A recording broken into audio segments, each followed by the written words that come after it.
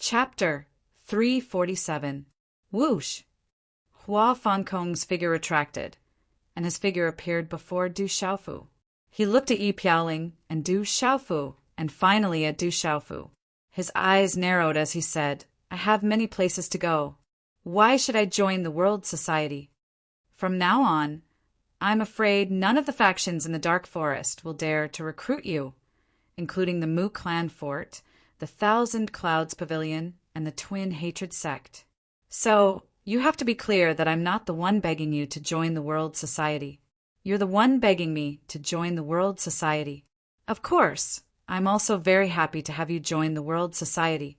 Du Xiaofu looked at Hua Fankong, his gaze wavering slightly as he said, You're a martial lord, the leader of the Black Fiend sect. Now you're even wary of a spoiled brat like Shui Yunming. Are you really willing to continue like this? Join the World Society, and within 5 years I can guarantee that within 5 years you won't need to fear anyone in the entire Dark Forest, because behind you will be a rising World Society. As he finished speaking, Du Xiaofu's eyes shone with a faint golden light. These words were not only directed at Hua Fankong, but also at himself. Hearing this, Hua Fankong's eyes lowered slightly as he pondered. He raised his head again to look at Du Xiaofu and said, All right, I'll join. However, my Black Fiend sect still has some trustworthy old subordinates. Those brothers have followed me for a long time, and each of them has gone through fire and water with me. If they were to suffer an unexpected calamity because of me, I would feel uneasy. So I want to bring them along, while the Black Fiend sect has not launched a large-scale search for us. I still have some time now. Of course, no problem. Du Xiaofu nodded. He wanted to expand the World Society, and now was the time to recruit. Having Hua Fankong's trusted old subordinates joining would naturally be the best. Then, where will we rendezvous at that time? The entire Dark Forest is under the influence of the one pavilion, one castle, and 2 sects. I believe that the current World Society shouldn't have a foothold in the Dark Forest yet.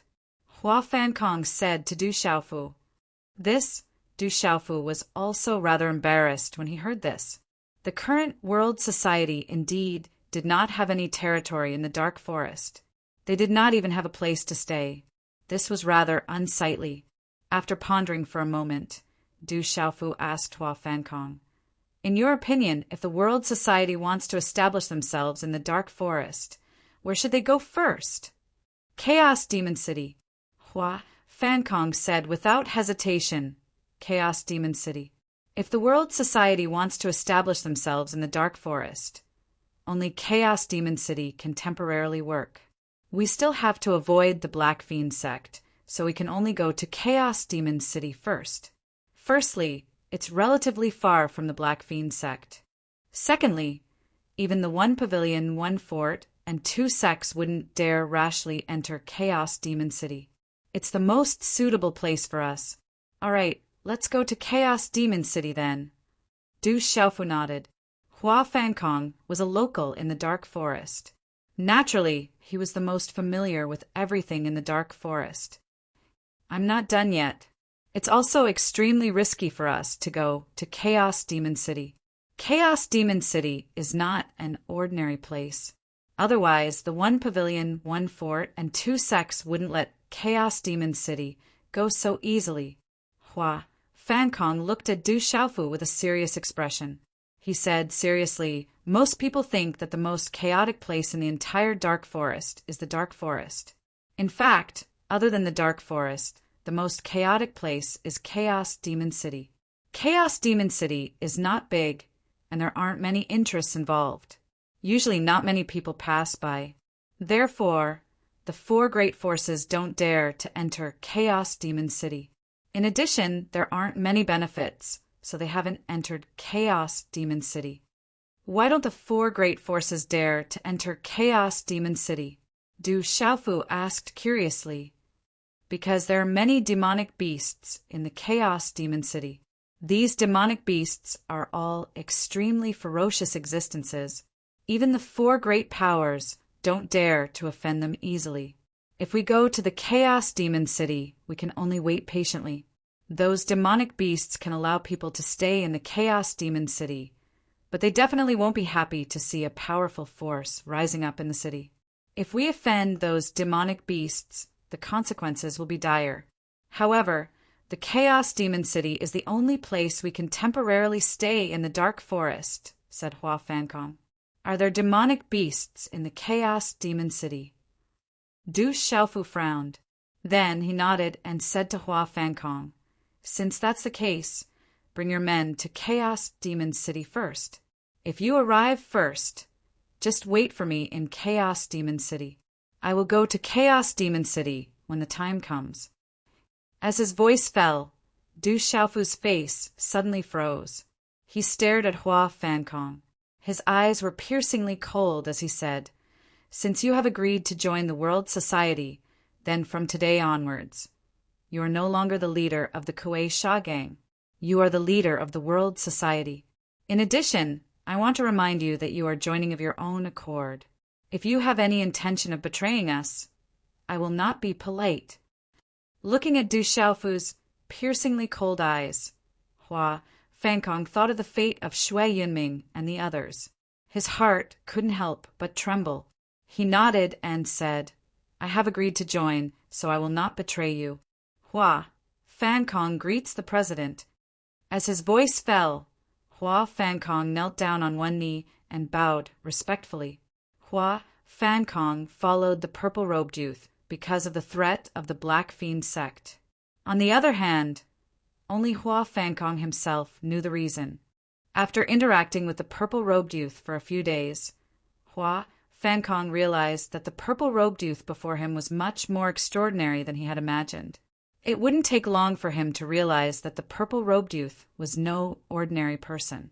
Hua Fankong was also clear that Du Xiaofu had the backing of the entire Tianwu Academy behind him. Even though this ferocious youth didn't show any mercy to his enemies, he treated his own people well. When the purple-robed youth rose to prominence, it would be an opportunity for Hua Fankong to follow him. If Hua Fankong were to miss this opportunity, there wouldn't be another one in the future. Dozens of years later, when Hua Fankong rose into the ranks of influential figures in the Central Plains and looked down on countless empires, he would realize how wise his decision was. It was the wisest decision he had made in his entire life. Of course, this was a story for another day. Dusk. As the last rays of the sunset faded away, the world darkened. Dusk was like a large gray net, quietly spreading down and enveloping the entire land. As night fell, the blue sky was dotted with countless stars. The moon was dark and the stars were bright. On the mountain peak where he treated his injuries, in the cave where he tempered his body with the blood essence of the Xianyun scarlet flood dragon, Du Xiaofu sat cross-legged. After parting with Hua Fankong, Du Xiaofu didn't head to the chaotic demon city immediately. Instead, he returned to the mountain peak where he had settled down. Du Xiaofu sat cross-legged. The heavenly purple-gold tower on his back had just reached the ground. Even though the heavenly purple-gold tower was astonishingly heavy, Du Xiaofu didn't dare to remove it easily. Du Xiaofu didn't head to the chaotic demon city immediately. On one hand, he estimated that Hua Fankong wouldn't be able to reach the chaotic demon city so quickly. On the other hand, Shui Tianqiu would definitely search the entire world for him after receiving news of his son's death. The most dangerous place was also the safest place. Thus, Du Xiaofu decided to settle down nearby first. With the heavenly purple-gold tower on his back, his strength couldn't compete with a martial king. Now that his speed was greatly affected, Du Xiaofu had no choice but to be careful. In the distance, countless people rushed into the sealed land to search for treasures. This had nothing to do with Du Xiaofu anymore. Du Xiaofu wouldn't pay attention to it either. The treasures were already in his hands. However, whether it was a blessing or a curse, Du Xiaofu didn't know. Phew! After pondering for a moment in the cave, Du Xiaofu took a deep breath. Then he took out the bronze, five-fingered mountain peak and the small ruined pagoda. His elder brother, Zhen Qingchen, had entered the pagoda to recover. There had been no news of him for a long time. Du Xiaofu didn't dare to disturb him. Du Xiaoyao had consumed too much energy suppressing the heavenly purple gold tower this time and needed to recover. Du Xiaofu also didn't dare to disturb him. I've gained a lot today. After a while, Du Xiaofu put away the small pagoda and the mountain peak. Then he took out the many Qingkuan bags he had collected today. Chi! Du Xiaofu began to undo the seals on the Qingkuan bags one by one. It had to be said that undoing the seals on the Qingkuan bags was also a kind of training for a talisman master. Not all talisman masters could easily open every Qingkuan bag. The stronger one was, the stronger the seal on the Qingkuan bag, and the harder it would be to open it. It wasn't easy for a talisman master who wasn't strong enough to open it. If they forcefully opened it, they could only destroy the bag. Under Du Xiaofu's calmness, the Qingkuan bags were opened by Du Xiaofu one by one. Although it took a lot of time, he still managed to open them successfully, and the harvest in the Qingkuan bags was enough to make Du Xiaofu smile. There were many cultivation resources such as martial skills, xian stones, elixirs, and so on. In Shui Yunming's Qingkuan bag, Du Xiaofu even saw a marquee grade soul channeling elixir. It was the elixir that Shui Yunming had bought for 380,000 xian stones in the Mu family's trading company. The soul channeling elixir was a treasure. If a peak meridian spirit stage cultivator consumed it, it could increase the chances of breaking through to the martial marquee realm by 30%. Most importantly, the soul channeling elixir could increase the chances of the meridian spirit and martial vein successfully fusing by half. Although it was only at the marquee grade soul channeling elixir, it was priceless. Its value was often much higher than marquee grade mysterious grade soul channeling elixir. At the auction, Du Xiaofu was also a little moved, but he couldn't use it at the moment. Moreover, the price had made Du Xiaofu sigh, so he didn't make a move. Now that he had obtained it, it was quite a pleasant surprise for Du Xiaofu. After organizing the harvest in all the Qingkuan bags, Du Xiaofu took out another Qingkuan bag and muttered, "I wonder what's hidden inside?" A thought passed through Du Xiaofu's mind as a soft muttering sounded, after which an enormous being appeared in front of him. Today's update is complete. Chapter 349. The gigantic tiger phantom was pitch black from head to toe, looking mighty and ferocious. It directly started to destroy the spiritual stove and talisman cauldron. Du Xiaofu's current spiritual stove and talisman cauldron were simply unable to resist that kind of terrifying power. What berserk blood essence! Du Xiaofu was both surprised and delighted. This blood essence was so tyrannical, which was enough to show how terrifyingly powerful this headless demon beast skeleton had been when it was alive. However, he was currently unable to suppress it, which was a huge problem. Using blood to suppress blood. At this moment, Du Xiaofu didn't have the slightest chance to delay. Condensing his hand seals, he freed his hand and once again bit his index finger. Several drops of light, golden blood directly shot into the spiritual stove and talisman cauldron. Du Xiaogang hoped to use the special golden-winged rock blood in his body to suppress the terrifying tiger's blood essence. Walala! After Du Xiaofu's own light, golden blood dripped into the spiritual stove and talisman cauldron. The light, golden blood seemed to have sensed the movements and fluctuations of the black demon tiger. A tyrannical aura abruptly swept out, and with a flicker of golden light, it directly condensed into the phantom of a golden-winged rock. Gee! The phantom of the golden-winged rock let out a roar, as if thunder was rumbling. Mysterious talisman patterns were spat out, and its tyrannical might was incomparably fierce. Its aura swept out like a vast ocean, and the mysterious talisman patterns on its body flickered, its might shocking the heavens. Ho ho! Facing the phantom of the golden-winged rock, the black demon tiger phantom's eyes were filled with apprehension, but it wasn't as terrified as the other demon beasts. Facing the sky, it roared, as if wanting to pounce at the phantom of the golden-winged rock. Bang! Following the appearance of the phantom of the golden-winged rock, an invisible tyrannical aura filled the air. Tyrannical and ferocious, its imposing manner suppressed everything, immediately suppressing the gigantic demon tiger.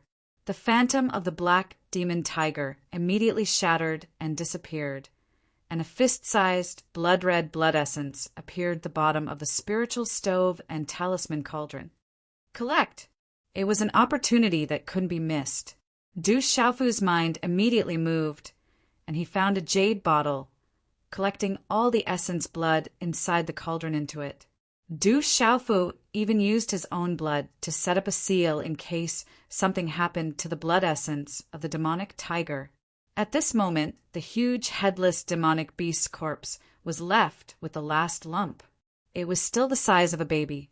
Under the burning of the spiritual stove and symbol cauldron's flames, the ball of light didn't spill any more blood, but kept emitting a sizzling sound. At the same time, it slowly shrank like a snakeskin, gradually reducing its volume. This last item was particularly difficult to burn. Although Du Xiaofu had consumed almost all of it, he did not give up and continued to refine it. As the flames burned, Du Xiaofu could feel that this infant-sized object no longer belonged to the demonic tiger. It was the object that had an invisible connection with him back then. As time slowly passed, that infant-sized object was already shrinking more and more. In the end, it was only the size of 2 palms, revealing an oval-shaped silhouette surrounded by a blood-colored membrane, just like a thick layer of liquid. Du Xiaofu's gaze and senses detected that on top of that blood-colored membrane, there was a layer of light golden blood. It was the blood that had dripped down when he was refining the demonic beast's corpse. At this moment, as the surrounding impurities were completely refined by the flames, the light golden blood seemed to be affected by something and started to slowly drill into that blood membrane, as if being absorbed by something. As the light golden blood was absorbed by something, that blood membrane started to gradually dry up under the burning of the flames, before finally turning into ashes and dissipating. Then, an oval-shaped egg appeared in front of Du Xiaofu's eyes. "What's that?" Du Xiaofu was astonished. That oval-shaped egg was the size of a palm, with some dry wrinkles on its surface, just like a malnourished child. Faintly, the last traces of light golden blood could be seen being absorbed by that oval-shaped egg. Walala! Along with the appearance of this oval-shaped egg, Du Xiaofu abruptly felt the blood in his body start to boil violently. Between these fluctuations and that oval-shaped egg, there seemed to be some kind of indescribably peculiar connection. Along with the appearance of that oval-shaped egg, the surrounding space started to distort, and a terrifying aura spread out. Immediately, the flames inside the cauldron were directly absorbed by that oval-shaped egg. Just like a bottomless pit, it swallowed the flames in an unending stream. Not good. Under this kind of absorption, Du Xiaofu's expression changed greatly. His cauldron was on the verge of being destroyed, which scared Du Xiaofu so much that he immediately withdrew his cauldron. If his cauldron was destroyed, the talisman master would directly suffer heavy injuries. Walala! The oval-shaped egg floated in the cave, spreading an astonishing green radiance. Du Xiaofu could invisibly feel that there seemed to be something calling out to him from inside the egg, as if telling Du Xiaofu something. This kind of feeling came from his bloodline and could only be sensed and not expressed in words. "Do you still want my blood?" Du Xiaofu looked inside that oval-shaped egg. Under this kind of incorporeal call, Du Xiaofu seemed to be able to feel that there was something inside that urgently needed his blood. "Let's see what you are in the end." After a moment of hesitation, Du Xiaofu sensed the aura connected to him inside the egg and clenched his teeth. Using his forefinger, he once again shot a stream of light golden blood into that oval-shaped egg. At the instant the light golden blood landed on that oval-shaped egg, it was rapidly absorbed by an incorporeal force. "Walala!" Afterwards, the whole oval-shaped egg seemed to have received some kind of intense stimulation. Inside, a green radiance started to cover the whole eggshell like a cocoon of light, and its surface area grew bigger and bigger. The speed at which the green cocoon spread was extremely fast, and in just a few blinks of an eye, it completely covered that oval-shaped egg. The bizarre green cocoon of light had already reached a size of 3 meters. Floating in the air of the cave, a terrifying energy fluctuation accompanied by an astonishing pressure spread out. That kind of pressure made even Du Xiaofu feel apprehensive. It was definitely not much weaker than the golden-winged great rock's pressure. What a powerful pressure! Seeing this kind of change, Du Xiaofu was filled with astonishment. In the midst of Du Xiaofu's astonishment, in a short time, the green cocoon of light covering the oval-shaped egg started to erupt with dazzling, mysterious runes. Like countless threads of energy, the energy fluctuations became more and more astonishing. Even a dense green fog seeped out from within the green cocoon of light. In the end, it almost filled the entire cave. As the dense fog spread out, the energy fluctuations that spread out from the oval-shaped egg became more and more intense. A terrifying pressure constantly spread out from within the dense fog, causing Du Xiaofu's expression to change more and more. Under the pressure of that pressure, Du Xiaofu felt that he was increasingly unable to resist that pressure. What exactly is inside? It's too terrifying. Du Xiaofu was shocked. That pressure was frightening and astonishing, and it seemed to have some kind of connection with him. Strictly speaking, it should have some kind of connection with the aura of the golden-winged Great Rock clan. Under the increasingly terrifying pressure, in the end, Du Xiaofu could only activate the aura of the golden-winged Great Rock in his body to resist it. Only then did he feel better. However, the aura of the golden-winged Great Rock could not suppress the restlessness of the blood in his body at this time.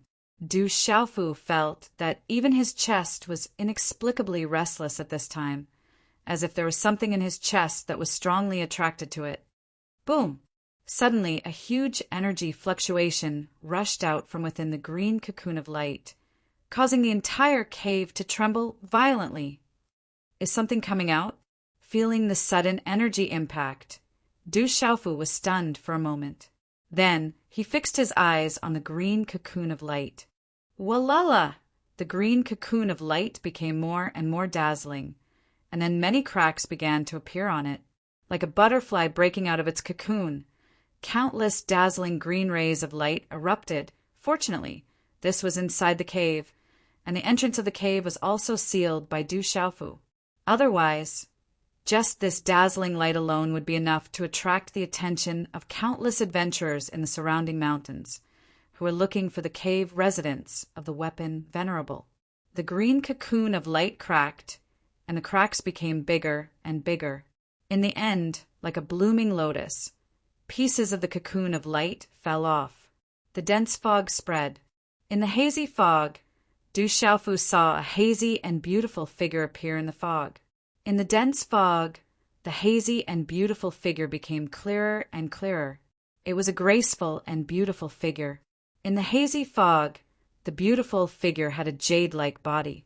Her skin was white and rosy, and she was as gentle as jade.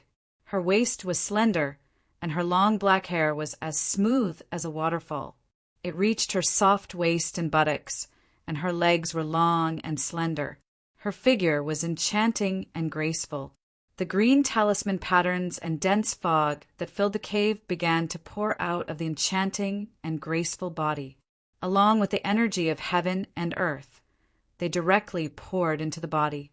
At this time, the enchanting and perfect body was like a bottomless pit, crazily absorbing the energy of heaven and earth in the cave. When the last green talisman patterns and green dense fog in the cave were absorbed into the enchanting body and the beautiful face were completely revealed in front of Du Xiaofu's eyes. She had a face so beautiful that it could cause the downfall of nations, but she looked like she was only 15 or 16 years old. She looked young and inexperienced, which did not seem to match her naturally bewitching and seductive curves. There will be a lot of updates today. There is still one more. Xiao, you will eat first, and then continue to write. The update will probably be after 11 o'clock. Chapter 350. Moments later, the young girl's eyelashes trembled slightly, accompanied by the blossoming of a faint green glow. Her tightly shut eyes opened slightly, her pitch-black pupils as clear as a stream. At this moment, her jade-like body was suspended in the air, her face devastatingly beautiful, curvy in all the right places. However, her eyes were ethereal, her lips like cherry petals. She looked pure and innocent, causing one to be completely unable to sense any evil intentions from her. The young girl's eyes opened, her gaze sweeping across the cave before finally landing on Du Xiaofu's body. Within her pitch-black pupils, the gaze that looked at Du Xiaofu was warm and gentle, containing an indescribable purity. Who are you? I can feel that you are the one who awakened me. The aura on your body does not seem like my father's, nor does it seem like my mother's. The young girl's figure slowly descended, and then stood directly in front of Du Xiaofu.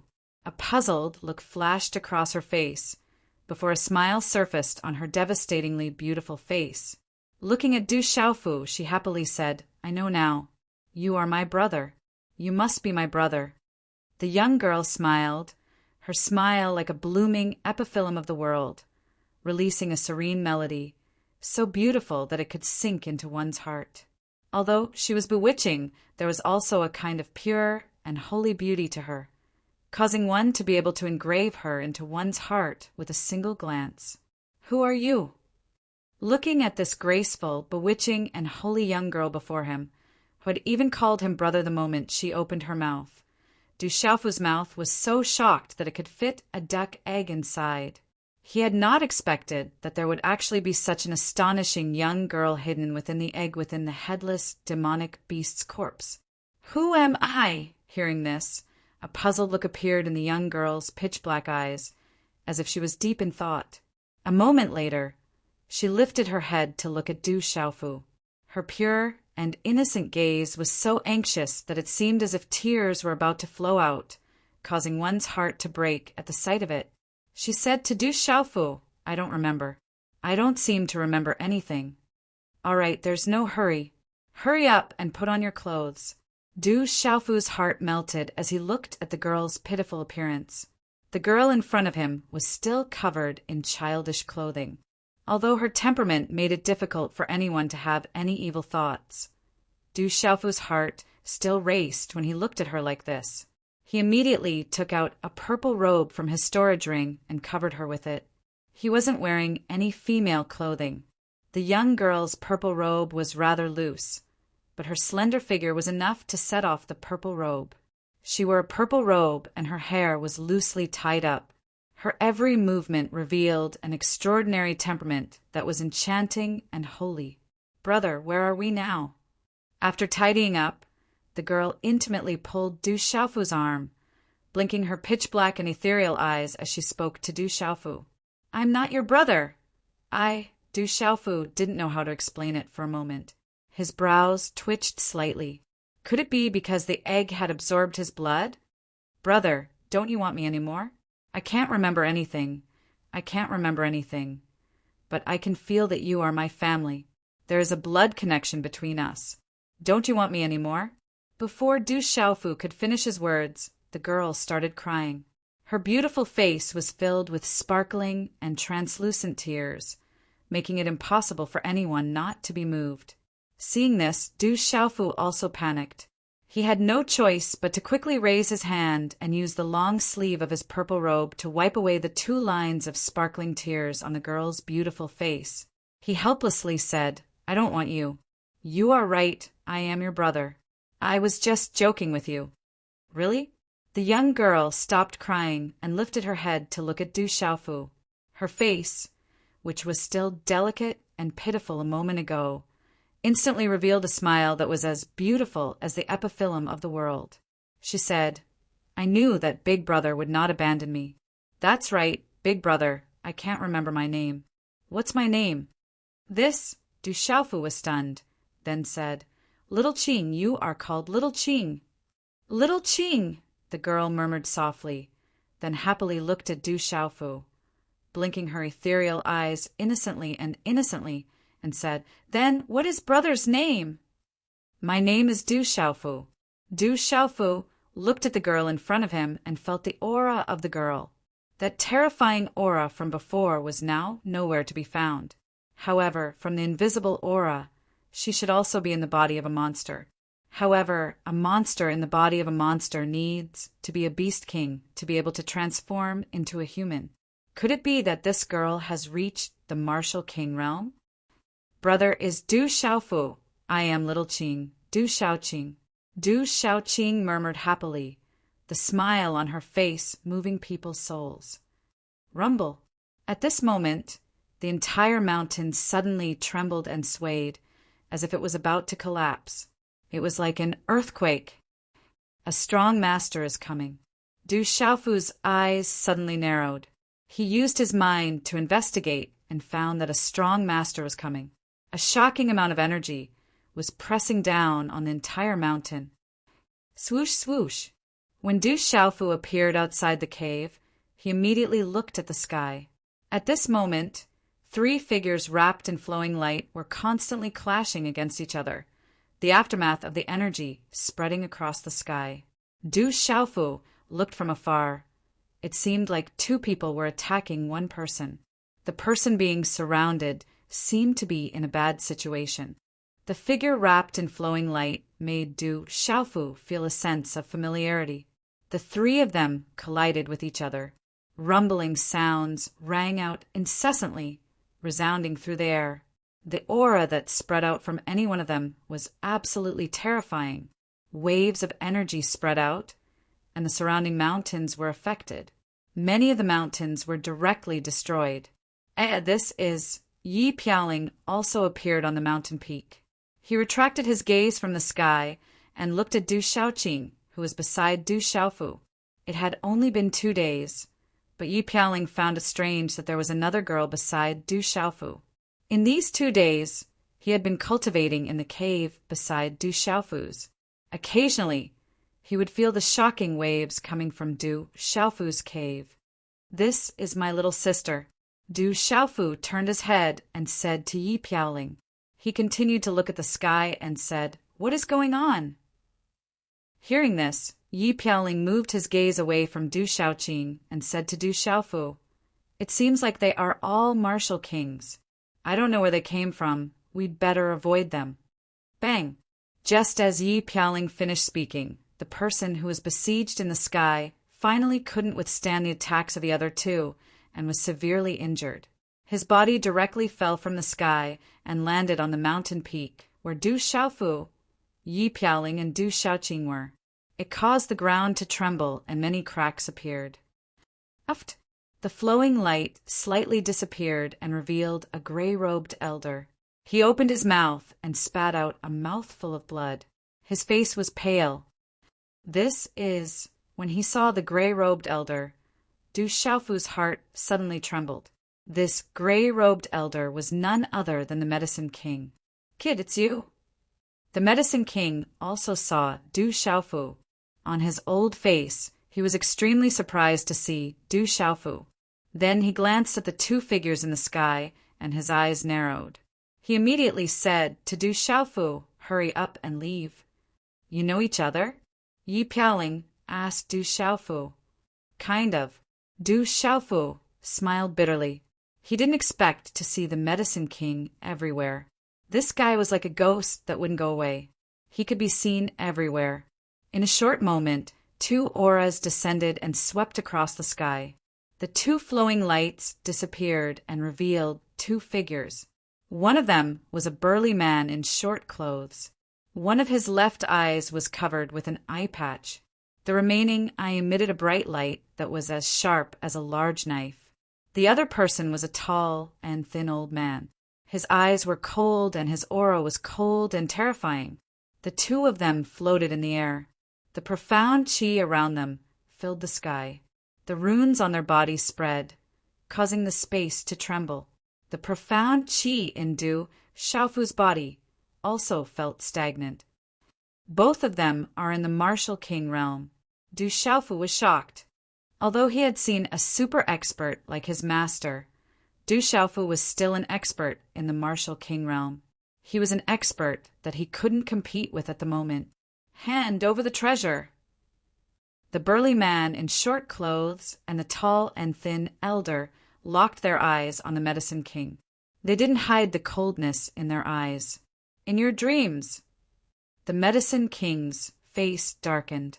He wiped the blood from the corner of his mouth and immediately stuffed a few elixirs into his mouth. His pale face began to redden at a speed visible to the naked eye. It was enough to show that the elixirs were extraordinary.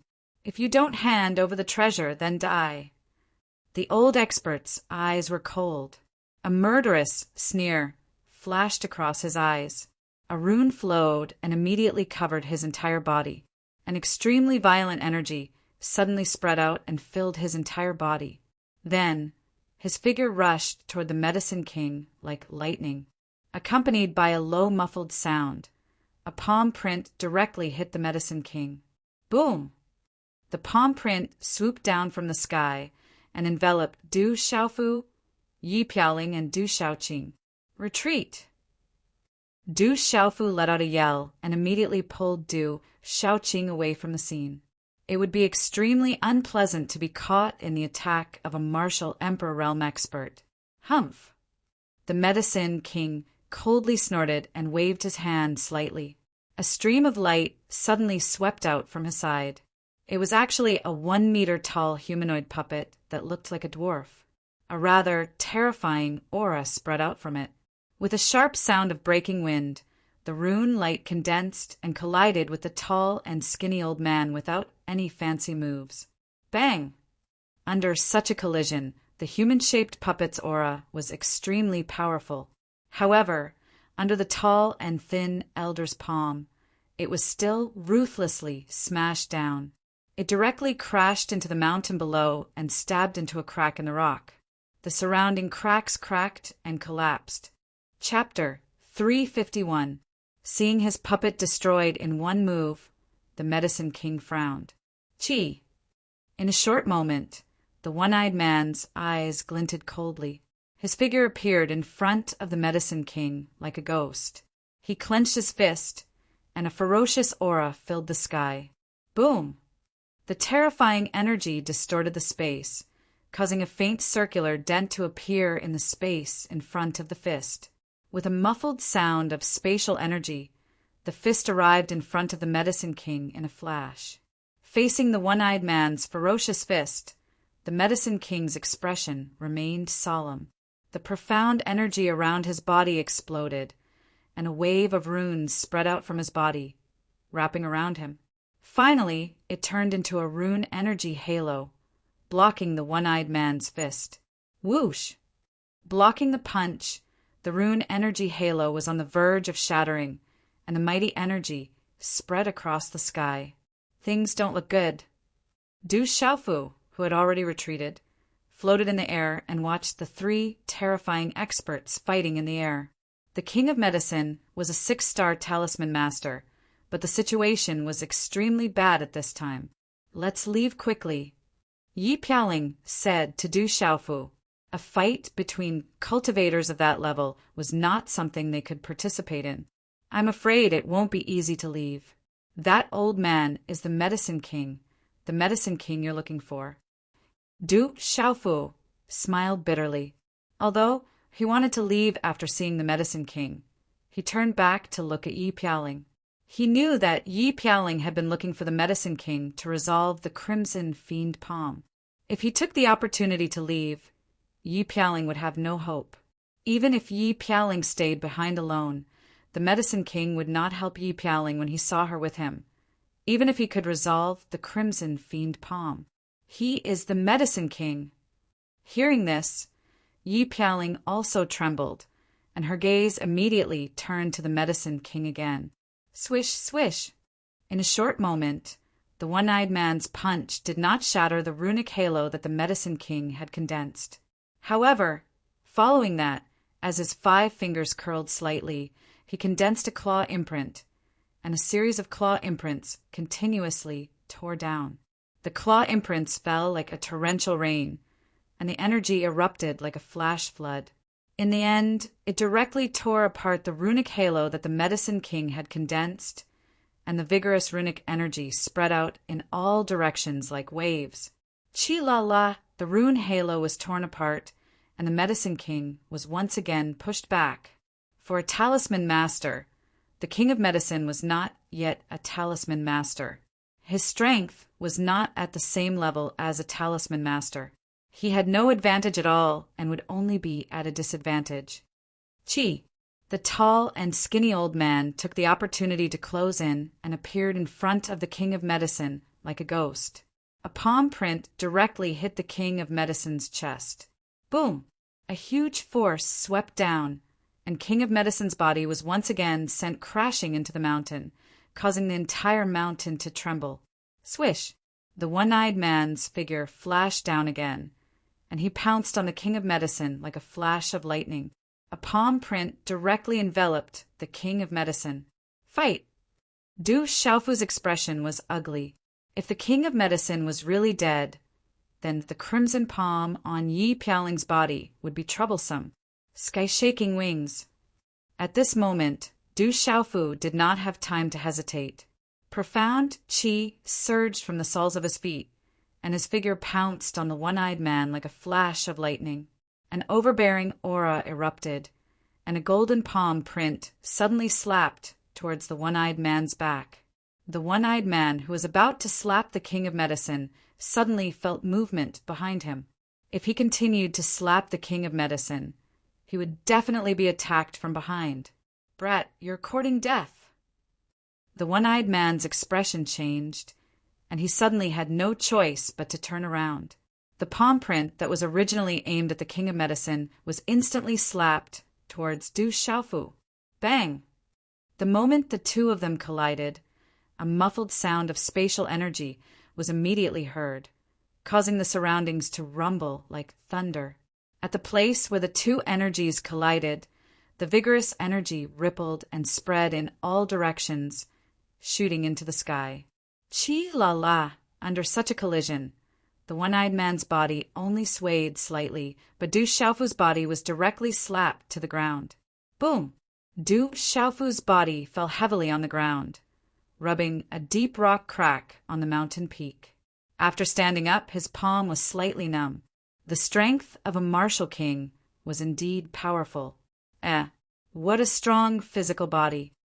The one-eyed man's eyes revealed a look of surprise. He originally thought that the brat was dead, but he did not expect that the purple-robed youth would be fine after taking his palm. The strength of his physical body was definitely tyrannical. You deal with that brat, I'll deal with the King of Medicine. Let's end this quickly. The tall and skinny old man coldly shouted, glancing at Du Xiaofu indifferently, and then continued to pounce on the King of Medicine. Humph, you're courting death.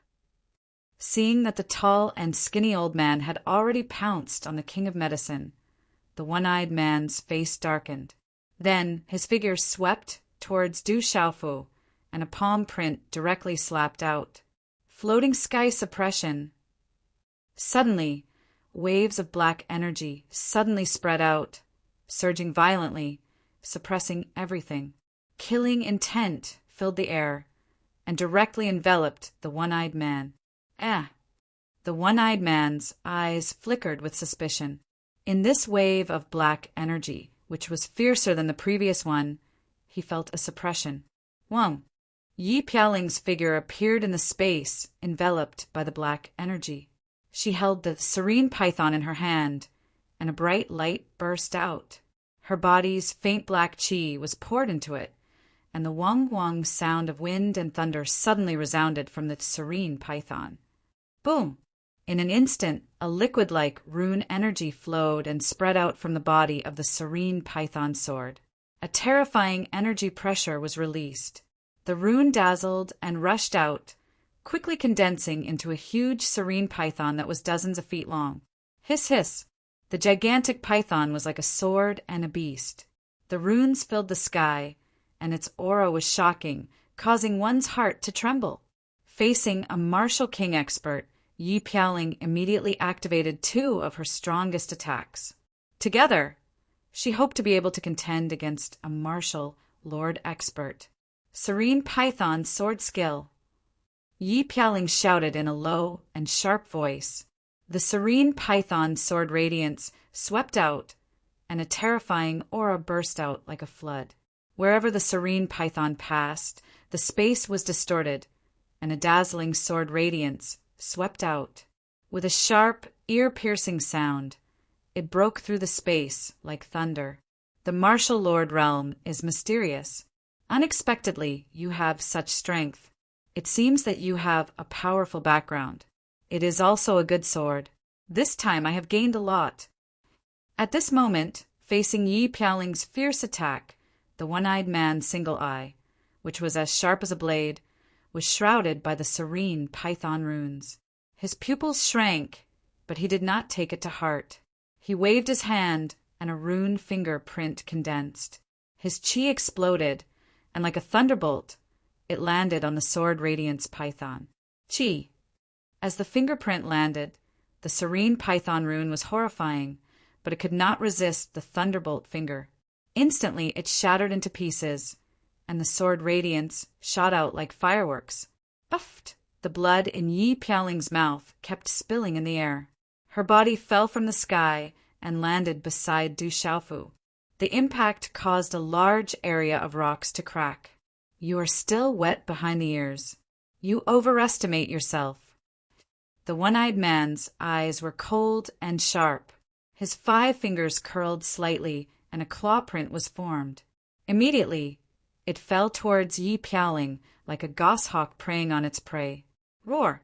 It was also at this moment that a roar that sounded like a dragon's roar echoed through the mountain peaks. At this moment, the earth was rumbling, and the space was trembling.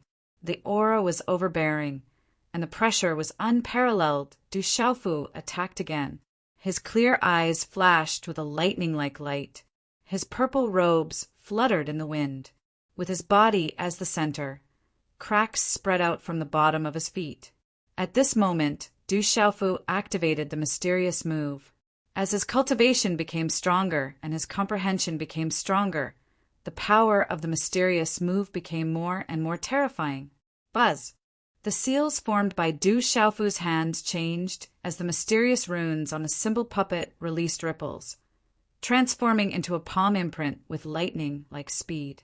A low chanting sound was emitted from it, after which the mysterious runes on the symbol puppet cut through the air and directly rushed towards the one-eyed large man. In a flash, the palm imprint and the one-eyed large man's claw imprint collided with each other. Rumble! Such a collision caused a thunder-like, muffled sound of energy to suddenly resound between heaven and earth. Frightening energy, ripples, suddenly swept out like a stormy sea. The impact caused the entire mountain peak to shake, and countless boulders tumbled down and shattered. Kaka! Du Xiaofu's feet sank deeply into the rocky ground, and the surrounding rocks continued to crack. Faint golden blood flowed out from his mouth, and his face began to turn pale. Only at the initial pulse spirit stage. What a tyrannical martial skill! The one-eyed man's body staggered back in the air, and shock once again appeared in his eyes. Such a tyrannical martial skill was definitely something he had never seen in his life. The purple-robed youth's cultivation was only at the initial pulse spirit stage, and yet his strength was so tyrannical. His face darkened slightly, and with a thought, a wave of profound chi rapidly surged. What a tyrannical martial skill! It should be good if you give it to me. Then I'll destroy you. After a short pause, the one-eyed man once again rushed down. A claw print was sent out, and frightening energy erupted. It seemed to want to tear apart space, and in an instant it had arrived in front of Du Xiaofu. Is he going to go all out? Du Xiaofu's eyes narrowed, and his gaze turned serious. He could feel the claw print that seemed to want to tear apart space. It was likely that he could only go all out in order to contend against it. The martial king stage was really too powerful and terrifying. "You're not allowed to bully my brother." Just as the one-eyed man's claw print appeared a foot away from Du Xiaofu, a clear and ethereal voice suddenly rang out. Chapter 352. In this short period of time, a graceful figure in purple robes appeared in front of Du Xiaofu in an incomparably bizarre manner. As the purple-robed figure appeared, a fair and slender hand reached out and clenched into a fist. Green light erupted and a circle of faintly discernible marks appeared in the air. Then the fist directly collided with the one-eyed man's claw imprint. Everything happened in the blink of an eye. Bang! At such close proximity, the fist and claw imprint collided and instantly collided. For some unknown reason, the one-eyed man's expression abruptly changed as if he had sensed something. Immediately, a terrifying green light poured into his claw imprint. Crack! The frightening force poured out, and in that instant, the one-eyed man's arm was directly fractured with a crack. A concave shape clearly appeared on his right arm, all the way up to his shoulder. Then his entire right arm went limp and could no longer move, blood continuously spurting from his mouth. Crack! The one-eyed man's body was immediately sent flying like an impact cannon, violently smashing into the mountain's rocky walls behind him. Boom! The mountain trembled and was on the verge of collapse. The one-eyed man's body was forcefully smashed into the rocks, causing countless boulders around him to roll down. The sharp gaze in his single eye was filled with shock and fear at this moment, and his mouth also let out a miserable howl. Goo goo! When this scene appeared, Du Xiaofu and Yi Piaoling were immediately stunned. They looked at each other and sucked in a breath of cold air. Du Xiaofu and Yi Piaoling's shocked and horrified gazes instantly locked onto the purple-robed figure in front of them, their gazes as if they had seen a ghost. Who else could the beautiful figure who had attacked be other than the seemingly frail and innocent Du Xiaoqing? Not good. At this moment, the tall and skinny old man who had already exchanged blows with the Medicine King saw from the corner of his eye that the one-eyed man had been seriously injured in one move. The expression on his wrinkled face changed drastically. Since that terrifying young lady could seriously injure the one-eyed man in one move, he was naturally no match for her. Now that he had the upper hand in front of the Medicine King, he immediately made a decision. He instantly fled, not daring to linger at all. Clean and efficient, without the slightest hesitation. "You're also a bad person who bullied my brother. I can't let you escape." On Du Xiaoqing's drop-dead gorgeous face, her pure and innocent temperament was completely chilly at this moment. Her entire body was wrapped in dazzling green light, causing her to seem charming, holy, and peerlessly noble. Her beautiful figure was like a bolt of lightning, and she actually vanished on the spot like a ghost. Even her afterimage was difficult to see clearly. "Chi, get down!" A clear and ethereal low voice rang out, and a green aura rushed out from her body. Her delicate hand fell, and the green talisman engravings on her palm exploded, solidifying and suppressing the entire sky. Her aura was noble as she slapped towards the tall and skinny old man. The aura of the Beast clan. The tall and skinny old man was shocked. This young lady clearly had the aura of the Beast clan, but at this moment he couldn't even sense the cultivation level of this young lady. He could only feel that under that terrifying aura, a pressure caused the profound chi in his body to stagnate and his meridians and souls to not dare to move. This young lady's original body was definitely an incomparably terrifying existence. In a panic, a strange white rune surged out from the tall and skinny old man's body, turning into a layer of white ice. In the blink of an eye, it covered his body, forming a white ice armor to protect his body. As the ice armor condensed, Du Xiaoqing's palm landed on the bone-chilling ice armor. Kacha! A huge force swept out, causing the sky to tremble violently. The green talisman engravings directly destroyed the ice armor, turning into runes and disappearing. Chi la la. Almost unstoppable, the tall and skinny old man's body directly smashed down from the sky like a meteorite, crashing into the mountain peak. It was unknown whether Du Shaoqing did it intentionally or not, but the tall and skinny old man's body smashed down, coincidentally hitting the one-eyed man who had just escaped from the crack in the rock. Bang, bang! With a low, muffled sound, under the impact of the tall and skinny old man's fall, the one-eyed man was once again smashed into the rock on the ground. Poochie! The two of them smashed down, spitting out blood from their mouths. The entire huge mountain peak shook and cracked from the impact. Swoosh, swoosh!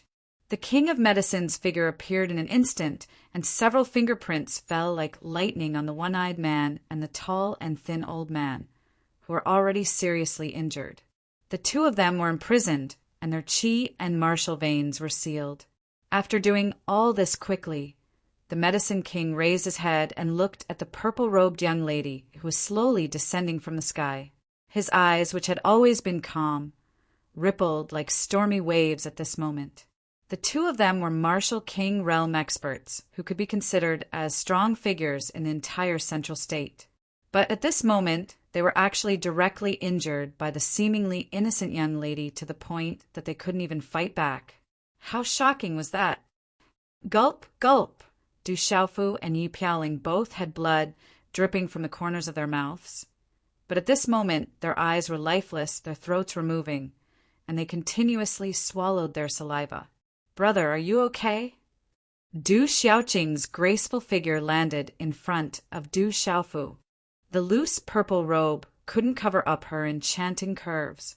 On the young lady's face, her pure and innocent eyes were looking at Du Xiaofu, full of concern and worry. I'm fine. It's just a small injury. I'll be able to recover after a period of time. Looking at the young lady in front of him, Du Xiaofu could only be shocked. How could this girl break out of the cocoon inside the powerful demonic tiger's corpse? Was she reborn from the ashes? Or was she just born? It seemed that this girl definitely had many secrets. Kid, let's leave this place first. I'm afraid that someone will come here soon. Not far ahead, there's a hidden place where I usually stay. I'm afraid that you guys will need to heal your injuries first. The king of medicine said to Du Xiaofu. Du Xiaofu looked at the ground. At this moment, the one-eyed man and the tall and skinny old man were already sealed. He said, "What about them?" Du Xiaofu didn't reject the king of medicine's suggestion, nor did he have any intention of running away. Yi Piaoling was hit by the crimson fiend palm, so he needed the king of medicine's help. Now that Du Shaoqing was by his side, Du Xiaofu was even more fearless. That girl dealt with them. I'll leave them to you. The king of medicine's gaze once again fell on Du Shaoqing. His eyes were still filled with shock. Then take them away. Du Xiaofu made a decision. After all, they were two martial king realm experts. Keeping them alive should be of some use. Whoosh, whoosh! After a short period of time, the four of them flew into the sky and disappeared from the mountain peak. After dusk, the night was dark. The moon was dark and the stars were bright, making the desolate mountains dark and gloomy. On a desolate mountain peak, the corpse of a black-robed young man with a broken arm was lying on a rock. He died miserably. A skinny old man in a black robe looked at the corpse of the young man on the rock. His eyes flashed with a cold light. A monstrous, evil aura swept out, causing the entire surrounding to suddenly freeze. Du Xiaofu! I, Xue Tianqiu, swear that I will never let a little bastard like you go. Never. His arrogant and angry laughter resounded like thunder in the night sky. That wild and gloomy voice contained a monstrous, baleful aura and coldness, causing the blood and profound energy of countless treasure hunters in the surroundings to almost freeze. Their hairs stood on end for no reason, and uneasiness and fear surged out from their hearts. That baleful aura and coldness caused one's hair to stand on end. Who is this Du Xiaofu? How did he offend Xue Tianqiu? It said that Du Xiaofu is a student of the Tianwu Academy. He was the one who bought the profound spirit heavenly vine from the Mu clan's trading company. This time, it seems that Du Xiaofu killed Xue Tianqiu's son, Xue Yunming. Several martial marquis experts from the Black Fiend sect also died in the hands of Du Xiaofu. Are the students of the Tianwu Academy so terrifying to kill Xue Tianqiu's son? No wonder Xue Tianqiu was enraged. I'm afraid that Du Xiaofu will be unlucky as long as he's in the dark forest. His ending will definitely be miserable if he falls into Xue Tianqiu's hands. Do you think that Du Xiaofu is easy to deal with?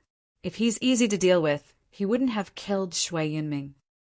There were many experts in the dark forest recently. Countless experts and adventurers from the surrounding empires flocked into the dark forest in search of the revered artifact abode.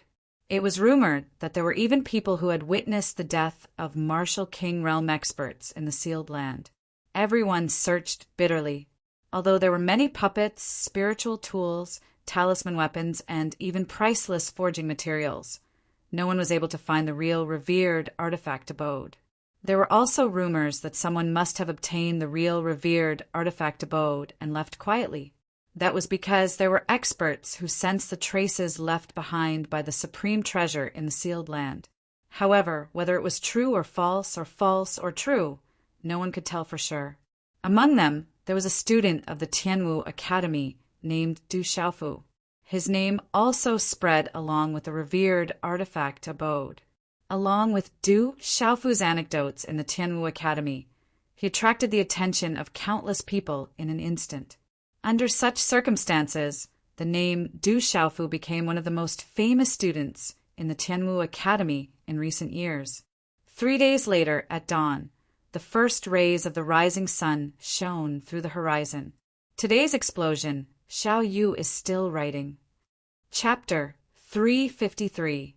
In an instant, a fireball soared into the sky, a rosy glow covering the horizon. Light and shadow were ever-changing as it enveloped the mountain range, within a secluded valley. In the simple wooden house, a purple-robed, long-haired youth sat cross-legged. His entire body was shrouded in a faint golden glow, and he carried a broadsword wrapped in purple cloth on his back. Huff, huff! As the golden glow and profound chi around him burrowed into his body like a spirit snake, the purple-robed youth opened his mouth and spat out a stream of turbid air that rippled in the air before him.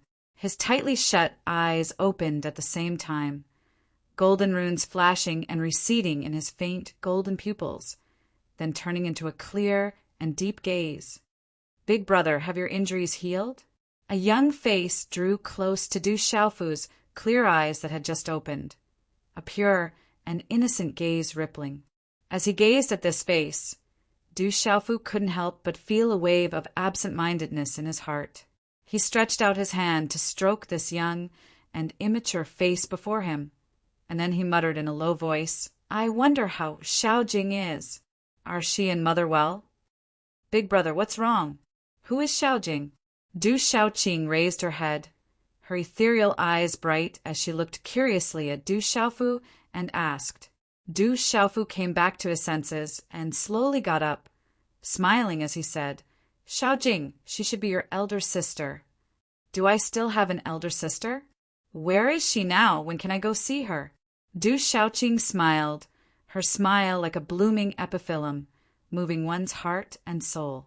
Du Xiaofu looked out at the mountains outside the window and said softly, When Big Brother becomes a strong person, then you can go see her. Big Brother will definitely become a strong person. I believe in Big Brother, Du Xiaoqing said with certainty, then hooked her arm around Du Xiaofu's arm and said intimately, Big Brother, when the time comes, let's go see Big Sister together, okay? Okay, let's go together. Du Xiaofu turned his head slightly, looking at the young face in front of him. She looked harmless to humans and animals, but who would have thought that this girl could seriously injure a martial king expert with a single slap? When she became fierce, she was absolutely terrifying. A moment later, Du Xiaofu saw the Medicine King in the wooden houses small hull. Kid, your injuries are recovering quickly. We meet again. Looking at Du Xiaofu, the Medicine King, Wooming editor. Chrissy, Pill King, he was also surprised. It seemed that he could see this fierce kid everywhere. Kid. And every time they met, this kid's strength. Every time they met, this kid's strength became stronger. In just a few short months, this brat's current strength was likely to be able to directly kill an ordinary martial lord. How could this not shock the Medicine King? I also, Xiaofu's. Du Xiaofu smiled bitterly and sat down on the wooden chair beside the Medicine King. He raised his head and looked at the Medicine King, Wooming editor. Xiaofu said, "Do you still want to make things difficult for me?" The Medicine King, Wooming, looked at Du Xiaofu. He knew that this kid in front of him was full of secrets and treasures. Xiaofu said, "The girl beside you is not to be trifled with. I'm afraid that even if I wanted to make things difficult for you, I would not be able to do anything to you. Moreover, you saved me this time. So let's write off all our previous grievances. I don't think there is any grievances between us. It's just that you want to bully the young." Du Xiaofu glared at the Medicine King and then shook his head. He looked at the Medicine King and said, "But this time we can't write it off. We saved you this time, so you owe us a favor." The Medicine King looked at Du Xiaofu and said, "Even if you didn't do anything, do you think that Ice King Qin Hingshan and Eagle King Gong Dao would be able to do anything to me? At most, I would have to pay a heavy price." Ice King Qin Hingshan, Eagle King Gong Dao, you know them? Du Xiaofu asked the Medicine King, curiously. "Not really, we've only met once or twice. Ice King Qin Hingshan is a fugitive from the Tianhu Empire. It is said that he has committed many crimes in the Tianhu Empire. He is infamous and is not a kind person. Eagle King Gong Dao is a fugitive from the Stone Dragon Empire. It is said that his left eye was destroyed by an expert from the Stone Dragon Empire's Cheng family. Now he doesn't dare to step into the Stone Dragon Empire. I don't know how he offended the Cheng family." Wooming said to Du Xiaofu, "I didn't expect these two to have been hiding in the dark forest all these years for the revered weapon cave dwelling. I was lucky this time. Although I didn't get the revered weapon cave dwelling that I wanted, I unexpectedly obtained 1,000-year-old treasure medicine. I didn't expect Ice King Qin Hingshan and Eagle King Gong Dao to find it." Du Xiaofu's eyes slightly moved. No wonder Medicine King Wooming was besieged by the Ice King and Eagle King. A treasure medicine was very valuable. Du Xiaofu continued to look at Medicine King Wooming and said, "No matter what, you still owe us a favor. Otherwise, I don't mind letting the Ice King and Eagle King go and let them continue to ask you for treasures. Or I can ask for treasures myself. A treasure medicine is very valuable." "Brat, are you threatening me?" Wooming glared at Du Xiaofu. "You can say that. Every dog has its day. Who asked you to be unable to do anything to me?" Du Xiaofu said bluntly with a smile. With Du Xiaoqing here, he didn't have to worry about Wooming.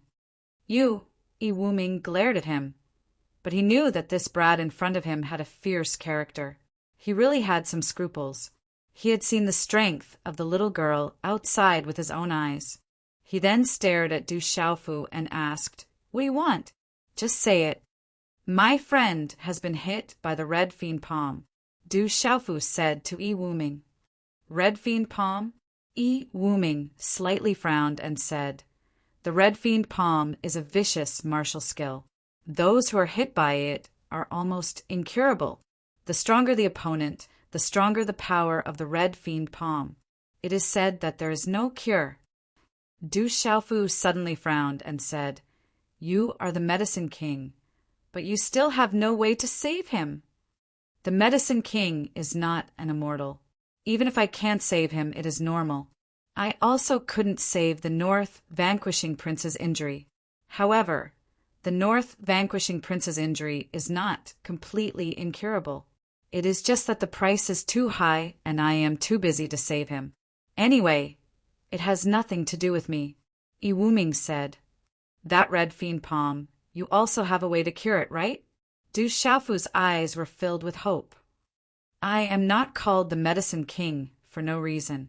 I do have a way, but I need to try it slowly. However, you should know my rules. If I save someone, I will kill that person.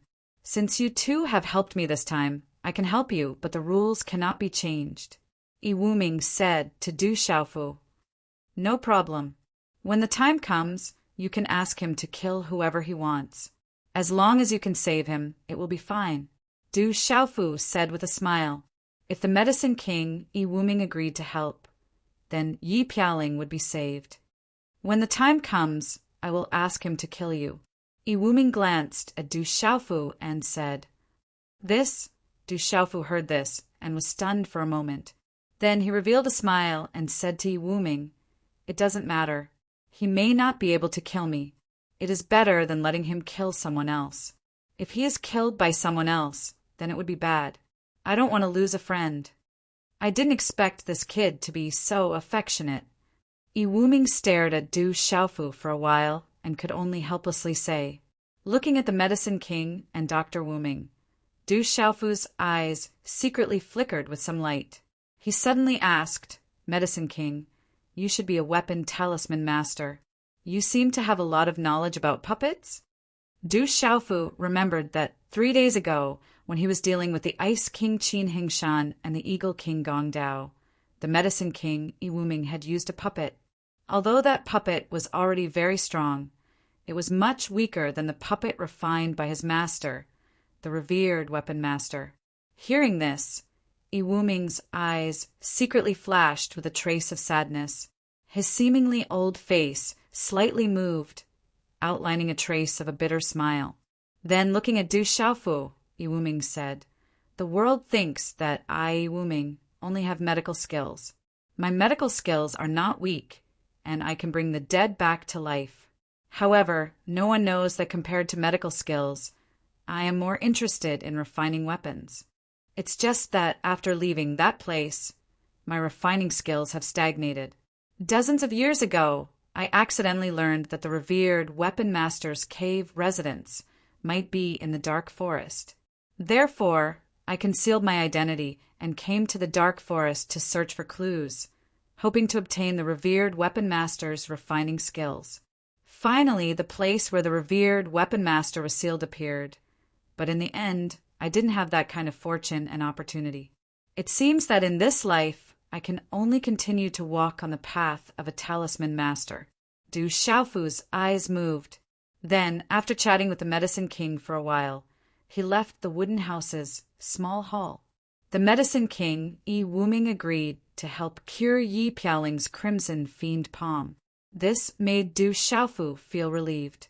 However, Yi Pialing was still recuperating. Looking at the Medicine King's current appearance, his injuries were also not light. Even if he helped, it would probably take some time. In the following time, Du Xiaofu did not intend to leave the hidden wooden house in the deep valley, nor did he pay attention to the Ice King, Qin Hingshan, and the Eagle King Gong Dao. However, Du Xiaofu was one step ahead of the Medicine King.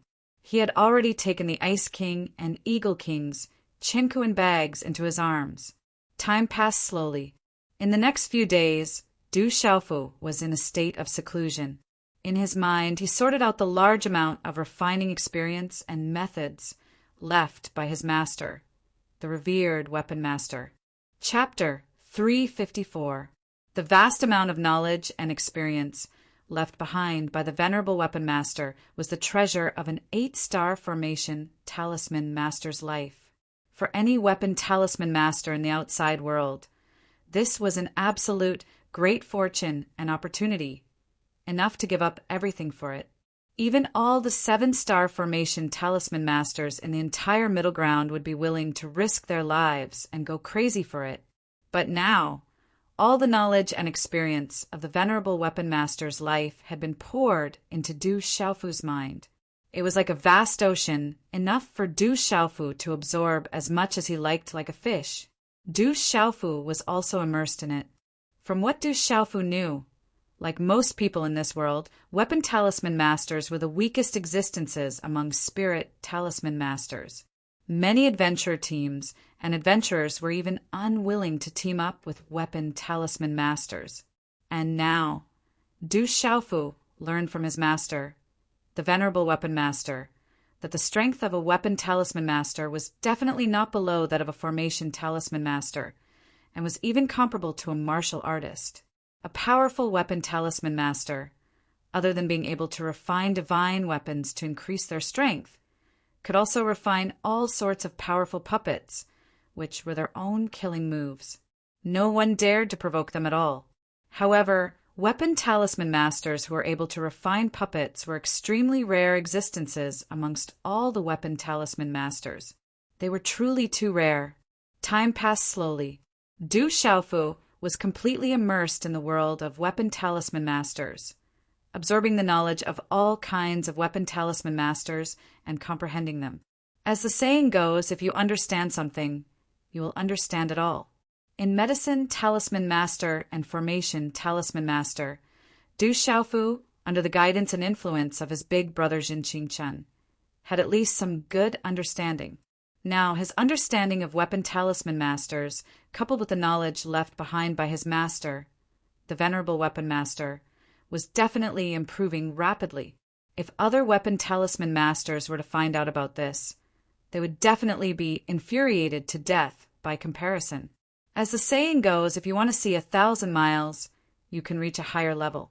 However, Du Xiaofu was equivalent to standing on the shoulders of giants, looking down at the sky from the start. Other artifact talisman masters would take 10 years to comprehend, but at this moment, Du Xiaofu probably wouldn't be able to comprehend it in one day.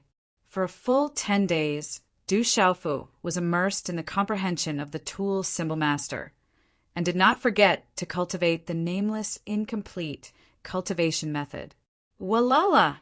Inside the wooden house, a mystical white, divine light rippled, emitting a wave of pressure. Du Xiaofu sat with his legs crossed as he bathed in white light. The purple-gold celestial tower on his back was also enveloped by the white light of inscriptions. When the white rune light converged into his body, Du Xiaofu's closed eyes suddenly opened, and a smile appeared in his eyes.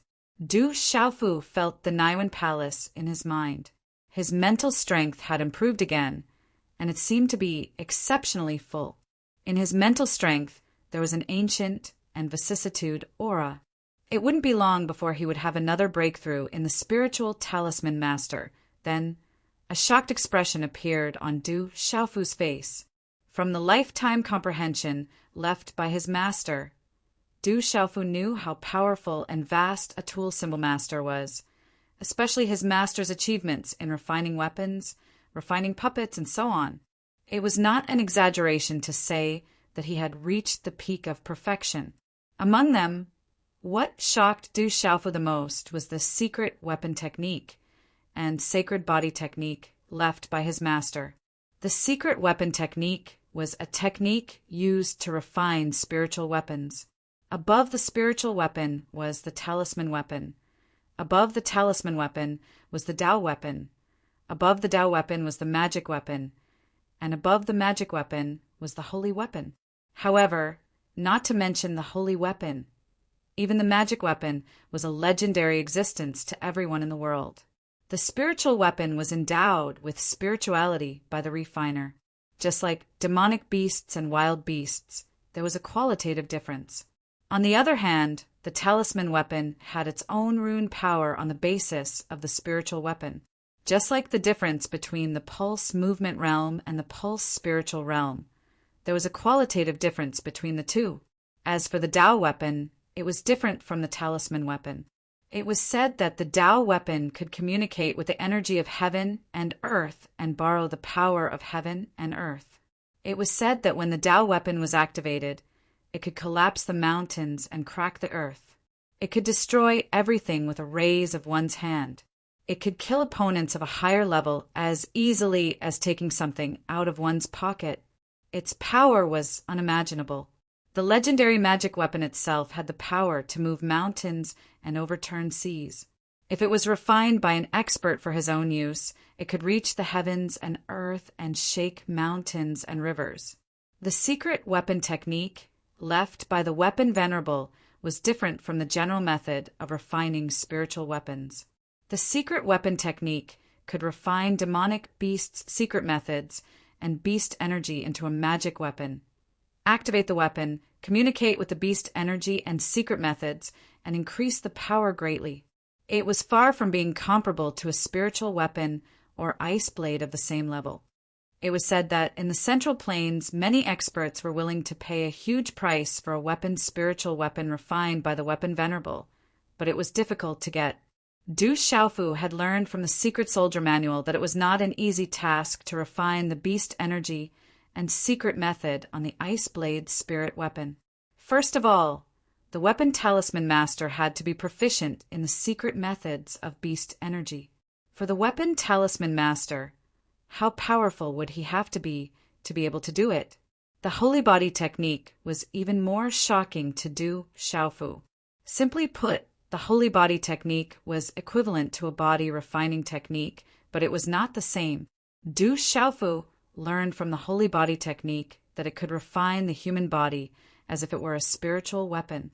At the same time, it could refine some secret methods of beast energy and even simple talisman arrays into the human body. At the end of the refinement, the human body could be comparable to a doctrine weapon, a magic weapon, or a holy weapon. When the human body was refined like a spiritual weapon, it could also be refined with secret methods of beast energy and talisman arrays. When he learned this, Du Xiaofu was completely shocked. If this spread out, it would be enough to make people call him a madman. However, Du Xiaofu believed it. From the holy body technique, Du Xiaofu carefully understood it and found that what his master, the weapon revered master, said could definitely succeed. It was just that the difficulty was not ordinary. The secret weapon technique and the holy body technique are too powerful. Du Xiaofu was shocked. No wonder his master, the weapon revered master, was able to move unhindered in the Central Plains, just by relying on the secret weapon technique and the holy body technique. Either one of them was enough to be called abnormal. The mountains overlapped, the valleys were quiet, and the simple and quiet hut was shrouded in a soft light. A soft mist rose from the surrounding mountains. The white mist rendered everything hazy and illusory. In front of the small house, a graceful and beautiful figure was twirling around like a butterfly. Her purple robe was swirling, revealing the allure of her graceful figure. "Little Qing, what are you doing?" Du Xiaofu walked out of the hut and saw Du Xiaoqing spinning around. Her graceful curves were the complete opposite of her innocent appearance. Looking at that alluring curve, Du Xiaofu sighed inwardly. That girl's development was really not bad. He didn't know what that girl's original body was, but judging from the aura when she attacked, her original body was definitely an extremely terrifying existence. "Brother, have you come out of seclusion? I'm dying of boredom." Seeing Du Xiaofu, Du Xiaoqing immediately turned around and ran over happily. She intimately held Du Xiaofu's arm. In the past 10 days, Du Xiaoqing was extremely bored in the valley alone. She could not even find someone to talk to. The old man called the Medicine King saw her and immediately left, as if he was afraid of her. Du Xiaofu gently patted the back of Du Xiaoqing's head and said with a smile, "We're about to go out. Did you see the Medicine King? That old man seems to be treating Yi Piaoling's injuries." Du Xiaoqing raised her head and said, "Treating injuries." Du Xiaofu's eyes moved. After a while, in a quiet room inside the hut, Du Xiaofu saw the Medicine King, who was examining Yi Piaoling. A stream of rune light moved around Yi Piaoling's body. "Ah!" Yi Piaoling, who was sitting cross-legged, suddenly screamed. His face turned pale, and he spat out a mouthful of black blood. "Old man, what did you do to him?" Du Xiaoqing suddenly shouted at the Medicine King, Iwuming, with an unfriendly face. Her ethereal eyes stared at the Medicine King, Iwuming. "I'm fine. The Medicine King is treating me." Yi Pialing immediately raised his head and said, he was afraid that Du Shaoqing would not be polite to the Medicine King. After spitting out that mouthful of black blood, his pale face began to redden. It was obvious that the treatment was effective. Phew! Yi Wuming exhaled a mouthful of turbid qi from his mouth. He withdrew his handprint and looked at Du Shaoqing with fear in his eyes. Medicine King, what's the situation? Du Xiaofu asked the Medicine King, Yi Wuming. The situation is very serious. The red fiend palm was used by a martial royal realm expert. This kid's internal organs, bones, and muscles have all been infected by the fiend qi. That vicious fiend qi is extraordinary. It is cultivated from the earth's core, and the fiend qi. It can corrode everything. However, this boy is really lucky. If it was an ordinary person, he would have died long ago. It is a miracle that he was able to break through again after being severely injured. However, this has made his injuries more serious. Yi Wuming stood up and looked at Du Xiaofu. He continued, I can treat him, but I will need a lot of heavenly treasures to refine elixirs. I will also need to treat him many times to remove the evil qi that the red evil palm left in this boy's body. This process is very dangerous and cannot be completed overnight. It will take at least 3 years. As long as it can be cured, I will do my best to gather all the heavenly treasures and elixirs needed. As Du Xiaofu's voice faded, he bowed respectfully to the Medicine King. The Medicine King glanced at Du Xiaofu and said, All right, don't say those empty words. If you really want to thank me, do you still have that stone? Why don't you give it to me so I can study it? Continue writing. Continue writing. Chapter 355. I'm afraid that won't do. Du Xiaofu shook his head. He hadn't expected the Medicine King to still be concerned about Du Xiaoyao. Taking out a jade slip, he handed it to the Medicine King and said, This is more suitable for you. Take it as my thanks for your help. What good things can you give me? The Medicine King's gaze flickered as he took the jade slip from Du Xiaofu's hand, not paying it much mind. Night fell, and the sky was high in the sky. A crescent moon hung quietly in the southwest sky. The cold moonlight spilled down on the earth, illuminating the deep valley. It was so dark and gloomy. Amidst the continuous chain of mountains on a towering mountain range, 2 figures stood side by side, bathed in the faint moonlight. This time, thank you very much. Yi Pialing looked at Du Xiaofu, his black robes fluttering in the wind. His gaze was filled with gratitude. Yi Pialing knew very well that there seemed to be some grudges between the Du Xiaofu before him and the Medicine King Yi Wuming. However, back then, Du Xiaofu had helped the Medicine King purely so that he could get the Medicine King to treat his injuries. Facing 2 martial kings, he didn't even care about his own safety. This favor was as heavy as a mountain range. What are you thanking me for? When your injuries are healed, remember that the World Association still has a place for you. Du Xiaofu carried a broadsword on his back, his purple robes fluttering in the wind. He smiled faintly and patted Yi Pialing's shoulder, unconcerned. All right, Yi Pialing replied with a simple word. Then he said, Next, do you plan to go to Chaotic Demon City? Aye. Brat, stinking brat, where are you? Come out quickly. Du Xiaofu had just opened his mouth to speak when a hurried shout suddenly rang out. Then, in the darkness of the night, a flowing figure suddenly landed in front of the 2 of them. The flowing light converged. It was the Medicine King Yi Wuming. His eyes trembled as he looked at Du Xiaofu, as if he had discovered a new continent. Holding the jade slip that Du Xiaofu had given him during the day, he said excitedly, Boy, tell me quickly, where did you get this? Is there anything else? Du Xiaofu looked at the Medicine King with an indifferent expression. With a slight smile on his face, he said, My master left it for me. What Du Xiaofu had given to Yi Wuming in the jade slip was none other than the vast collection of refining methods and insights he had obtained from his master, the venerable weapon. However, What Du Xiaofu had given to the Medicine King was a jade slip that he had made himself. Inside, there were insights on refining tools, refining puppets, and refining other things. There was only a beginning, but no end. However, Du Xiaofu was sure that any talisman master who had obtained the things in the jade slip would go crazy. However, they would not be able to obtain all of it.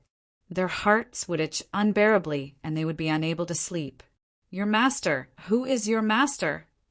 The Medicine King stared at Du Xiaofu.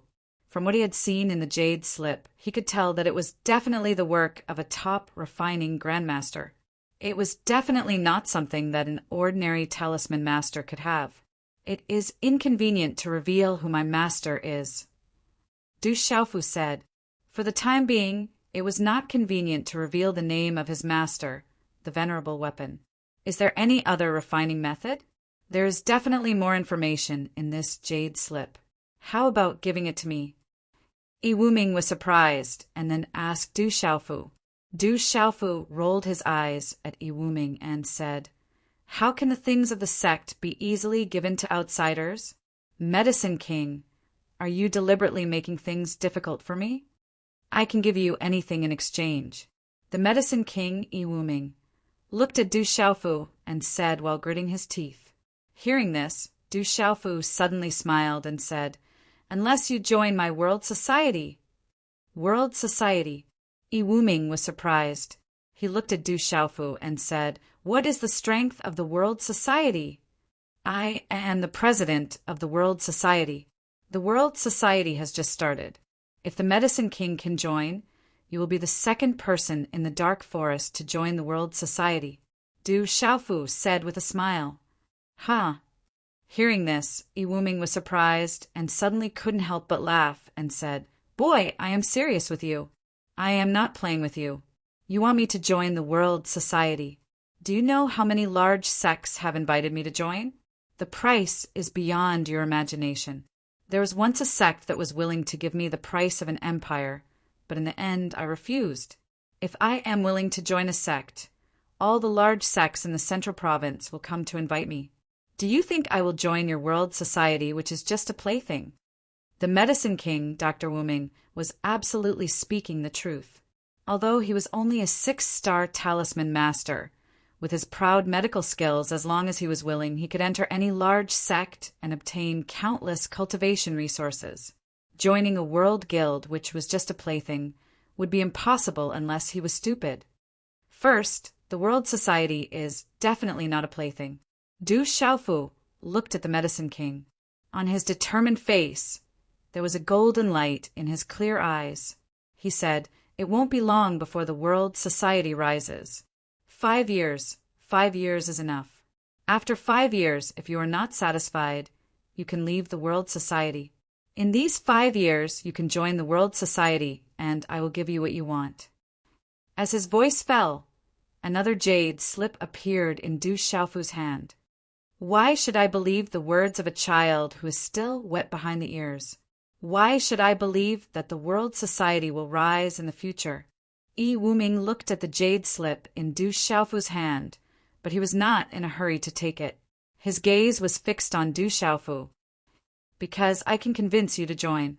If you can join, then it will prove that the world society is capable of rising, unless the dignified Medicine King feels that he does not have the ability. Du Xiaofu said with an indifferent smile.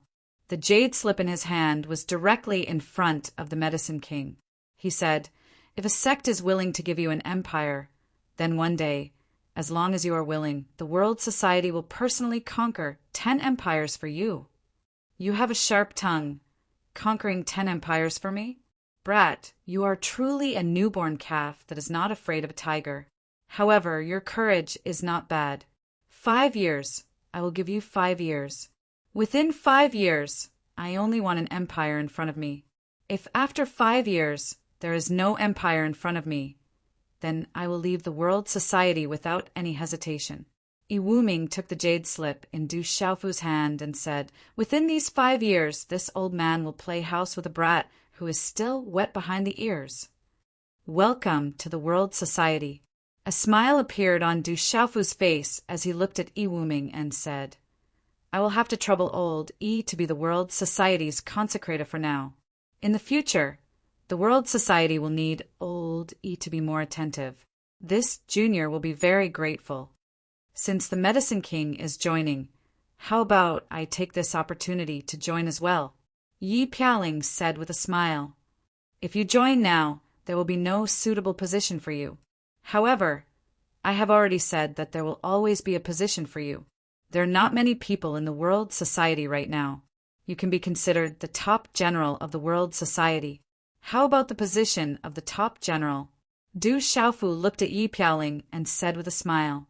To be able to persuade the Medicine King to join the World Society, Du Xiaofu naturally knew what this meant for the World Society.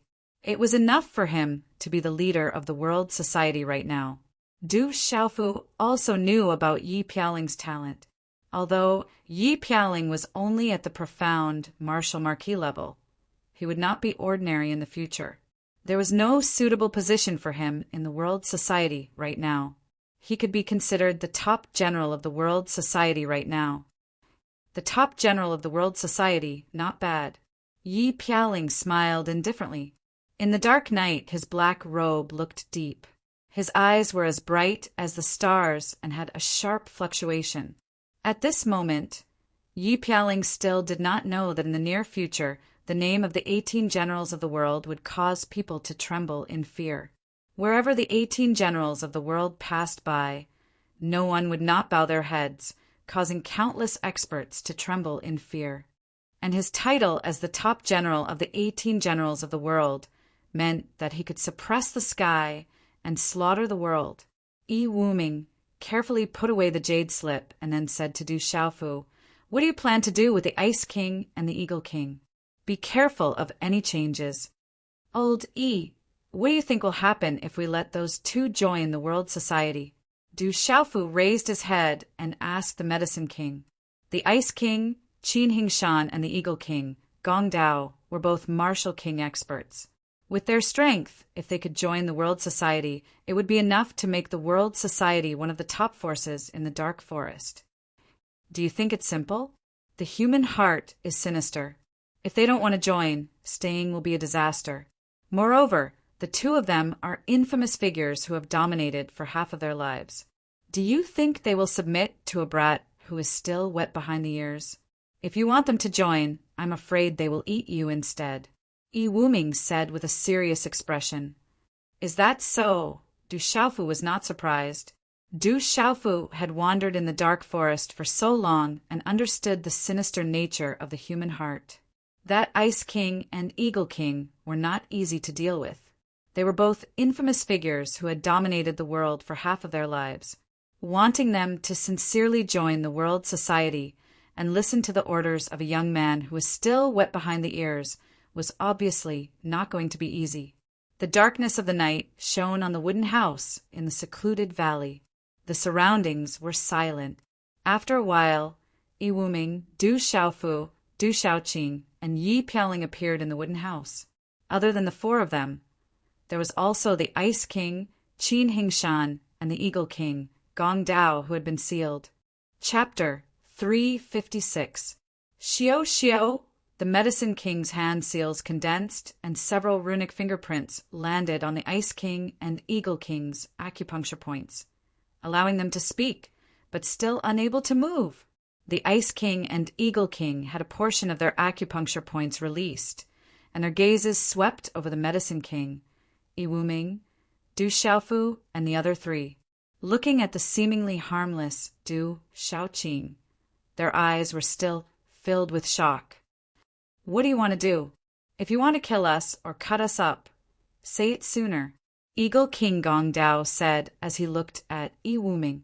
Of the four of them, he naturally saw the Medicine King as the leader. Du Xiaofu looked at Eagle King Gong Dao and Ice King Qin Hingshan, saying, "Now you have two paths. If you want to die, it's easy. I can destroy you at any time. If you want to live, it's also very simple. Swear your loyalty to me, and you can live." Brat, did I hear wrongly? You mean you want us to swear our loyalty to you? Ice King Qin Hingshan looked at Du Xiaofu and asked seriously. That's right, swear your loyalty to me. Swear your unconditional loyalty to me, Du Xiaofu said with certainty, without any intention of joking.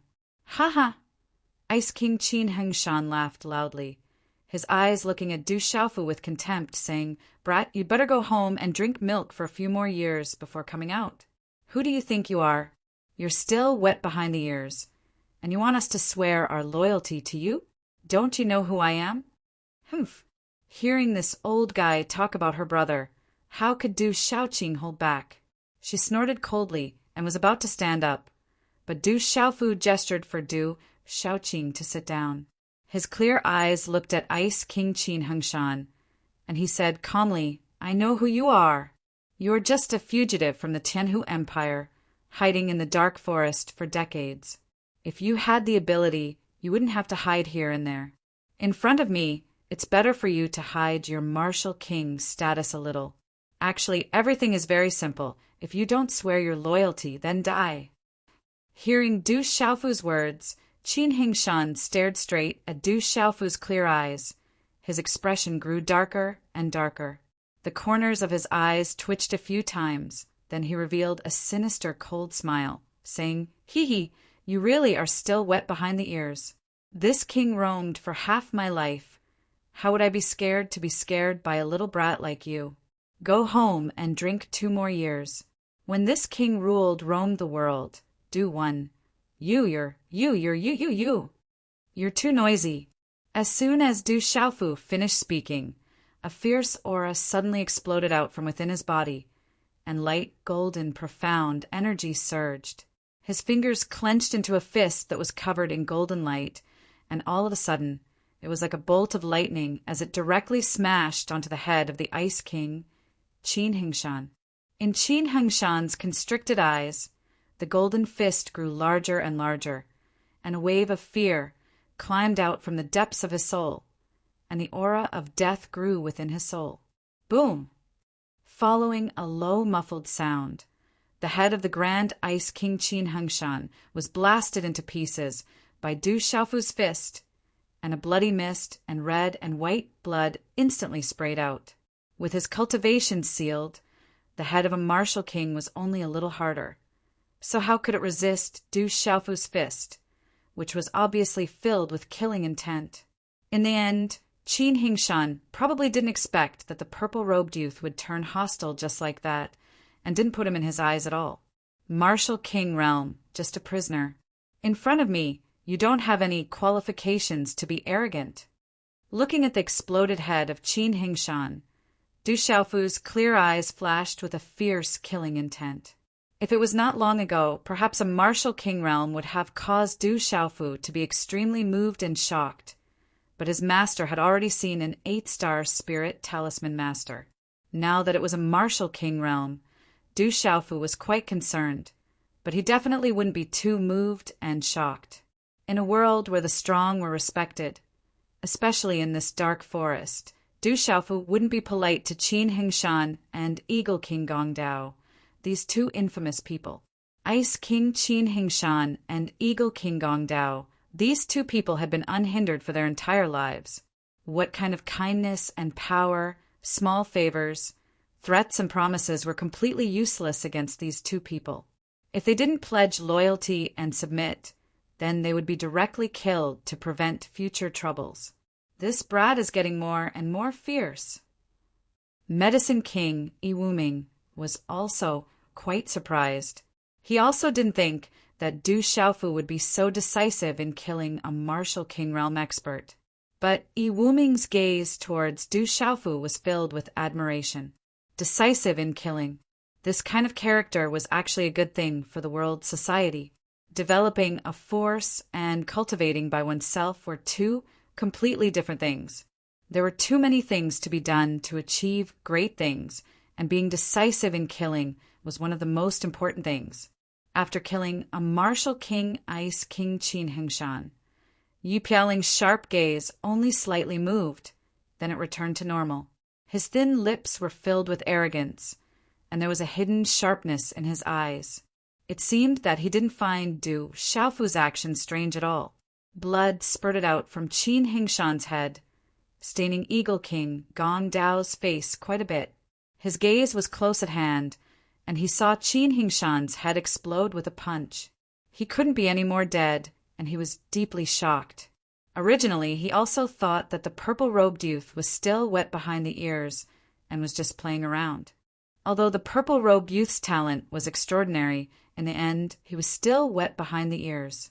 Only now did Gong Dao realize that in his heart he seemed to have underestimated the purple-robed youth. That decisive character of killing, the demeanor of looking down on martial kings, how could it be possessed by an ordinary person? In the original exchange, Eagle King Gong Dao could also clearly feel that the purple-robed youth's aura was like that of a peerless, fierce beast, suppressing the vast sky. It was extraordinary and extraordinary. It seems that you also won't pledge loyalty.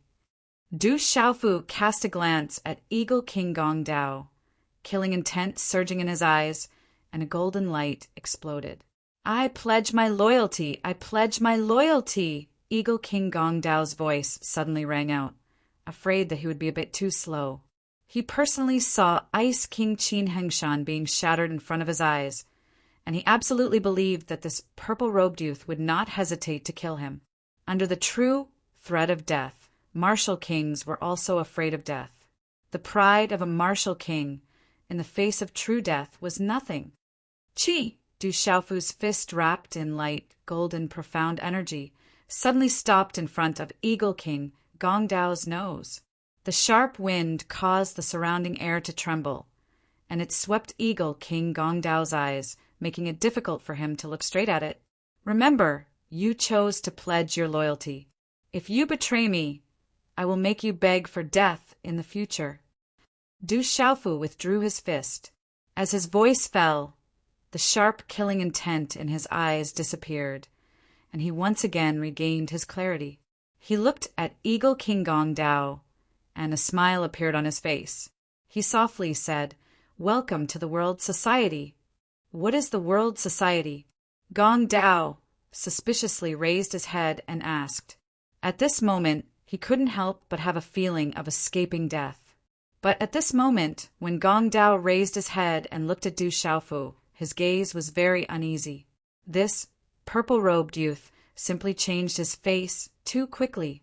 Right now, his smiling face was completely different from the decisive, killing intent from before. At such a young age, his expression was so relaxed, and he was so decisive in killing. This kind of youth was absolutely terrifying.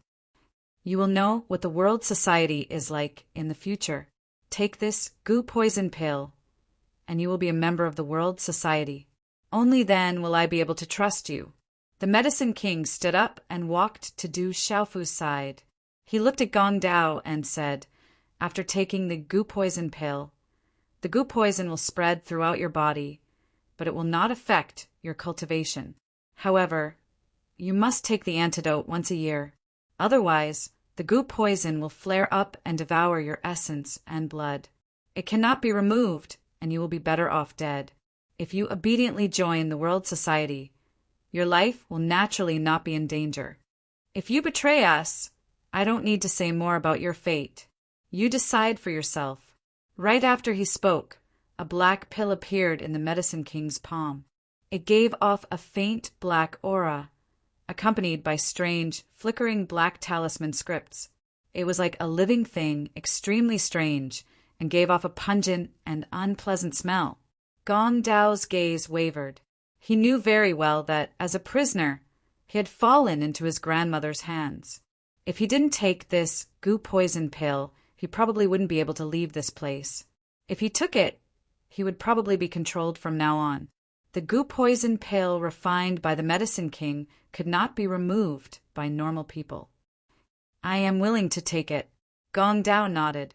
Between life and death and being controlled by others, he still chose to live. Remember, this is your own choice. The King of Medicine stuffed the goo poison pill into the Gong Dao's mouth. After the Gong Dao swallowed it, the King of Medicine formed a hand seal. Rune finger seals fell and began to unseal the Gong Dao's body. The older the ginger, the spicier it is. Du Xiaofu didn't say anything at the side, but his expression changed inwardly. With Yi Wuming's gu poison pill, Gong Dao would have no choice but to be obedient. Although it was said that the most important thing to recruit people was to recruit them mentally, at this moment he had no choice but to recruit them with force. At this moment, the world society had the Medicine King, Yi Wuming, Yi Piaoling, Gong Dao, and Hua Fankong. Du Xiaofu felt that the world society had truly formed an embryonic outline, a 6-star spiritual talisman master, and a martial king. In terms of strength, they were not inferior to the 1 pavilion, 1 castle, and 2 sects. However, in terms of foundation, they were not far behind. The entire world society didn't even have many people now. Naturally, it couldn't be compared to the 1 pavilion, 1 castle, and 2 sects. Chapter 357. Translator. H2DH2, Mr. Far away from the dark forest. There was a mountain range with steep cliffs and surging rivers. Lush trees covered many buildings that stretched into the distance. It was a magnificent sight, ancient and profound. There were surging rivers in the mountain range, winding along the rivers. Even the mountains on both sides were dark green in color. Mountain after mountain rose from the ground. Strange peaks spread out, and strange rocks of strange shapes. In a quiet courtyard, a girl in tight clothes rushed in from afar. She was 21 or 22 years old and had a peerless appearance. She was Ouyang Shuang from the Tianwu Academy. "Uncle Shi, is there any news of him?" Moments later, Ouyang Shuang appeared in the hall and asked Mu Rongxi, "The pulse spirit stage is mysterious. You actually broke through again in the comprehension stage. The cultivation technique your father chose for you is indeed not bad." Mu Rongxi looked at Ouyang Shuang, feeling the aura fluctuating from her body. He was rather surprised. His slender figure moved slightly, holding a white fan in his slender and fair hand. The corners of his mouth curled slightly. Although he was middle-aged, it did not affect his handsomeness at all. Instead, it was even more charming. He looked at Ouyang Shuang and said, "Girl, you really care about that brat. You asked him the moment you came out." "Uncle Shi, what nonsense are you talking about?" Ouyang Shuang rolled her eyes at Mu Rongxi and said, "I'm just worried about his safety. It's been so long. Why hasn't he returned to the academy?" "Don't worry, we already have news of that brat. The academy received news that he even appeared near the cave of the Weapon Sovereign more than 10 days ago," Mu Rongxi said to Ouyang Shuang. "It's good that he's fine." Ouyang Shuang immediately heaved a sigh of relief when she heard this. Mu Rongxi's gaze trembled, but she was not happy. Looking at Ouyang Shuang, she said, "Don't be happy too early. That kid is fine now, but he doesn't know how to withdraw the mysterious spirit, Heavenly Vine. Instead, he has caused a great disaster. He killed several martial marquis experts of the Black Fiend sect. Even the only son of the Black Fiend sect's master, Xue Tianqiu, was killed by that kid. It is said that Xue Tianqiu is furious. The entire Black Fiend sect is looking for that kid everywhere." Ouyang Shuang's eyes widened when she heard this. She only recovered after a long time and said, "Uncle Shi, what should we do? Will he be in danger?" "According to what I know, there are already experts in the academy who have already gone out to look for him. The rest is up to him to fend for himself." Mu Rongxi sighed. He looked at Ouyang Shuang and said, "There is still a month before the Tianwu University Assembly, which is held once every 20 years. The Tianwu University Assembly is not something that every student will be able to participate in. If you have the opportunity to participate in the Tianwu University Assembly this time, you should try your best to fight for it. However, I'm afraid that you will have to enter the top 10. I've also heard the instructor talk about the Heaven Martial Assembly." "Uncle Shi, what exactly is the Heaven Martial Assembly related to?" Ouyang Shuang curiously asked. "It has a lot to do with the Heaven Martial Talisman Layer. It is also the mysterious part of the Heaven Martial Talisman Layer. Every 20 years, a special change will occur in the Heaven Martial Talisman Layer, causing the time to accelerate. At that time, The time inside the Heaven Martial Talisman layer will be 10 times faster than the outside world. There is a total of half a year. After half a year, the Heaven Martial Talisman layer will return to normal. Mu Rongxi said to Ouyang Shuang, during this half a year in the Heaven Martial Talisman layer is equivalent to 5 years. However, at that time, at most 10 people will be able to enter the Heaven Martial Talisman layer to comprehend the Heaven Martial Talisman layer. Only the top 10 of the Heaven Martial Assembly will be able to enter the Heaven Martial Talisman layer to comprehend the Heaven Martial Talisman layer. What a strange Heaven Martial Talisman layer. Ouyang Shuang was astonished. Half a year was equivalent to 5 years. Compared to her peers, she had an extra 4.5 years. Furthermore, she had to comprehend the Heaven Martial Talisman layer within the Heaven Martial Talisman layer. How could Ouyang Shuang, who was ranked on the martial ranking, not know what that meant? Big eyes and bright eyes were moved. Ouyang Shuang sighed inwardly. What kind of strength was she 4.5 years ago? If she were to go back to 4.5 years ago with her current cultivation and strength, how many people of the same generation could be compared to her? This was equivalent to having an extra 4.5 years in the lead among those of the same generation. What a terrifying effect this had! Tianwu Academy was still the same as before. However, without Du Xiaofu in the academy, all the students felt that something was missing. Du Xiaofu's feat of killing a martial lord in the Dark City and Dark Forest and purchasing the mysterious spirit Heavenly Vine had already spread throughout the entire academy. During their leisure time, Du Xiaofu was still the focus of discussion. Right now, even more students were waiting for Du Xiaofu's return. This was especially so for the honorary students. Du Xiaofu represented all the freshmen and honorary students. All of them were waiting for the return of the purple-robed youth. The Peace Plaza had also become lively recently. As the Tianwu conference was about to begin, it was said that only the top 100 people on the martial ranking had the qualifications to participate. Thus, many older students had started to challenge each other in order to enter the top 100. Under such intense competition and challenges, the top 100 of the martial ranking had many changes every day. There were many new names that jumped onto the martial ranking. However, no matter how the rankings changed, it was almost always at the bottom of the rankings. The top 50 were calm and there were no changes. When it came to the top 50 of the martial ranking, unless the students in the top 50 started to challenge each other, it would be difficult for the people behind to change the rankings. In the valley and the mountains, there was a simple wooden house. It was peaceful. Brett, are you saying that you want me to go to the Chaos Demon City and fight for you? That's right. You want me to leave everything to you? In the small hall, Yi Wuming was glaring at Du Xiaofu.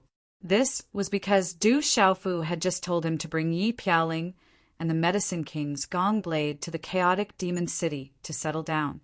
However, Du Xiaofu wanted to return to the Tianwu Academy first. Old Yi, you've misunderstood.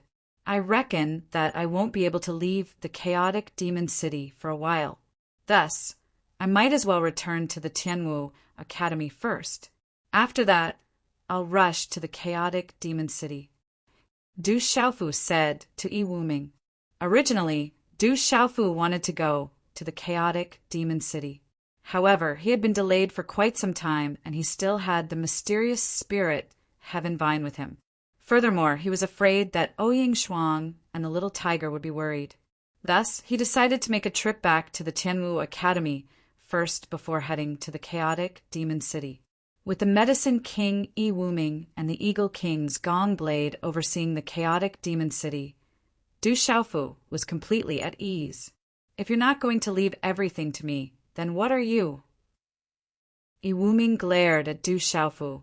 He waved his hand and said, I can let you return to the Tianwu Academy, but you must return as soon as possible. The World Assembly is yours. It hasn't even started and you want to leave everything to me. This isn't good. I understand. I will definitely return as soon as possible, Du Xiaofu said with a smile. The next morning, when the sky was just beginning to brighten and the night had just faded away, two purple figures flew into the sky from the deep valley. "Brother, what kind of place is the Tianwu Academy? Are we going to the Tianwu Academy now?" A moment later, on the stone path in the valley, Du Shaoqing was extremely excited. She was like a little bird in the morning, chirping happily along the way. They had finally left the boring valley. "The Tianwu Academy is where I study," Du Xiaofu said with a smile. Originally, he was worried that he would encounter Xue Tianqiu and other martial kings on the way. However, with Du Shaoqing by his side, he felt much more relaxed. Even if he encountered martial kings, he wouldn't have to worry. In the dark forest, as time passed, the excitement in the sealed area of the revered weapons cave gradually died down after a month or so. The sealed area was rummaged through multiple layers, but no more treasures appeared. In the end, the densely packed crowd had no choice but to disperse. Many people suspected that the real treasure left behind by the revered weapon might have been obtained by someone else without anyone knowing. Otherwise, the revered weapon wouldn't have only left behind a few ordinary puppets and a few talisman weapons and spiritual weapons. However, no one knew who had obtained the treasure without anyone noticing.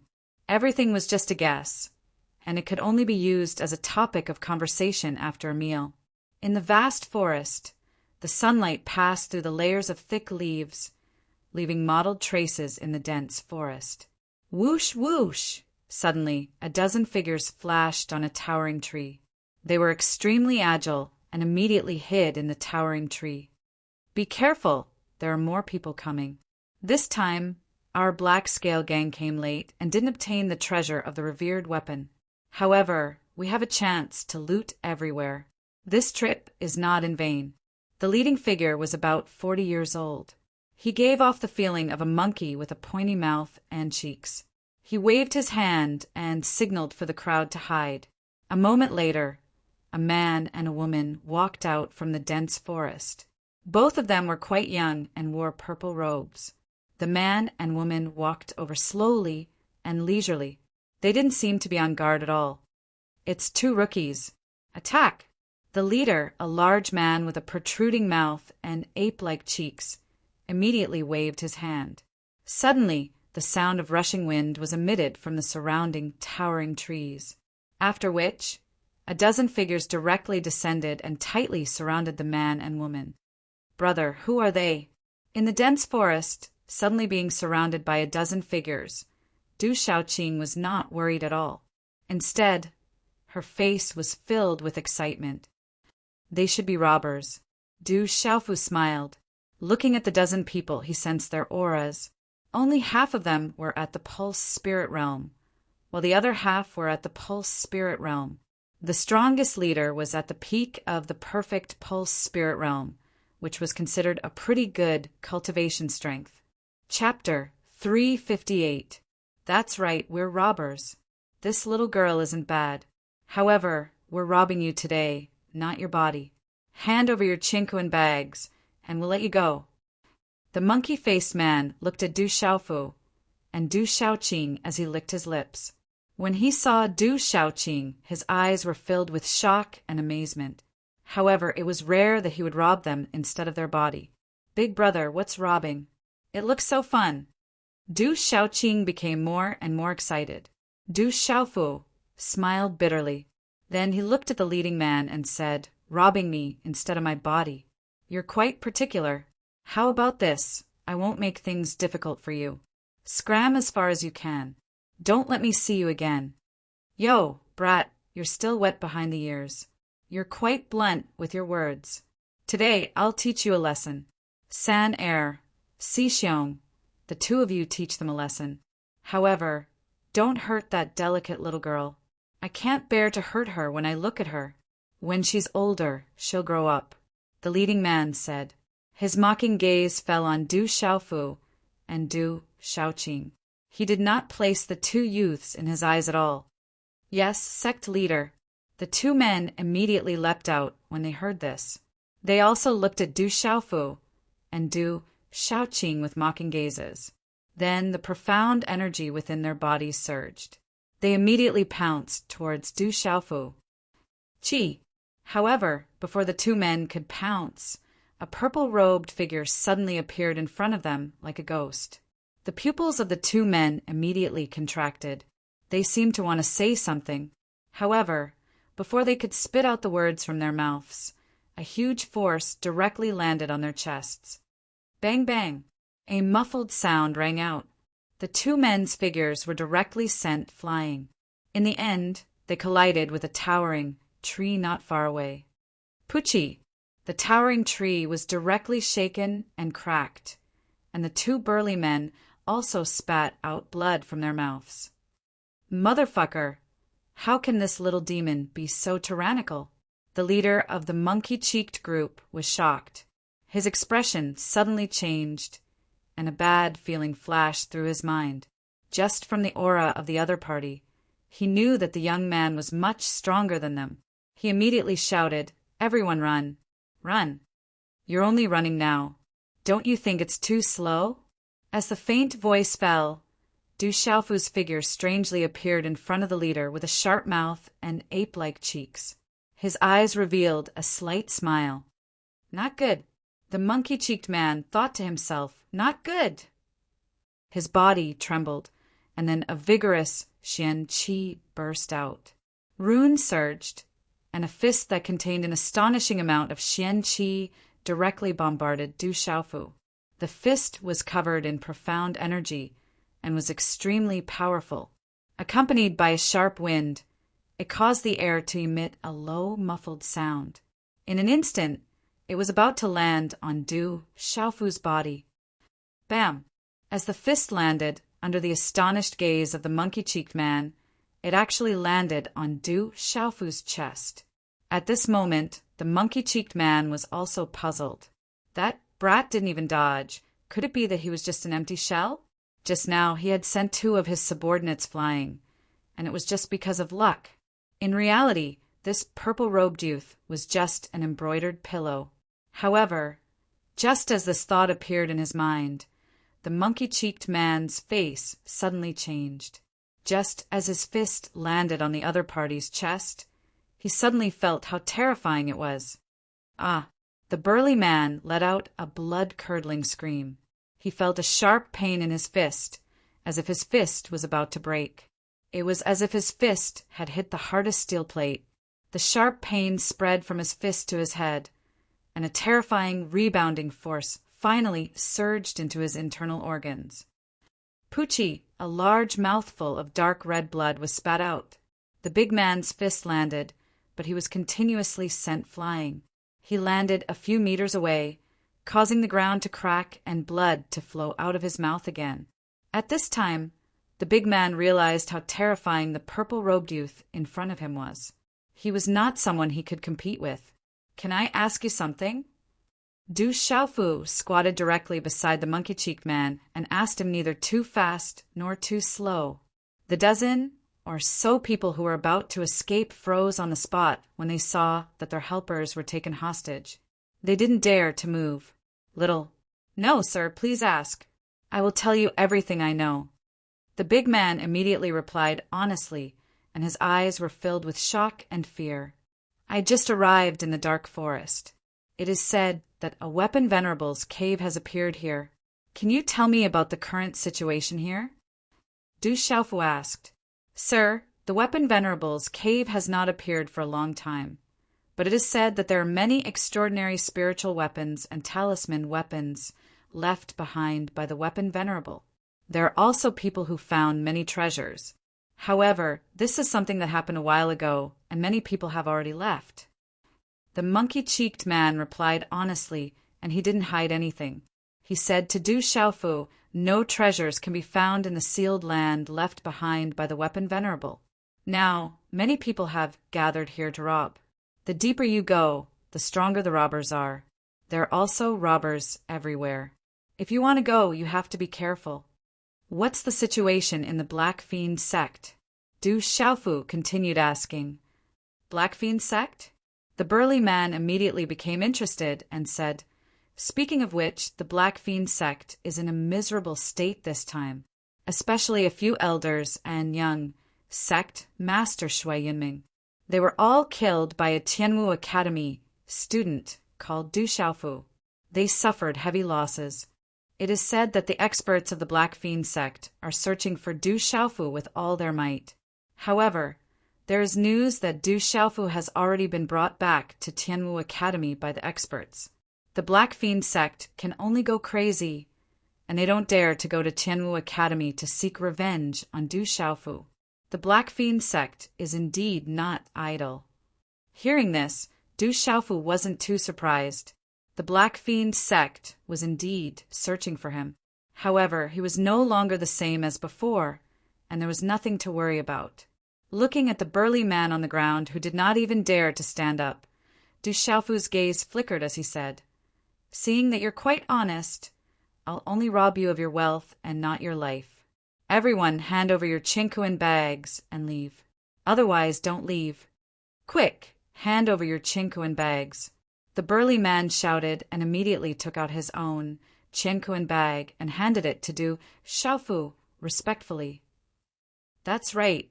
Du Xiaofu smiled as he took the chinkuan bag from the burly man's hands and skillfully stuffed it into his robes. Seeing Du Xiaofu's skillful movements, the burly man realized that this time they had encountered a senior who had robbed them. This purple-robed youth looked young, but based on his skillful movement of putting away the chinkuan pouch, he was afraid that he had a long lifespan. Therefore, now that they had become the victims, everything was reversed. "Quick, hand over your chinkuan bags." Du Xiaoqing shouted and copied Du Xiaofu's actions, taking away the chinkuan bags from the dozen or so people around them. It was clearly a robbery, but there was a pure and innocent smile on Du Xiaoqing's enchanting face. When the robbers saw this, they wanted to cry, but no tears came out. They called her a little demon. This girl was definitely a little demon. "Run, run." After handing over the chinkuan bags, the leader immediately ordered people to support the two heavily injured men and hurriedly left. They did not dare to stay any longer, wishing that their parents had given them an extra pair of legs. "Big brother, so robbing is actually so fun. Let's go rob some more, okay?" Du Xiaoqing excitedly handed over a large number of chinkuan bags to Du Xiaofu. She raised her head, and a great passion for robbing appeared in her ethereal eyes. "What have I taught you? Is this really okay?" Du Xiaofu smiled bitterly. He really didn't mean to teach this little girl these things. Who would have thought that this little girl would be so interested in robbery?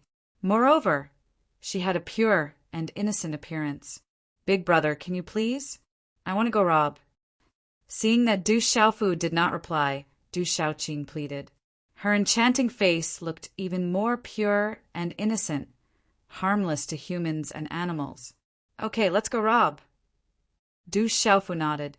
He was also extremely interested in robbing. However, he also made a few rules with Du Xiaoqing. She must listen to him and not rob recklessly. Du Xiaoqing was already very happy to be able to go rob. She immediately nodded her head in agreement. At this moment, no matter what Du Xiaofu said, she would not hesitate to agree. It was fine as long as she could go rob. "Go rob, we're going to rob. We're going to rob everyone."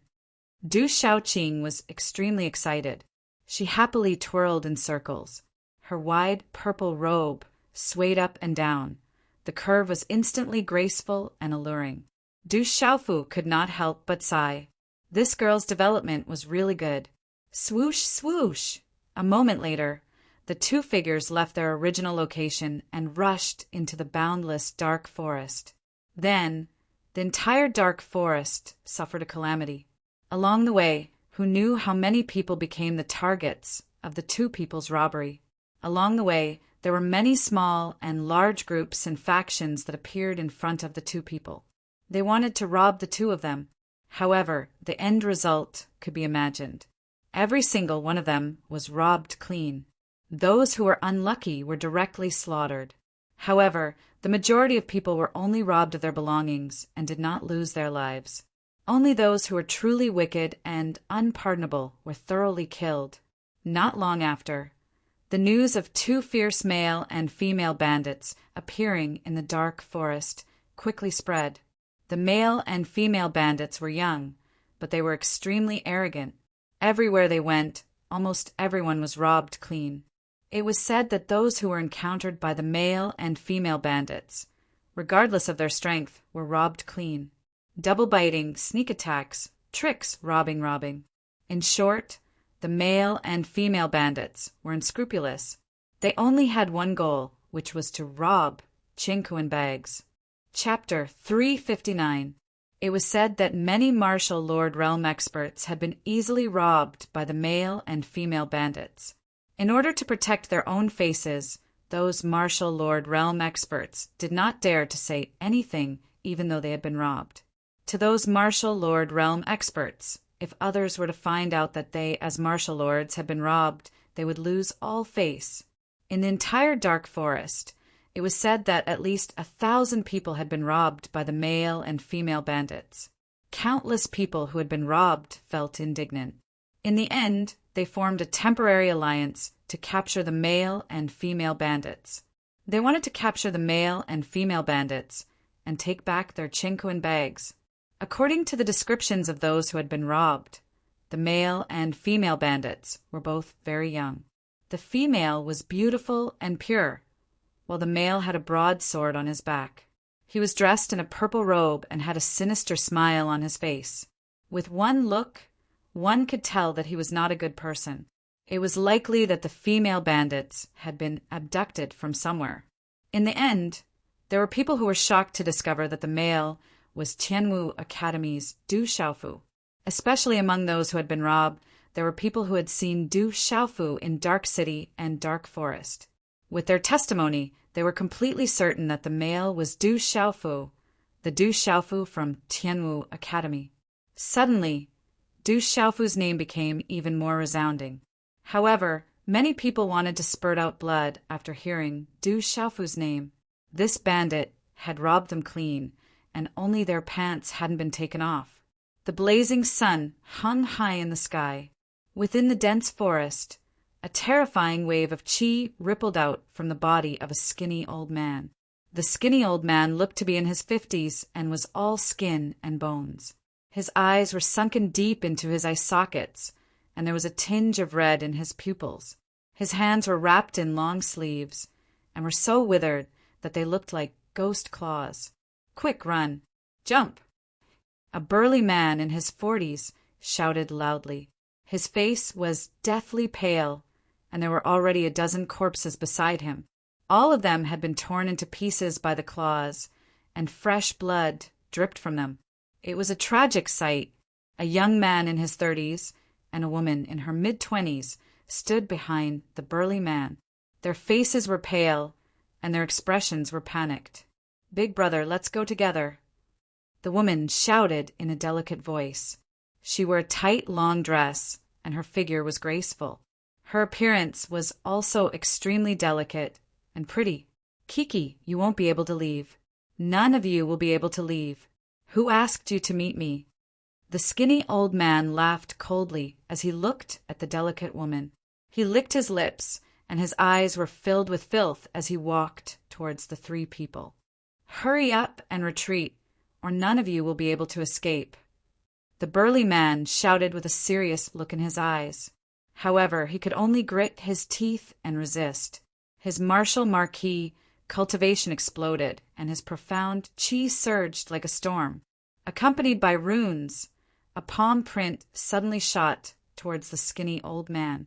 Terrifying, profound energy erupted, causing the surrounding space to tremble violently. "You overestimate yourself." The skinny old man sneered. A pair of withered ghost claws were densely packed with mysterious runes. A claw print landed on the palm print of the burly man, causing the palm print to shatter into pieces and dissipate. "Kiki, you hindrance, I'll kill you first." The skinny old man glanced at the burly man. His gaze was cold as he stomped his foot on the ground. His figure was like an afterimage as he appeared in front of the burly man like a ghost. The two of them were not on the same level at all. The skinny old man waved his hand and sent out a claw print. The mysterious runes on the talisman surged and landed directly. The burly man's eyes were filled with horror as he quickly retreated. However, it was as if space had been sealed for no reason, making it difficult for him to dodge. Roar! In a panic, the burly man condensed his meridian spirit and fused with it. A phantom of a ferocious beast covered in dense scales and a pair of wings appeared. Chi-la-la! The claw print swept down, and the phantom of the ferocious beast was directly torn apart, turning into dazzling broken runes. Accompanied by the collapse of the terrifying energy, several claw cracks spread on the ground and collapsed. The surrounding towering trees were directly shattered and collapsed. Uffed! The burly man's body was blasted backward as dark red blood spurted out of his mouth. His meridian spirit was torn apart. Although he escaped the disaster, he was also severely injured. Big brother. The woman and the young man's faces changed as they rushed to the burly man's side. The young man's back was facing the woman and the burly man. He looked vigilantly at the skinny old man who continued to walk forward step by step. However, there was obvious shock and fear in his eyes. After hiding for so long, this old man did not dare to appear even when the weapon-revered cave mansion appeared. Humph! Today I'll take this woman as an appetizer. The skinny old man sneered. His face was filled with malice as he walked toward the three people step by step. Suddenly, the skinny old man stopped in his tracks and raised his head to look ahead. Just as the skinny old man's gaze fluctuated, he saw a man and a woman slowly walking out of the dense forest in front of him. The woman looked to be about 15 or 16 years old. She was bouncing as she walked. Her face was beautiful and her eyes were clear and ethereal. The skinny old man's gaze trembled as he looked at her. The man looked to be a young man. He carried a broad sword wrapped in purple cloth on his back. His face was resolute and his body was thin. However, he looked extremely sturdy and tall. Big brother, someone is robbing us again. The young woman walked closer step by step. Her eyes were filled with excitement. This time, it's not just a simple robbery. The young man walked closer and appeared in front of the three people. He looked at the skinny old man in front of him. There was a faint chill in his clear eyes. This man and woman were Du Xiaofu and Du Xiaoqing, who had robbed the heroes in the dark forest. The name of the male and female bandit was now well known in the dark forest. Kid, it's you. When the skinny old man stared at Du Xiaofu, his shriveled and deep blood-red eyes shrunk. He recognized Du Xiaofu. He still remembered that Du Xiaofu was taken away by Grandma Silverflower back then. That's right, it's me. Du Xiaofu coldly said as a smile surfaced on his face. Originally, he thought that he could only bring the mysterious spirit Heavenly Vine back to Tianwu Academy. However, he did not expect to encounter Ghost Claw on the way back. Du Xiaofu remembered the condition of the elders. Not only did he have to bring the profound spirit Heaven Vine back, he also had to bring Ghost Claw back. Only then would he be able to write off the debt. Just the two of you. Ghost Claw scanned the surroundings with his consciousness. He wanted to see if there were any other experts from Tianwu Academy. There's no need to look.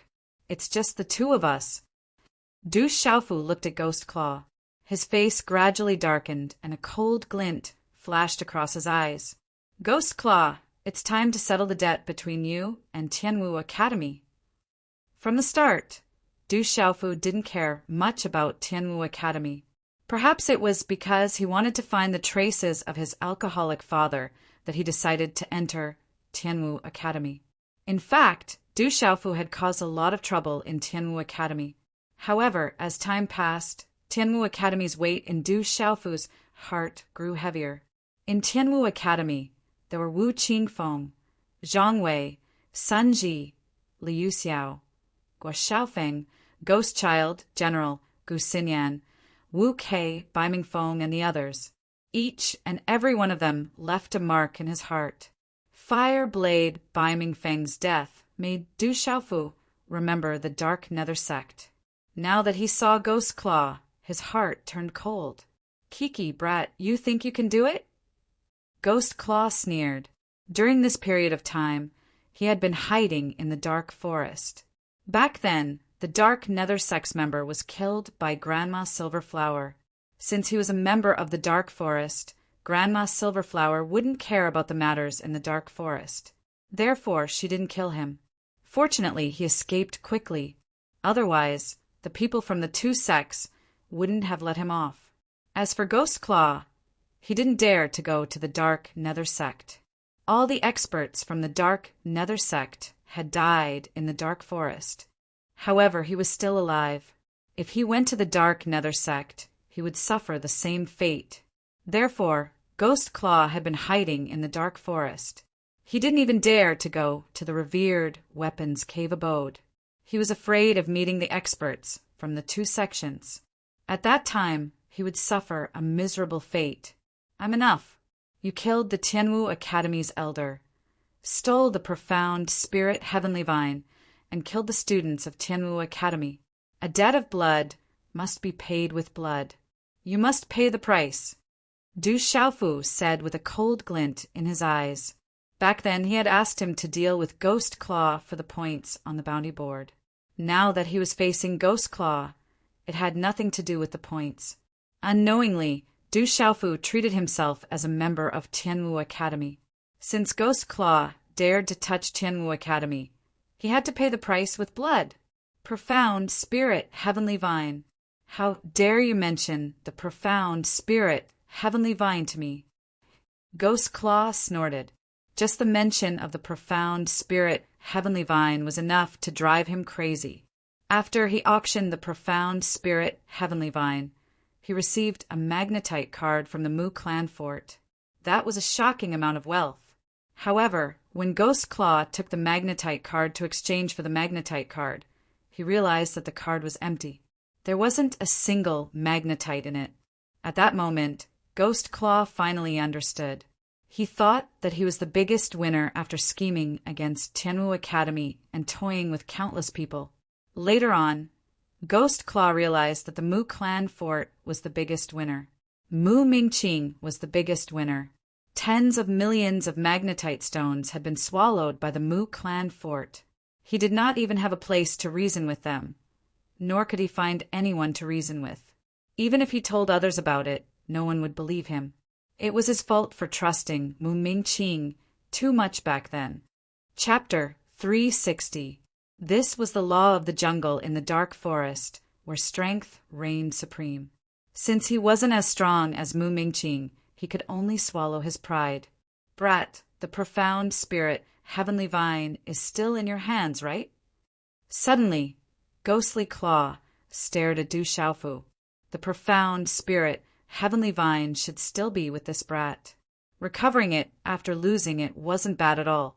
Ghostly Claw stared at Du Xiaofu before turning to Du Xiaoqing, who was standing beside Du Xiaofu. Ghostly Claw sneered as his lips curled into a sinister arc. Looks like my luck is pretty good. Not only did you deliver yourself to my doorstep, you even brought such an extraordinary lass with you. I never expected the lasses of Tianwu Academy to be so extraordinary. You'll be in a miserable state. Du Xiaofu's expression turned increasingly sinister. Profound energy surged as a faint golden glow surrounded his body. As he sensed the aura on Du Xiaofu's body, a sinister chill gradually emerged in Ghost Claw's eyes. With a sneer, a sinister aura spread out from his body. Under the sinister aura that surged out from Ghost Claw's body, it caused the profound energy in the bodies of the burly man, the young man, and the woman behind Du Xiaofu and Du Xiaoqing to stagnate.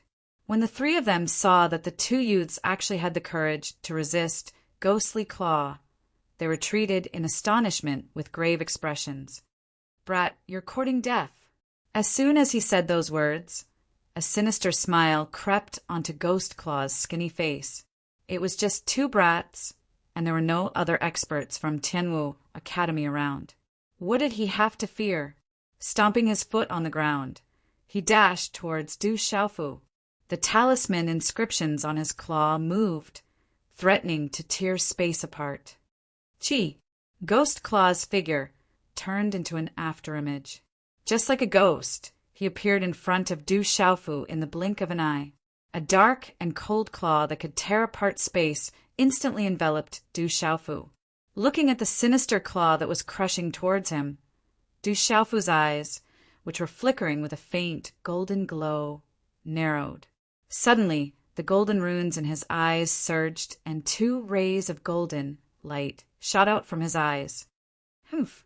Du Xiaoqing couldn't help but want to make a move. She couldn't bear to see someone bully her brother. Xiaoqing, this is a matter of Tianwu Academy.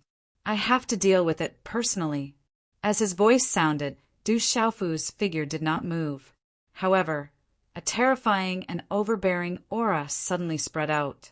It was as if a peerless, ferocious beast had suddenly awakened. A dazzling golden light erupted from his entire body, causing the surroundings to tremble. His aura was fierce and ferocious, revealing a suppressive and murderous aura. Humph! Du Xiaofu coldly snorted. Facing Ghost Claw's claw imprint, he shook his arm and swung out a fist wrapped in golden, profound qi. It directly and fiercely collided with Ghost Claw's claw imprint. Boom! The collision caused a sonic boom to resound through the sky. Terrifying energy, accompanied by runes, shattered the ground and uprooted many towering trees. The thunderous boom resounded in the dark forest and attracted the attention of countless people, following which a large number of figures soared into the sky. At this moment, Du Xiaofu was facing Ghostly Claw head-on. Even though his cultivation couldn't be compared to Ghostly Claw's, his powerful physical body and outstanding strength gave him the qualifications to face Ghostly Claw head-on. Thus, Du Xiaofu wished to deal with Ghostly Claw personally. It would be better for him to settle the score with Tianwu Academy personally. As the energy force spread out, Ghost Claw's figure retreated slightly. His blood-red eyes were filled with shock, as if he had never imagined that the brat in front of him would actually have the strength to directly contend against him. In fact, he was unable to gain the slightest bit of advantage. He's even stronger than the general, Gu Xinyan and Ghost Child. Ghostly Claw was astonished. Judging from their exchange, the brat before him was definitely stronger than the general, Gu Xinyan and Ghost Child. Didn't the general, Gu Xinyan, and the others rank at the top of Tianwu Academy's martial ranking? Despite his young age, this brat seemed to be even stronger than the general and the others. Where in the world did he come from? Stormy Wave's palm. Du Xiaofu moved swiftly and took the initiative to attack. A palm imprint swept across Ghostly Claw, bringing with it a shockwave that enveloped him.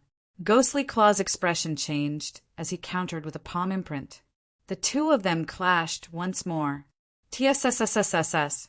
Energy erupted as the 2 palm imprints collided, causing the surrounding space to tremble violently. Both of them staggered several steps back. The youth from Tianwu Academy is so powerful. Are all the students of Tianwu Academy this powerful? The 3 retreating fellows were shocked. They didn't expect that the purple-robed youth would be able to contend against Ghostly Claw. How powerful was he to possess such strength at such a young age? This brat is so powerful. In the future, he will definitely become a terrifying existence. Ghostly Claw steadied himself as his heart trembled. Du Xiaofu was too terrifying. He was already so powerful at such a young age. It wouldn't be long before he would be helpless against Du Xiaofu. If he didn't kill this brat today, he would be the one suffering in the future. With such thoughts in mind, killing intent surged out from Ghostly Claw's heart. A cold glint shot out from his eyes as the profound qi runes in his body surged out, causing the surrounding space to distort. Kill! A powerful, chilling aura spread out. Ghostly Claw immediately urged the Baron to launch a series of fierce attacks at Du Xiaofu. His killing intent soared to the heavens as he wanted to kill Du Xiaofu. oscillating fist, sky-shaking wings. Facing ghostly claws' fierce attacks, Du Xiaofu didn't retreat in the slightest. Instead, their attacks collided. At this moment, Du Xiaofu's powerful physical body was the best thing he could rely on to contend against ghostly claw. Even in terms of speed, Du Xiaofu wasn't at a disadvantage. There was no doubt about the speed of a golden-winged great rock. With the assistance of the wave-treading, unfettered steps, his speed was like adding wings to a tiger. It could be said that just in terms of speed, Du Xiaofu could kill anyone in the same cultivation realm as him. Bang! Bang! Bang! Muffled sounds rang out continuously as the two figures flickered. Every time they collided, there would be a muffled explosion. Runes filled the sky as waves of berserk energy spread out. The chilling aura of ghostly claw was supposed to affect the opponent's mind and soul, causing them to feel uncomfortable. However, the chilling aura of ghostly claw was completely ineffective against Du Xiaofu. Under the domineering aura of Du Xiaofu, the chilling aura was easily destroyed. That seems to be ghostly claw. That young man is Tianwu Academy's Du Xiaofu. That's the guy. Du Xiaofu and ghostly claw are fighting. I didn't expect Du Xiaofu to be so powerful. Following the intense battle between the two, the surrounding mountain range immediately attracted many spectators. Looking at the two fighting intensely, there were people who immediately recognized them. Bang! Bang! Bang! The muffled sounds of energy colliding continued. Du Xiaofu seemed to be getting more and more courageous as the battle progressed. Although Du Xiaofu had yet to gain the upper hand in this intense battle, Du Xiaofu was able to integrate the mysterious move that he had recently comprehended into his every move, causing his attacks to become more and more powerful. At this moment, Du Xiaofu felt extremely satisfied as he fought against a martial lord who was in the Nirvana realm. His entire body felt more and more comfortable, but the purple gold heavenly tower on his back was a little too heavy. However, Ghostly Claw, who was the opposite of Du Xiaofu, was completely different from what Du Xiaofu had expected. As a person who had been famous for a long time, he was well known in the Dark Forest. However, he couldn't even take down a student from Tianwu Academy. As more and more spectators gathered, he felt extremely embarrassed. Sensing that Du Xiaofu was getting more and more courageous and powerful as the battle progressed, it was as though he would never be exhausted. This made Ghostly Claw feel even more uneasy as the battle progressed. "Brat, I'm not going to play with you anymore.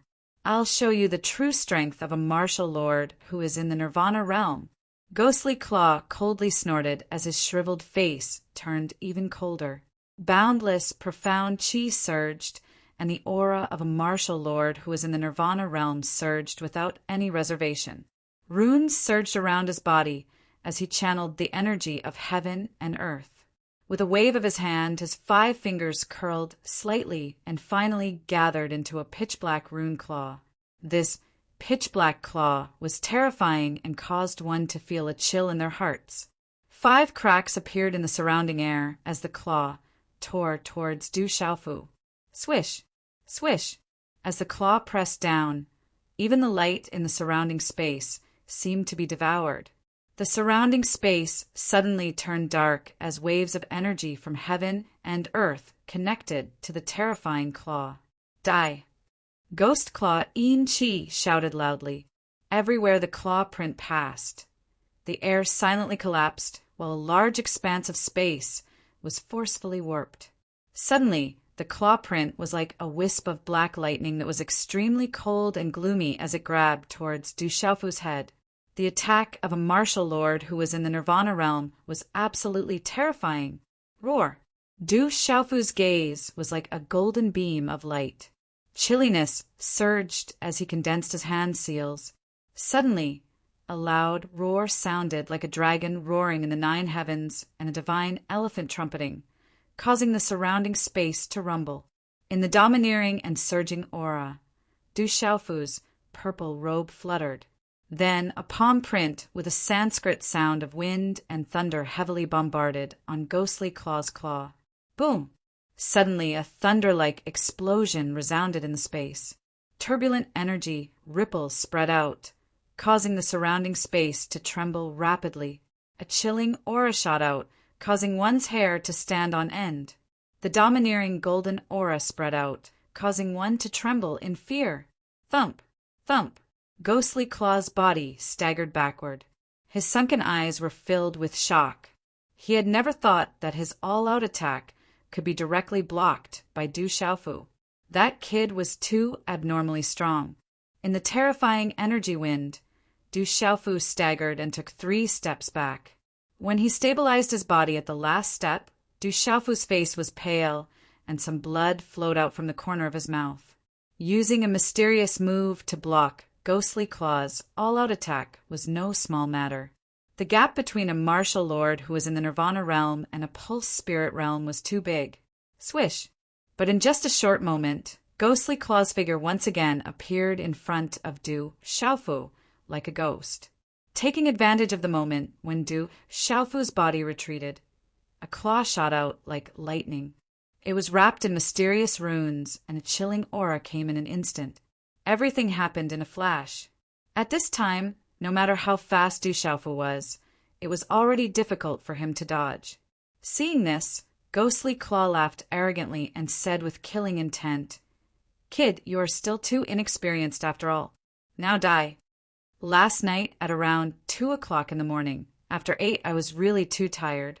I wanted to sit on the sofa to rest, but unfortunately I couldn't take it and fell asleep.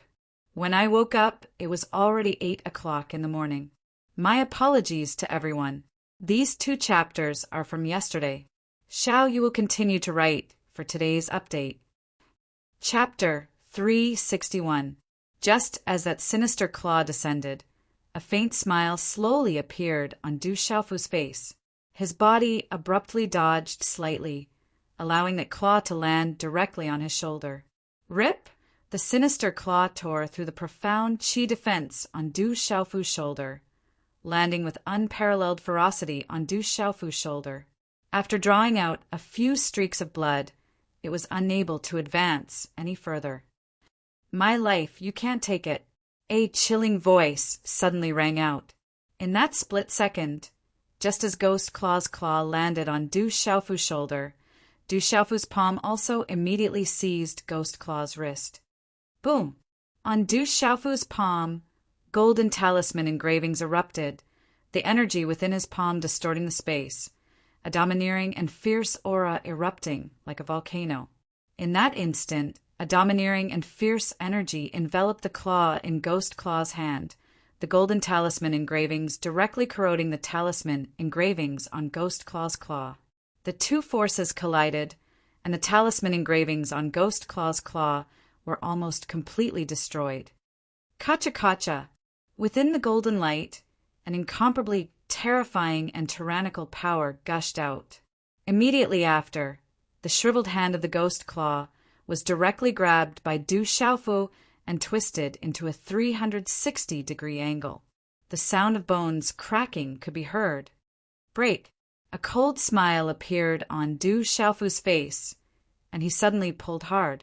Under Ghost Claw's shocked gaze, his right arm was forcefully torn off by Du Xiaofu's unparalleled brute force. Ah! A miserable wail came out of Ghost Claw's mouth, fear surging out of his sunken eyes.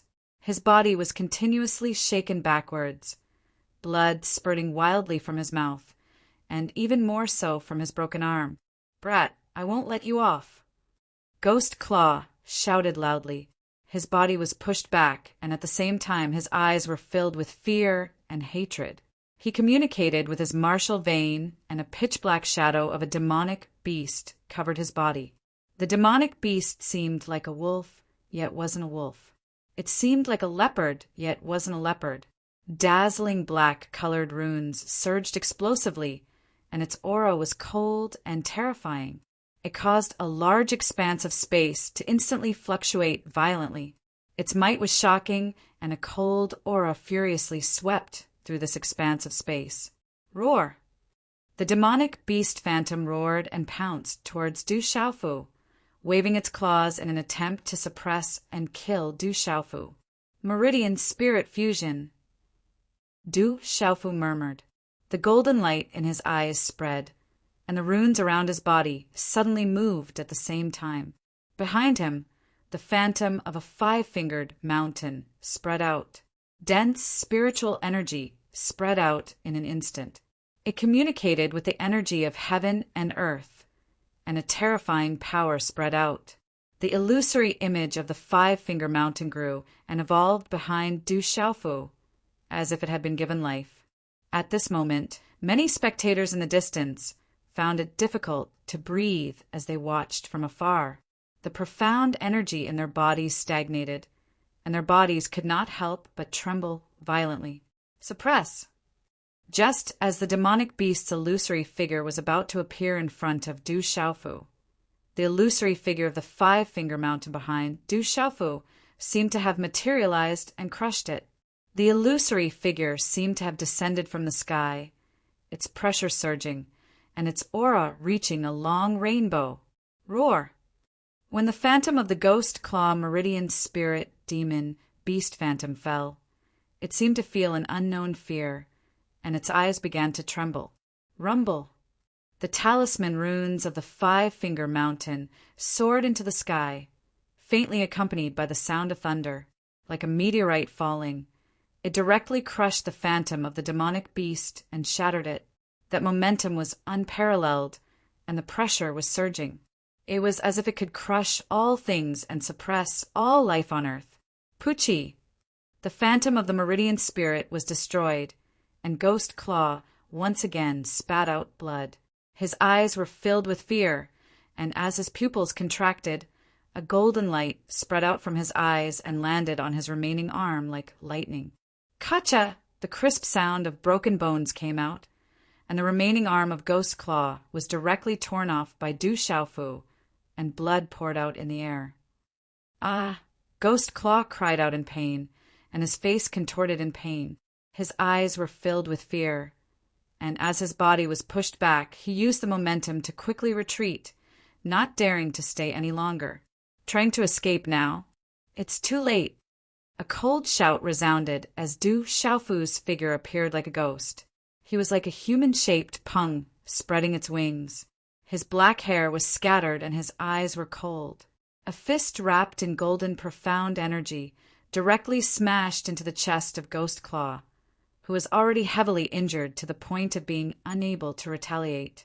The impact caused Ghost Claw's body to fly backwards and finally heavily fall to the ground. Pucci! Ghost Claw spat out large mouthfuls of blood, and his eyes were filled with disbelief and fear.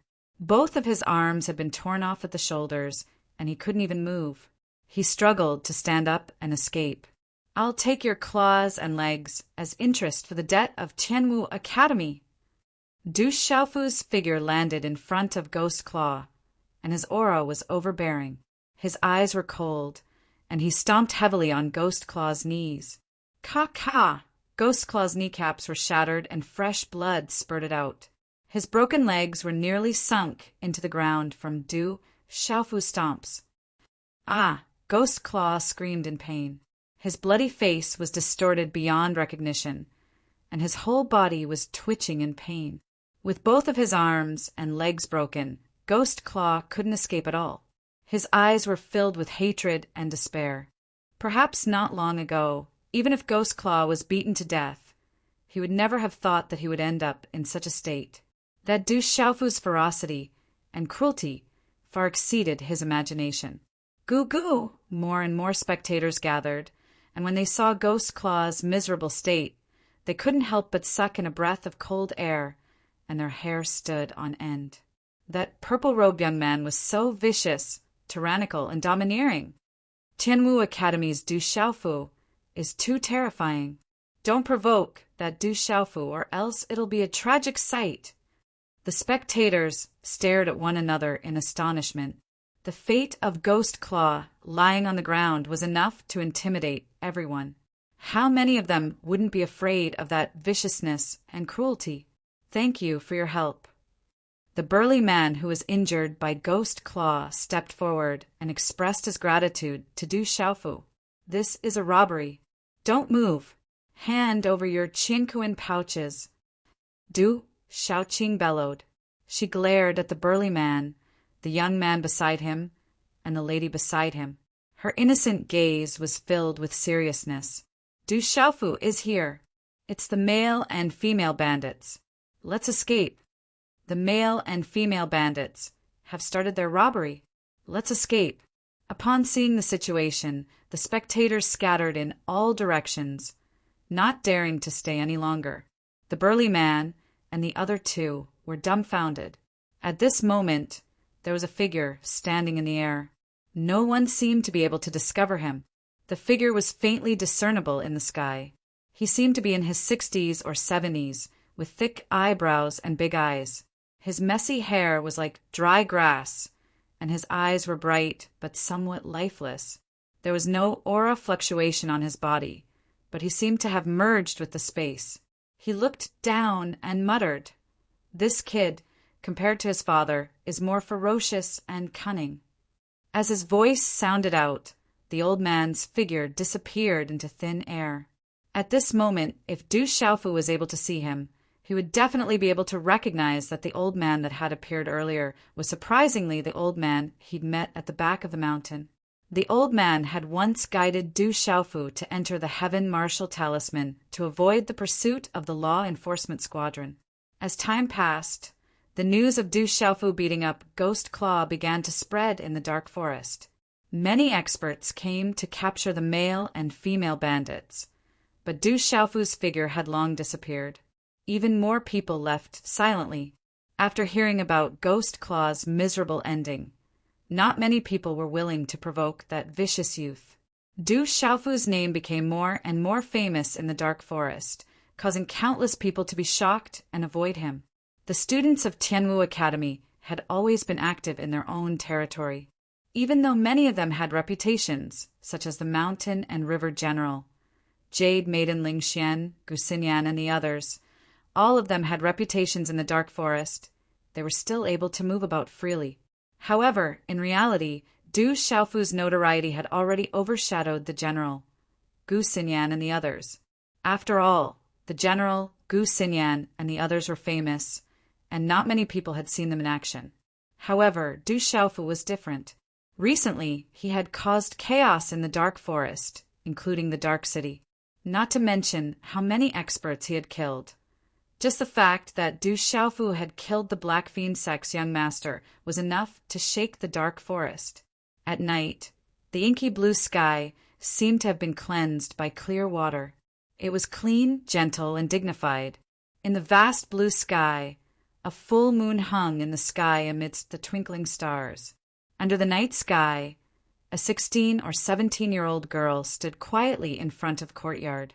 She was Du Yunqin, who had always been outstanding among the new students. Du Yunqin's rosy and moving face and her eyes were moist. Her voice was soft as she whispered, "I didn't expect his strength to be so tyrannical. He is already able to kill a martial marquis. Among his peers, I'm afraid only my brothers in the family can suppress him. However, compared to my brothers in the family, he is much younger. My brothers in the family, at his age, I'm afraid they are unable to kill a martial marquis. I'm afraid the rumors have been exaggerated. How long has it been? I'm afraid he doesn't have that kind of strength yet." Du Qi's handsome face showed some displeasure. He moved slightly and stood quietly beside Du Yunqin.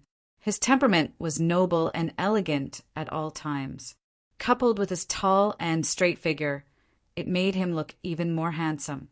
However, every time he heard news about Du Xiaofu, he would feel displeased. How could a kid from a branch family that was abandoned by the main family be stronger than him?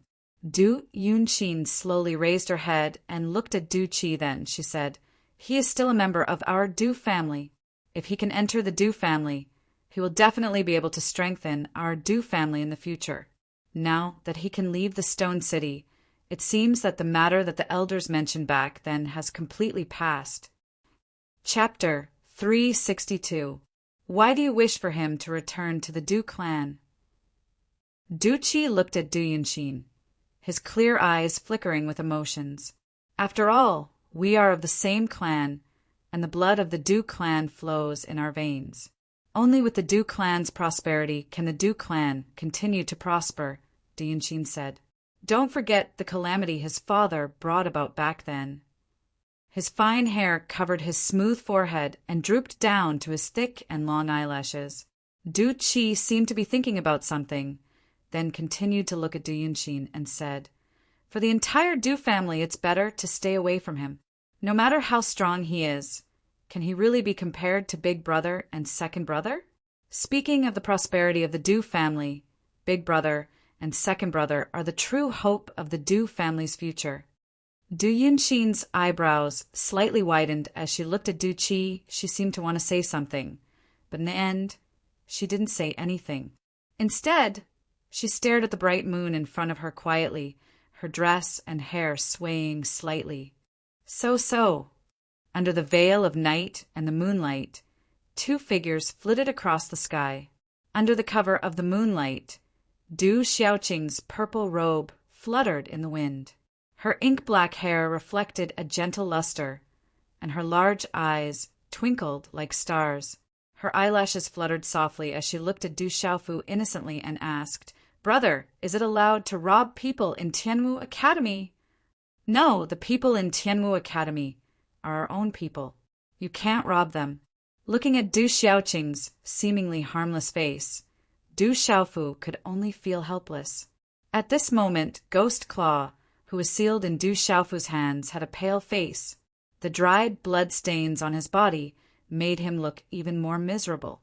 So, two figures landed on the huge square at the entrance of Tianwu Academy.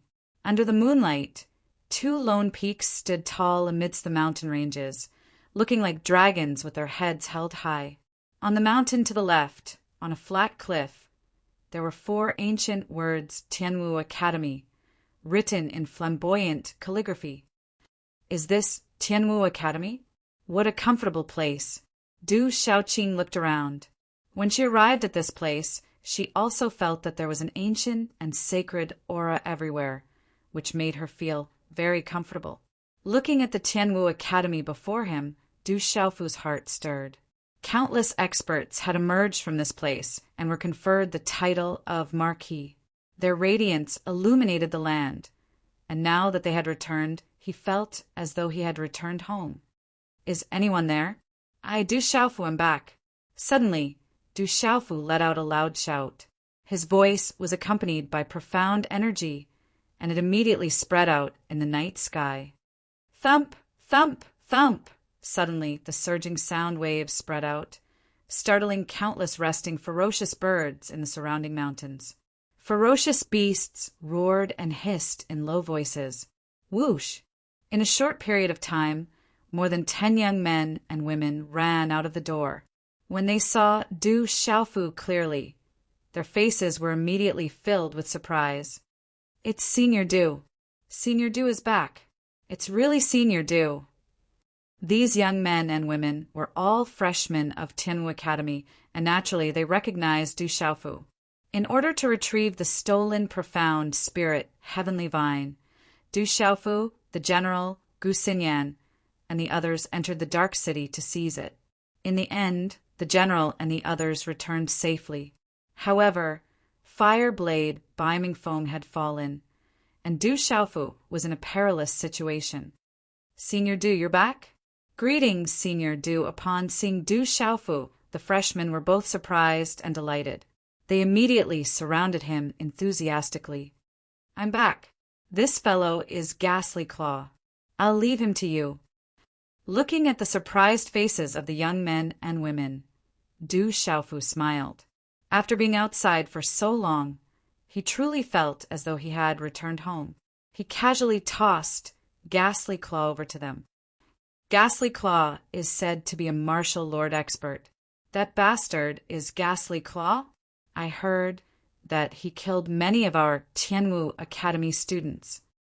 A few of the more courageous young men stepped forward and kicked Ghastly Claw.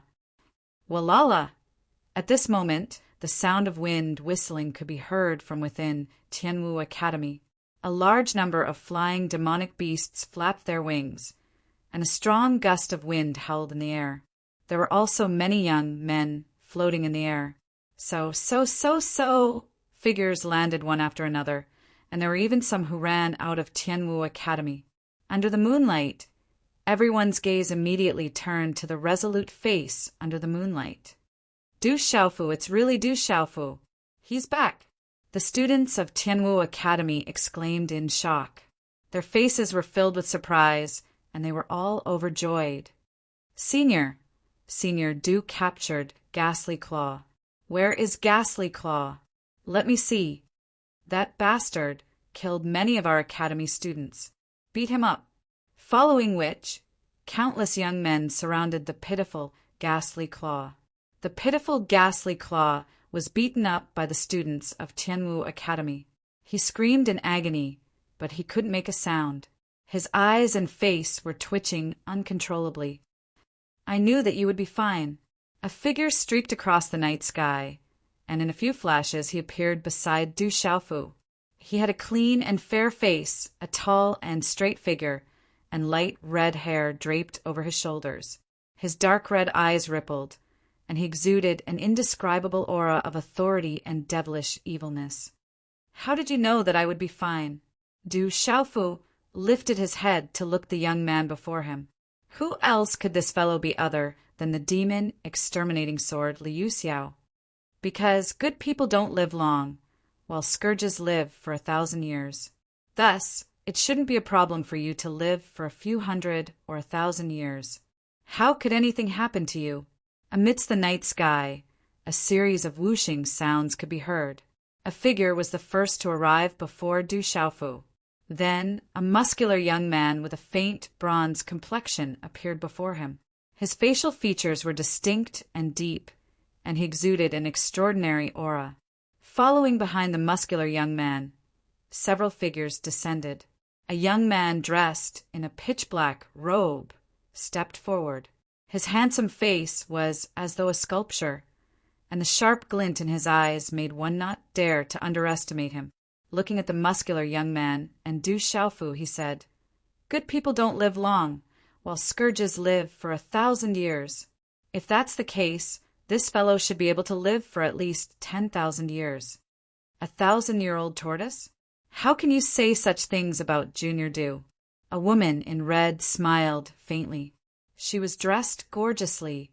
Half of her soft breasts were covered, and her armor-like short skirt was wrapped around her perky buttocks. Her long and slender legs were exposed all the way down to her fair thighs.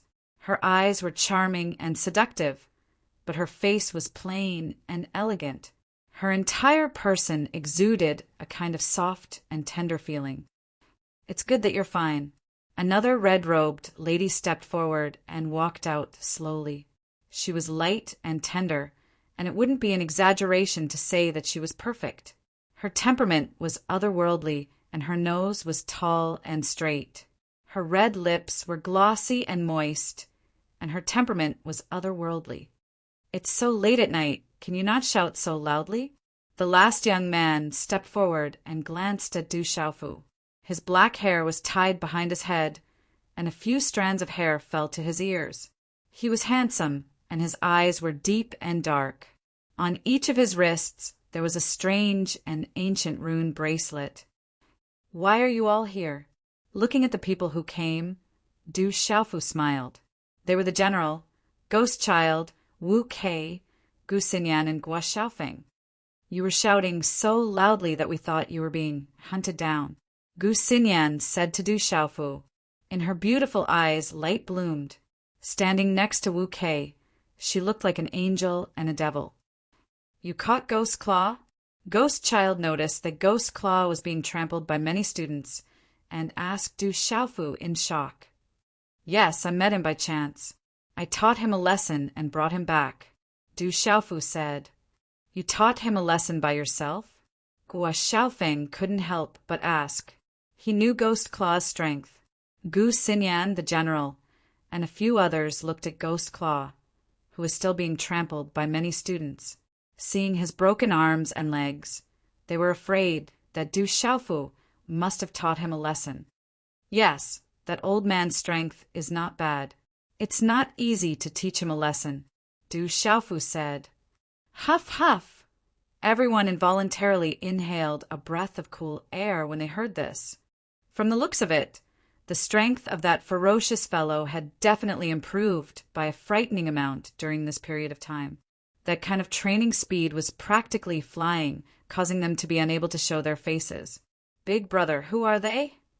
Du Xiaoqing poked her head out and curiously looked at Gu Xinyan, Wu Kei, the general, and the others. Then she blinked her big eyes and wanted to confirm with Du Xiaofu again. Big brother, can we really not rob them? But I feel that robbing them should be fun. The general, Guo Xiaofeng, Li Yuxiao, Gu Xinyan, and the others were also looking at Du Xiaoqing. Just as they were thinking that Du Xiaofu had kidnapped such a pure and innocent girl, they suddenly heard Du Xiaoqing's words and could only look at each other. Then Gu Xinyan, Wu Kei, and the others looked helplessly at Du Xiaofu. Without a doubt, everyone thought that this pure and innocent girl must have been led astray by that scourge Du Xiaofu. It really isn't me. Du Xiaofu felt helpless. There was no way to explain. Are you really back? Amidst the growing crowd, several beautiful figures flew out from Tianwu Academy. One of them immediately landed beside Du Xiaofu. Her tight attire wrapped around her devilish figure, accentuating her long and slender legs, her firm buttocks, and her slender waist, forming a perfect and alluring arc. Of course it's me. Du Xiaofu smiled. The person who came was Ouyang Shuang. Then, as if he suddenly thought of something, he immediately pulled Du Xiaoqing to Ouyang Shuang's side and said, You came at the right time. I'll leave this girl to you. Can you let her stay in the academy for now? She is. Ouyang Shuang looked at Du Xiaoqing and asked in confusion, My name is Du Xiaoqing. Du Xiaoqing raised her head and looked at Ouyang Shuang with her beautiful eyes. She's my younger sister. It's a long story. I'll tell you in detail in the future, Du Xiaofu said to Ouyang Shuang. All right, let her come to my place first. It shouldn't be a problem for her to stay in the academy for now.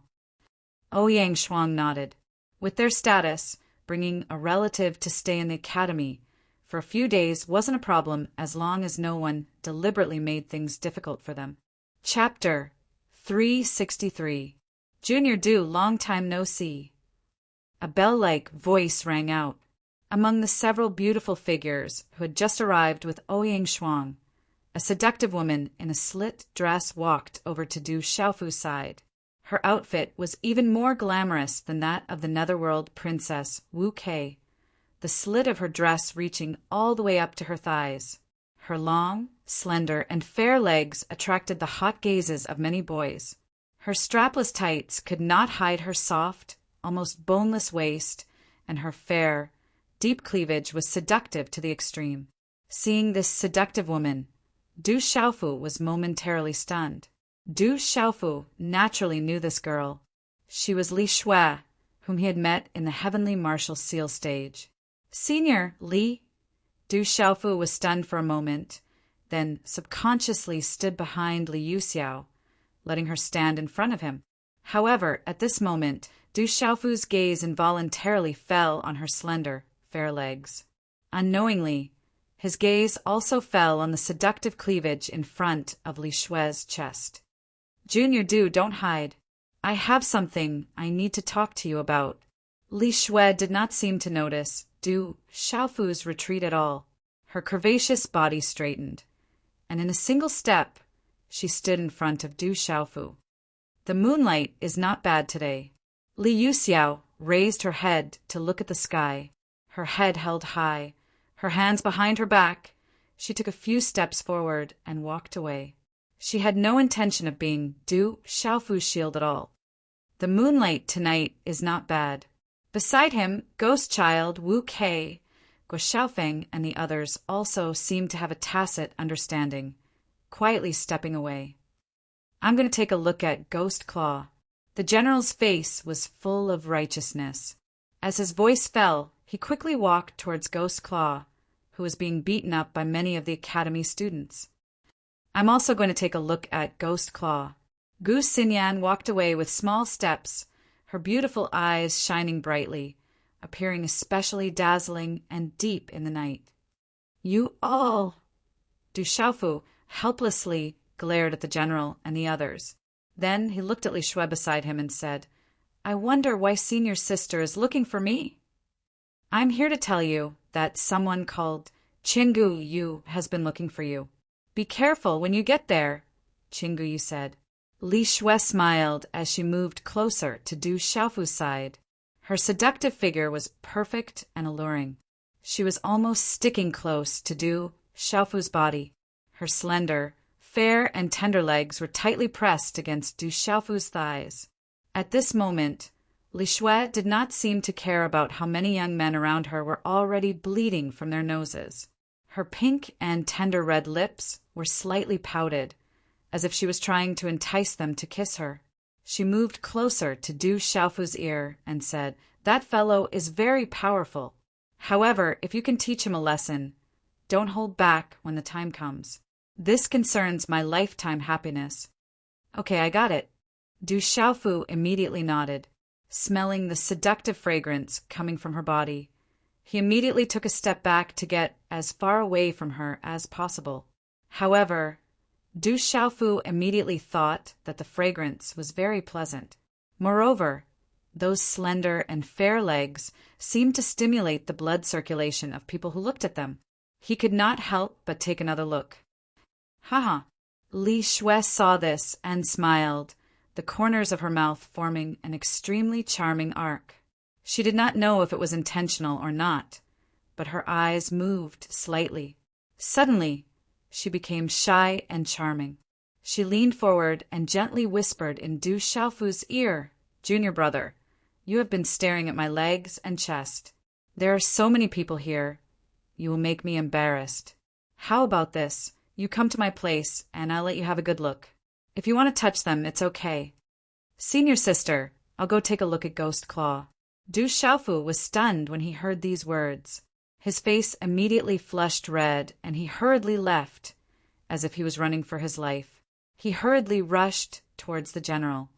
PFFF, PFFF. Li Shui looked at the departing Du Xiaofu and suddenly burst into laughter. Li Shui, do you want me to cut ties with you? Oh, Yang Shuang finally could not hold it in any longer. Her large and beautiful eyes stared at Li Shui. Her red lips slightly parted as she said, You are purposely causing trouble for him. Why, are you jealous? Li Shui did not mind. Her graceful and seductive body gently wrapped around Yang Shuang's arm. Her protruding chest, intentionally or unintentionally, lightly rubbed against Yang Shuang's arm. She blinked her beautiful eyes, looked at Yang Shuang, and softly said, Don't be so stingy, lend me your brother. I guarantee that he won't break.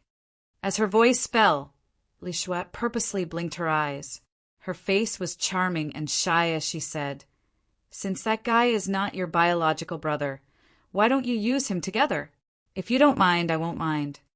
In your dreams, why should my man be used together with you? Yang Shuang heard these words and instantly glared at Li Shui. Her proud figure was not below Li Shui's as she said, Li Shui, if you tease him again, I will cut ties with you. As her voice fell, Yang Shuang pulled Du Xiaoqing and left. Her peerless face unknowingly had a slight blush, adding to her shyness. Hee. Li Shui looked at Yang Shuang's graceful back and smiled, full of charm and seduction. Swoosh, swoosh. More and more people came. Many teachers also appeared in the square outside the academy, following which, a few elders flew over and immediately arrived in front of Ghost Claw. That's General Bujian Shan He, Jade Maiden Ling Xian, Gu Xinyan, and the rest. 9 Nether Young Master, Ghost Child, and Netherworld Princess Wu Kei are also here. Outside the academy, the number of students was still increasing. Seeing the general, Gu Xinyan, Ghost Child, and the rest, who were rarely seen, caused a great commotion. After several elders came and handed Ghost Claw over to the elders, the general, Gu Xinyan, Du Xiaofu, and the rest also hurriedly left. After handing Du Xiaoqing over to Ouyang Shuang, Du Xiaofu had just arrived at the school's chore area and was about to return to the dormitory when he saw many registered students rushing out of the chore area. One by one, the registered students were discussing the news that Du Xiaofu had captured Ghost Claw and returned to the academy. They planned to go and watch the show. Among the crowd were Wu Qingfeng, Zhang Wei, Sun Ji, and the rest. After stopping the three of them, Du Xiaofu had no choice but to greet the group of registered students before returning to the dormitory with Wu Qingfeng, Zhang Wei, and Sun Ji amidst cheers. Seeing that Du Xiaofu had returned unscathed, Wu Qingfeng and the others were elated. Du Xiaofu also learned from the three of them that they had already won the competition and had become official disciples. However, the three of them had no intention of leaving the registered students' dormitory. The reason was simple. Since Du Xiaofu was staying here, they had no intention of moving out. After chatting for a while, it was already late at night. Only then did they return to their rooms to rest. The news that Du Xiaofu had captured Ghost Claw and returned to Tianwu Academy immediately spread throughout the entire academy. The next morning, the first ray of light shone through the horizon, enveloping the mountains. Du Xiaofu sat cross-legged in a room with a sword behind his back. His body was enveloped in a dazzling white glow, and an ancient aura emanated from him, stirring one's soul. As the white glow receded, strands of profound mysteries flowed into his body. His eyelashes fluttered, and he opened his clear eyes. At the same time, he spat out a mouthful of turbid air. I should be breaking through soon. Du Xiaofu muttered to himself as a smile surfaced on his resolute face. He could feel that the Naiwen Palace in his mind was brimming with mental energy. Faintly, Du Xiaofu felt that he was about to make another breakthrough in the soul symbol master stage. The feeling of wanting to make another breakthrough was faintly discernible and could only be felt through his intuition. It was extremely mysterious. Roar. A moment later, the roar of a tiger could be heard above the miscellaneous area. A ferocious king-scaled demonic tiger flapped its wings and flew over, attracting the attention of many registered students. When Du Xiaofu walked out of the courtyard, a gust of wind swept over. A ferocious, huge tiger appeared in front of Du Xiaofu intimately. Brother! On the back of the king-scaled demonic tiger, Du Xiaoqing jumped down. Her originally ill-fitting purple robe was gone and replaced with a new green dress. The skirt was decorated with silver threads. The dress fluttered in the wind. Her ethereal big eyes sparkled like stars, and her eyelashes fluttered softly. She was like a budding lotus flower, elegant, pure, and innocent. Behind Du Xiaoqing, Ouyang Shuang landed gracefully on her giant tiger. Her graceful figure appeared cold and firm. Her big and beautiful eyes were cold and elegant. Du Xiaofu stroked the king-scaled demonic tiger, then looked at Du Xiaoqing and said to Ouyang Shuang, "Why are you here so early?" "Little Qing is dressed up well. I asked for new clothes for my junior sister. I really don't understand how you are a brother. You actually let little Qing wear your clothes. It doesn't matter if it doesn't fit and look good. It's also full of the smell of your sweat." Ouyang Shuang glanced at Du Xiaofu and said. Du Xiaofu raised his eyebrows, but there was nothing he could say. "Why are you guys here so early?" "Uncle Shi asked me to inform you that the elders want to see you," Ouyang Shuang said. When Du Xiaofu was not surprised. The mysterious spirit, Heavenly Vine, was still with him. The elders of the academy would naturally look for him. "Now, the elders are waiting for you in the elder courtyard," Ouyang Shuang said. Now, Du Xiaofu raised his eyebrows and said, "Just in time. I also want to look for them. It's not nice to deduct my points." Chapter 364. On the way to the elder compound, Du Xiaofu learned quite a bit about the academy's elders from Ouyang Shuang. It was said that there were quite a number of elders in the academy. Most of them were in seclusion and were rarely seen. Ouyang Shuang did not know exactly how many elders there were. Generally speaking, Tianmu Academy was divided into the martial department and the talisman department. The talisman department was slightly more complicated and was further divided into the medicine department, the weapon department, and the formation department. The martial department was managed by Elder He, Hu, Elder Liao, and Elder Fu. Elder Morong, she was in charge of the formation department, while Elder Sun Biwe was in charge of the medicine department. It was said that no one was in charge of the formation department. Furthermore, there were not many students in the formation department.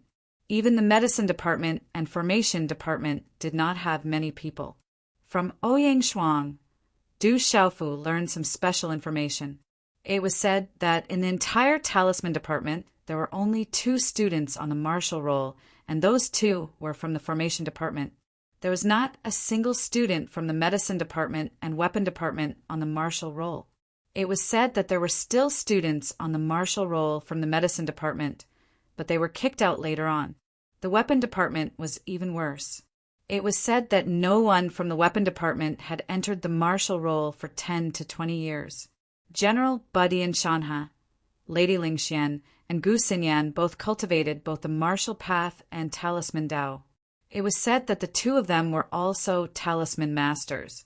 However, the 2 of them chose the martial department in name and were only talisman masters. Thus, they could only be considered as members of the martial department and not the talisman department. In the simple courtyard, when Du Xiaofu followed Ouyang Shuang into the main hall, he saw 20 to 30 elders of Tianmu Academy seated there. Swish, swish, as Du Xiaofu entered, the gazes of all the elders in the main hall landed on Du Xiaofu. Each of the elders had different expressions on their faces. However, when they looked at Du Xiaofu, their eyes were filled with the same shock. "Greetings, elders." Du Xiaofu's eyes swept across the large hall and immediately saw a few familiar figures. Among them were Elder Morongxi, who he had met before, Du Xiaoman's master, Elder Shangguan Qiong, and Elder Liao. Du Xiaofu felt rather puzzled as he looked at Elder Liao. Logically speaking, Elder Liao seemed to have quite a few conflicts with him. However, Elder Liao had disregarded his own safety to save Du Xiaofu when he was being chased by the mysterious spirit Heaven Vine in the dark forest. This was something that Du Xiaofu could not explain. Du Xiaofu, did you personally capture Ghost Claw? In the main hall, an old man in his 60s with an extremely ruddy face looked at Du Xiaofu and asked. There was some doubt in his eyes, and his figure was strong and powerful. Du Xiaofu looked at the old man. From the description that Ouyang Shuang had specially given to them, Du Xiaofu guessed that this person was probably the talisman Array Martial Institution's Elder He Hu. Elder, I personally captured him. Du Xiaofu secretly spied on Elder He Hu's concealed aura. Even if he was not at the Martial King realm, he was not far from it. Du Xiaofu, Ghost Claw has reached the Nirvana realm of the Martial Marquis realm. He wasn't severely injured when you captured him, right? A middle-aged man asked Du Xiaofu. His gaze fluctuated, and there was some doubt in his shock. Is this very important? Anyway, I have captured Ghost Claw and brought back the mysterious spirit Heaven Vine. The Academy's punishment on me can be written off. Du Xiaofu looked at the many elders in the main hall. After he finished speaking, he immediately took out the brocade box that contained the mysterious spirit Heaven Vine from his chincoin bag. Walala! As Du Xiaofu opened the brocade box, a dazzling light instantly soared into the sky from within the brocade box. An energy fluctuation rippled in the surrounding air. A completely sparkling and translucent green vine was slightly curled up within the brocade box, and when it stretched out, it was probably around 3 meters long. Its surface was wrapped in talisman markings, and it slowly wriggled like a living being, as if it possessed intelligence. However, at this moment, there was obviously some kind of restriction set up in the brocade box. The green vine was unable to break the restriction. It's the mysterious spirit Heaven Vine. As the mysterious spirit Heaven Vine appeared in Du Xiaofu's hand, all the elders instantly exclaimed in surprise. From the fluctuation of the aura, it was obvious that it was the mysterious spirit Heaven Vine. The brocade box was only opened by Du Xiaofu for a brief moment before it was closed again, after which he held the brocade box in his hands as he looked at all the elders and said, "Elders, I have retrieved the mysterious spirit Heavenly Vine and Ghost Claw. Shouldn't you return the points that you have deducted from my points card?" Well, the eyes of a woman around the age of 50 in a long dress at the seat of honor moved instantly when she heard this, and then she smiled at Du Xiaofu and said, "Your points were deducted because you've ruined the medicinal field and destroyed countless spirit herbs. The 8 million points deducted from you are far from being enough to make up for it. However, you've recovered the spirit Skyvine and made up for the Academy's losses, and you've captured Ghost Claw and restored the Academy's reputation. So, all the debts you owe the Academy in the past will be written off." "That's too unfair. You are bullying me." Du Xiaofu curled his lips and refused to accept this. These elders were definitely bullying him. He had risked his life to obtain the mysterious spirit Heaven Vine and had even lost his life several times. However, these elders were all apprehensive about this and that. They really knew how to take advantage of him. "All right, enough. All right, stop messing around. You've destroyed quite a few medicinal fields. This time, we've captured Ghost Claw and brought back the mysterious spirit Heavenly Vine. Your contribution is the greatest. The Academy will remember this great merit. Don't think too much about it. You didn't lose out. Didn't you eat the green bamboo spirit fruit?" "Elder Morong," she said to Du Xiaofu, "Brat, don't push your luck." Ouyang Shuang, who was beside Du Xiaofu, also rolled her eyes at Du Xiaofu. Her eyes indicated that Du Xiaofu should stop while he was ahead. "All right, I'll take a loss this time." Du Xiaofu felt that he wouldn't be able to take advantage of them. He handed the brocade box in his hand to Morong Shi. However, he seemed to have thought of something. He immediately looked at all the elders with vigilance and asked, "Will you guys deduct my points in the future?" "Cut the crap. Your matter with the Academy has already been written off. As long as you don't cause any more trouble, we naturally won't deduct your points." Morong, she couldn't help but glare at Du Xiaofu. "I'll believe you guys this time. You guys can't bully me." Du Xiaofu was skeptical.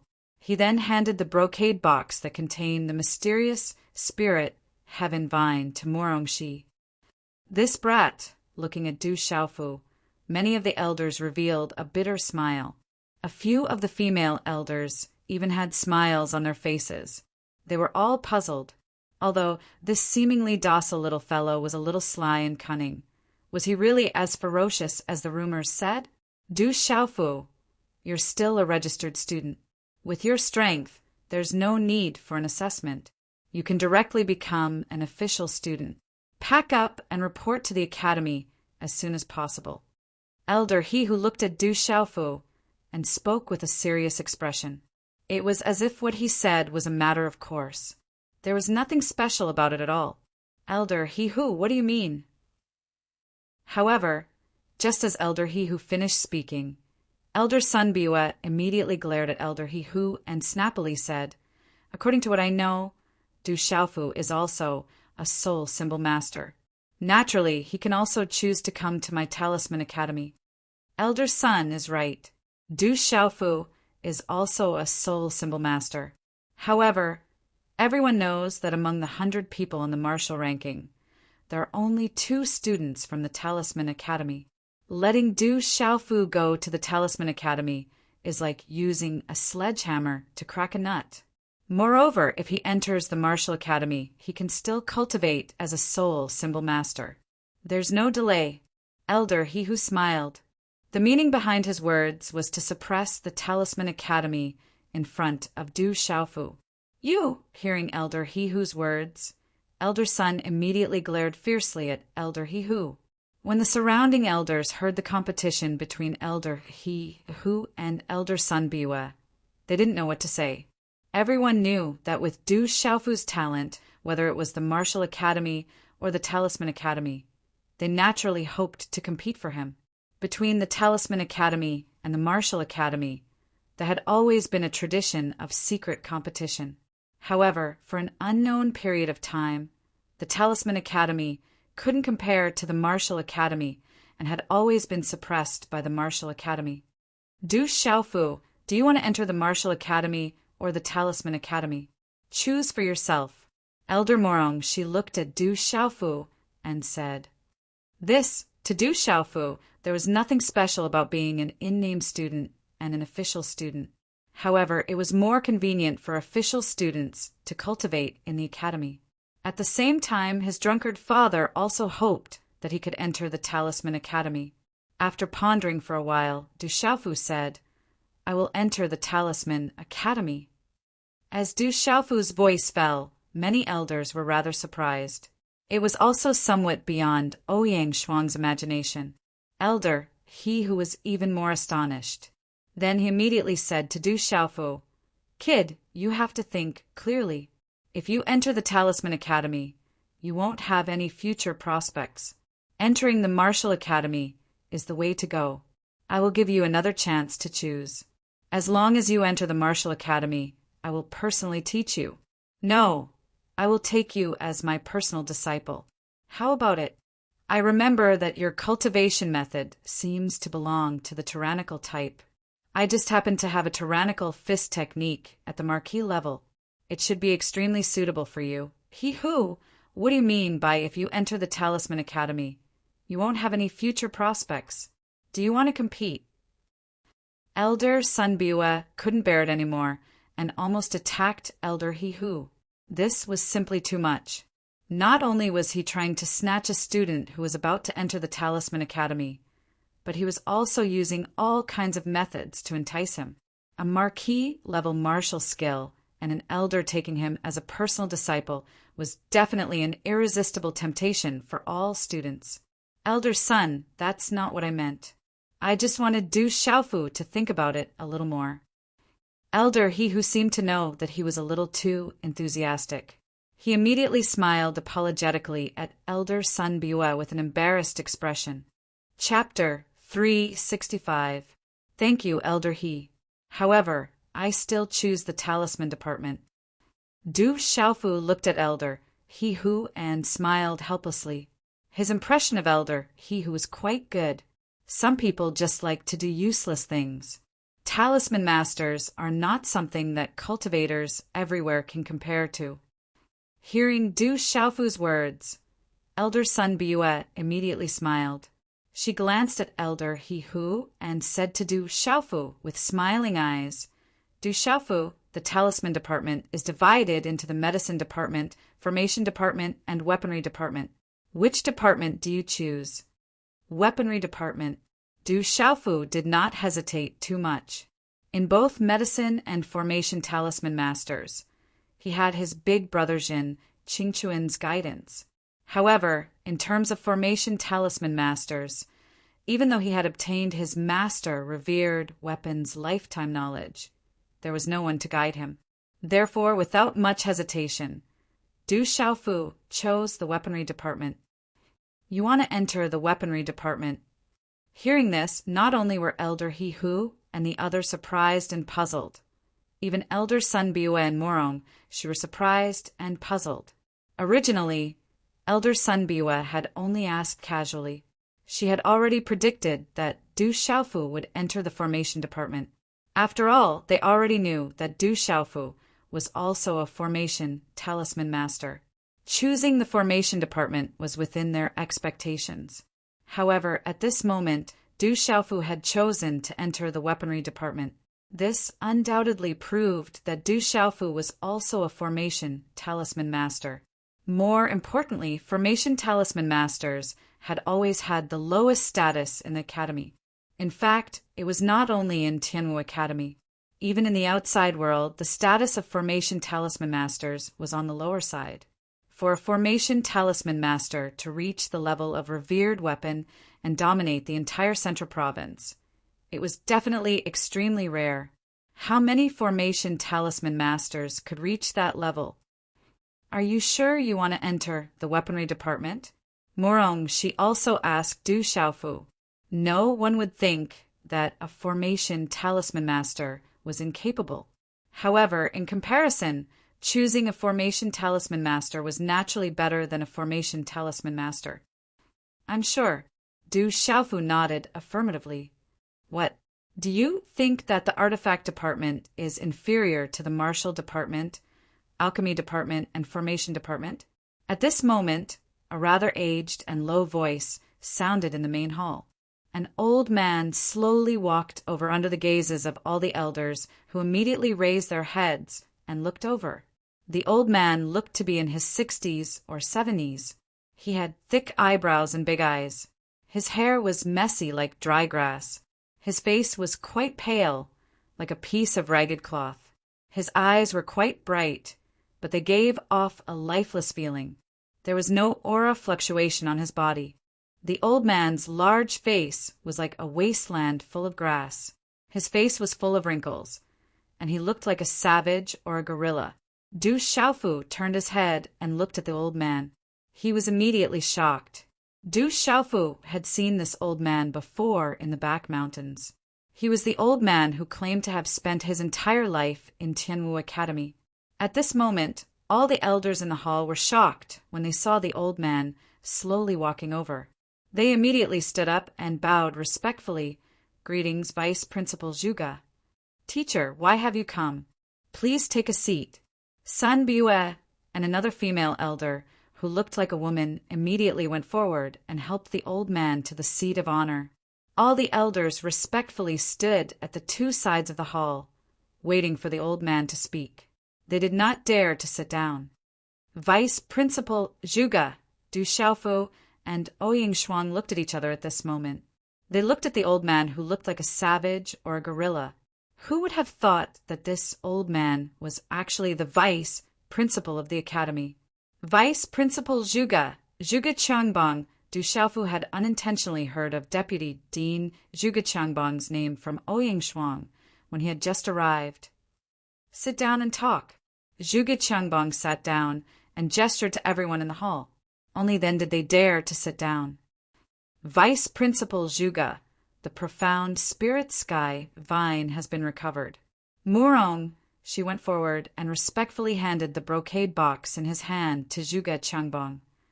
The profound spirit sky vine is a great treasure for refining weapons. Recovering it is a small matter, but the academy's reputation has been damaged. Zhuge Qiangbang's gaze swept across everyone before landing on Du Xiaofu. He said, "You've done well this time.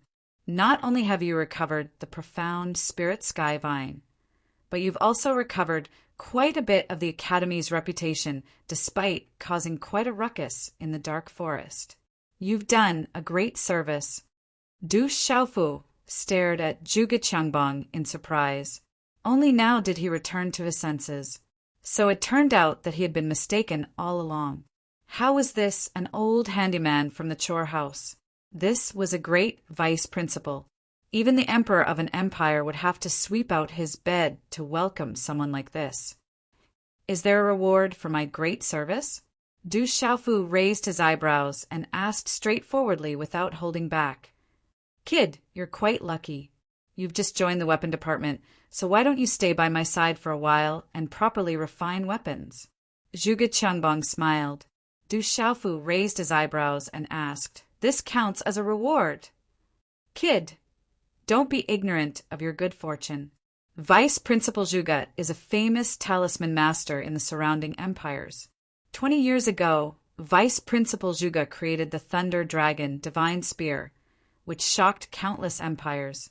Murong, she seemed to be reminding Du Xiaofu on purpose, who knew how many weapon talisman masters could only dream of receiving personal guidance from the vice principal. This kid really doesn't know his good fortune. Many elders smiled bitterly, who knew how many weapon talisman masters could only dream of receiving personal guidance from the vice principal. Back then, when the vice principal refined the Thunder Dragon, countless experts gathered outside the Tianwu Academy to broaden their horizons. Thunder Dragon! Du Xiaofu's gaze shook when he heard this. Drunkard's father's weapon was the lightning dragon. In that case, the lightning dragon in Drunkard's father's hand was refined by Vice Dean Zhuge. Kid, you want a reward? That depends on whether you have the ability. The Tianwu Assembly should be soon. If you can obtain first place in the Tianwu Assembly, I'll refine the mysterious spirit Heavenly Vine into a suitable weapon for you.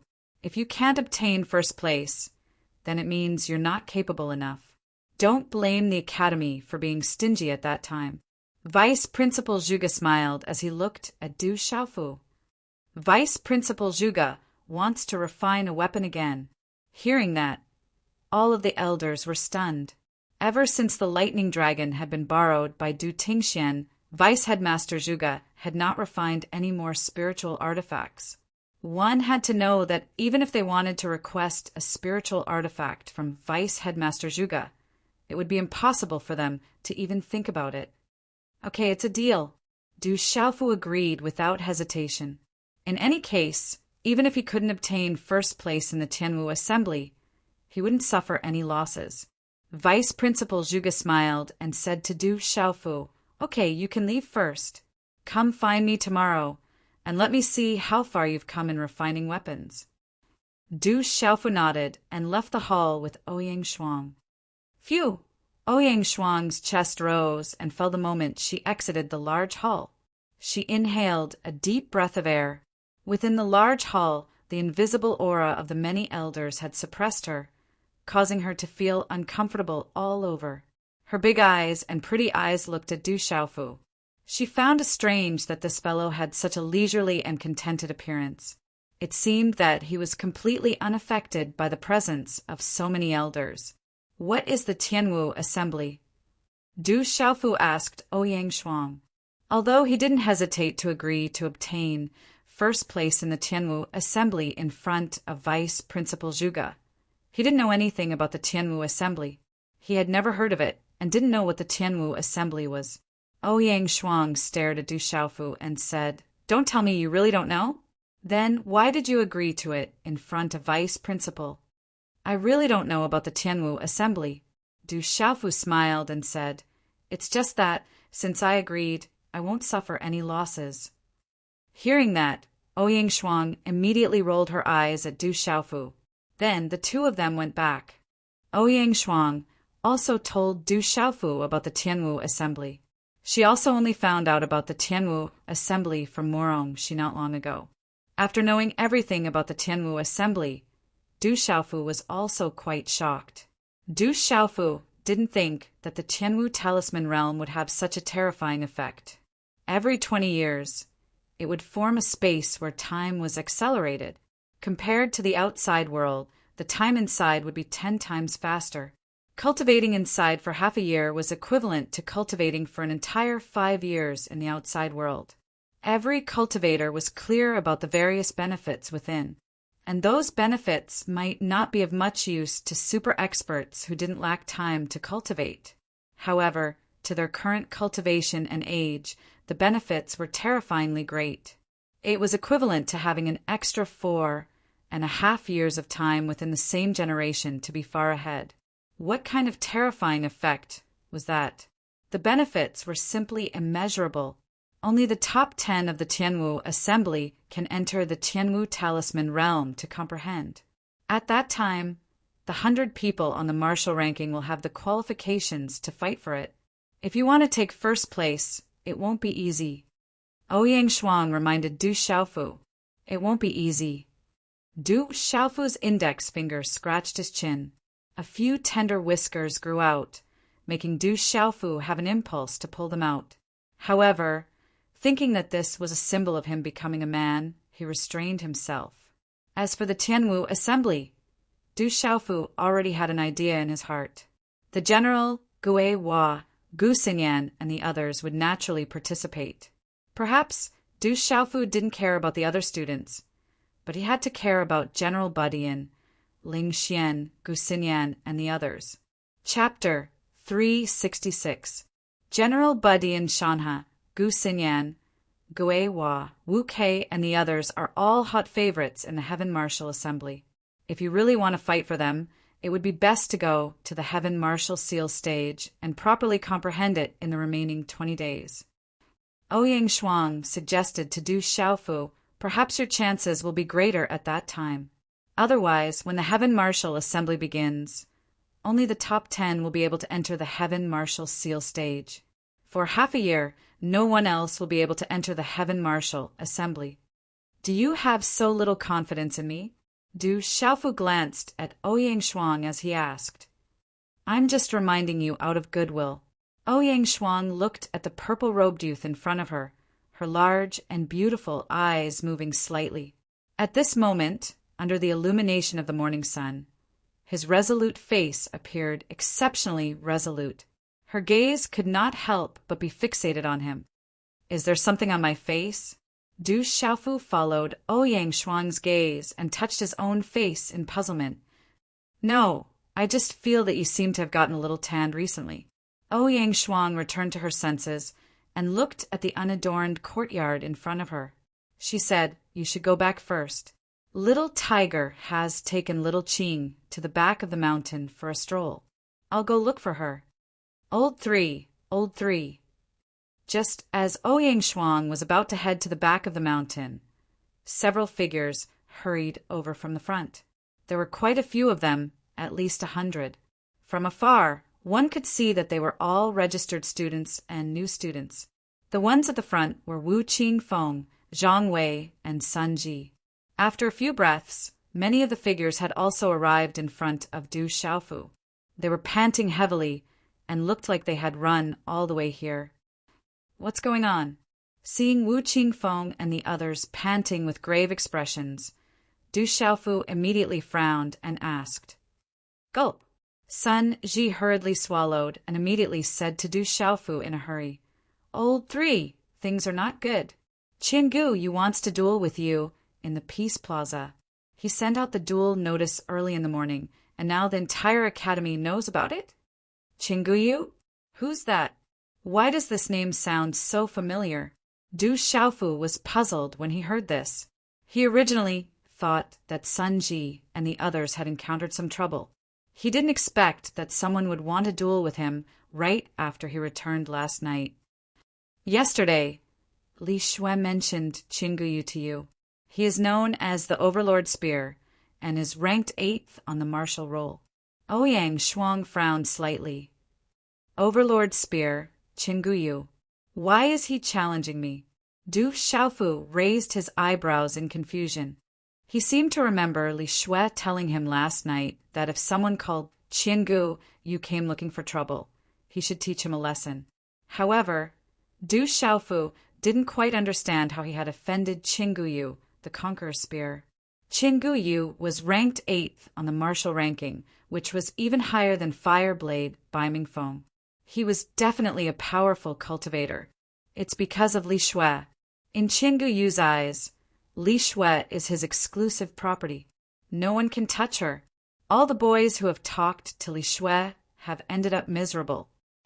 Ouyang Shuang stared at Du Xiaofu and frowned. You're the one who got involved with her. Now you're in trouble.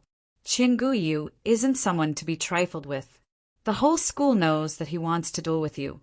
It means that he has no intention of letting you go. Du Xiaofu narrowed his eyes as if he was thinking about something. He then said seriously to Ouyang Shuang, You just said that you need to be ranked on the martial roll to participate in the Tianwu conference, right? Of course. Only the top 100 people on the martial roll will be qualified to participate. Ouyang Shuang said, If I defeat Qinggu Yu today, I should be ranked on the martial roll, right? Du Xiaofu asked. Ouyang Shuang raised her eyebrows. She realized that she was on a completely different channel from this guy. She rolled her eyes and said, Qinggu Yu is dueling with you today, not an official challenge from the academy. If you win, you'll be able to take the 8th place on the martial ranking. But this is a duel, so I don't know if the academy's decision is valid. Ouyang Shuang paused for a moment and continued, whether it's a duel or a challenge, his cultivation is extraordinary. He also has a nickname, Crazy Overlord Spear. Why is it called Crazy Overlord Spear? Du Xiaofu asked. Because that guy is crazy about martial arts, and he's crazy about Li Shui. He spends most of his time cultivating in seclusion in the martial seal realm. It's rare for him to come out. He's ranked 8th on the martial roll almost a year ago. With that crazy guy's passion for martial arts, his ranking might be higher now. Ouyang Shuang couldn't help but worry for Du Xiaofu. She knew how crazy Qingyu was, but this guy in front of her didn't seem to care at all. Crazy Overlord Spear. Du Xiaofu raised the corner of his mouth. Ouyang Shuang thought that Du Xiaofu wanted to go to the Peace Plaza. She knew that she couldn't stop Du Xiaofu. Everyone knew about the ancient jade, and the news of the duel had spread like wildfire. If she didn't go, it wouldn't be good for Du Xiaofu in the future. After hesitating for a moment, Ouyang Shuang asked Du Xiaofu, Qinggu Yu should be at the early stage of the martial marquis realm, but he might be at the late stage of the martial marquis realm, close to the mysterious realm. What are your chances of winning? I don't plan to go to the Peace Plaza. What chance do I have of winning? If he says he wants to duel, I have to go. I haven't even seen him. If I go, I'll lose face. Du Xiaofu smiled indifferently. He had no intention of going to the Peace Plaza at all. Then he said to the panting Sun Ji, Zhang Wei, and Wu Qingfeng, Boss, second brother, fourth brother, you guys go back. I don't plan to go to the Peace Plaza. Let's go back and talk tonight.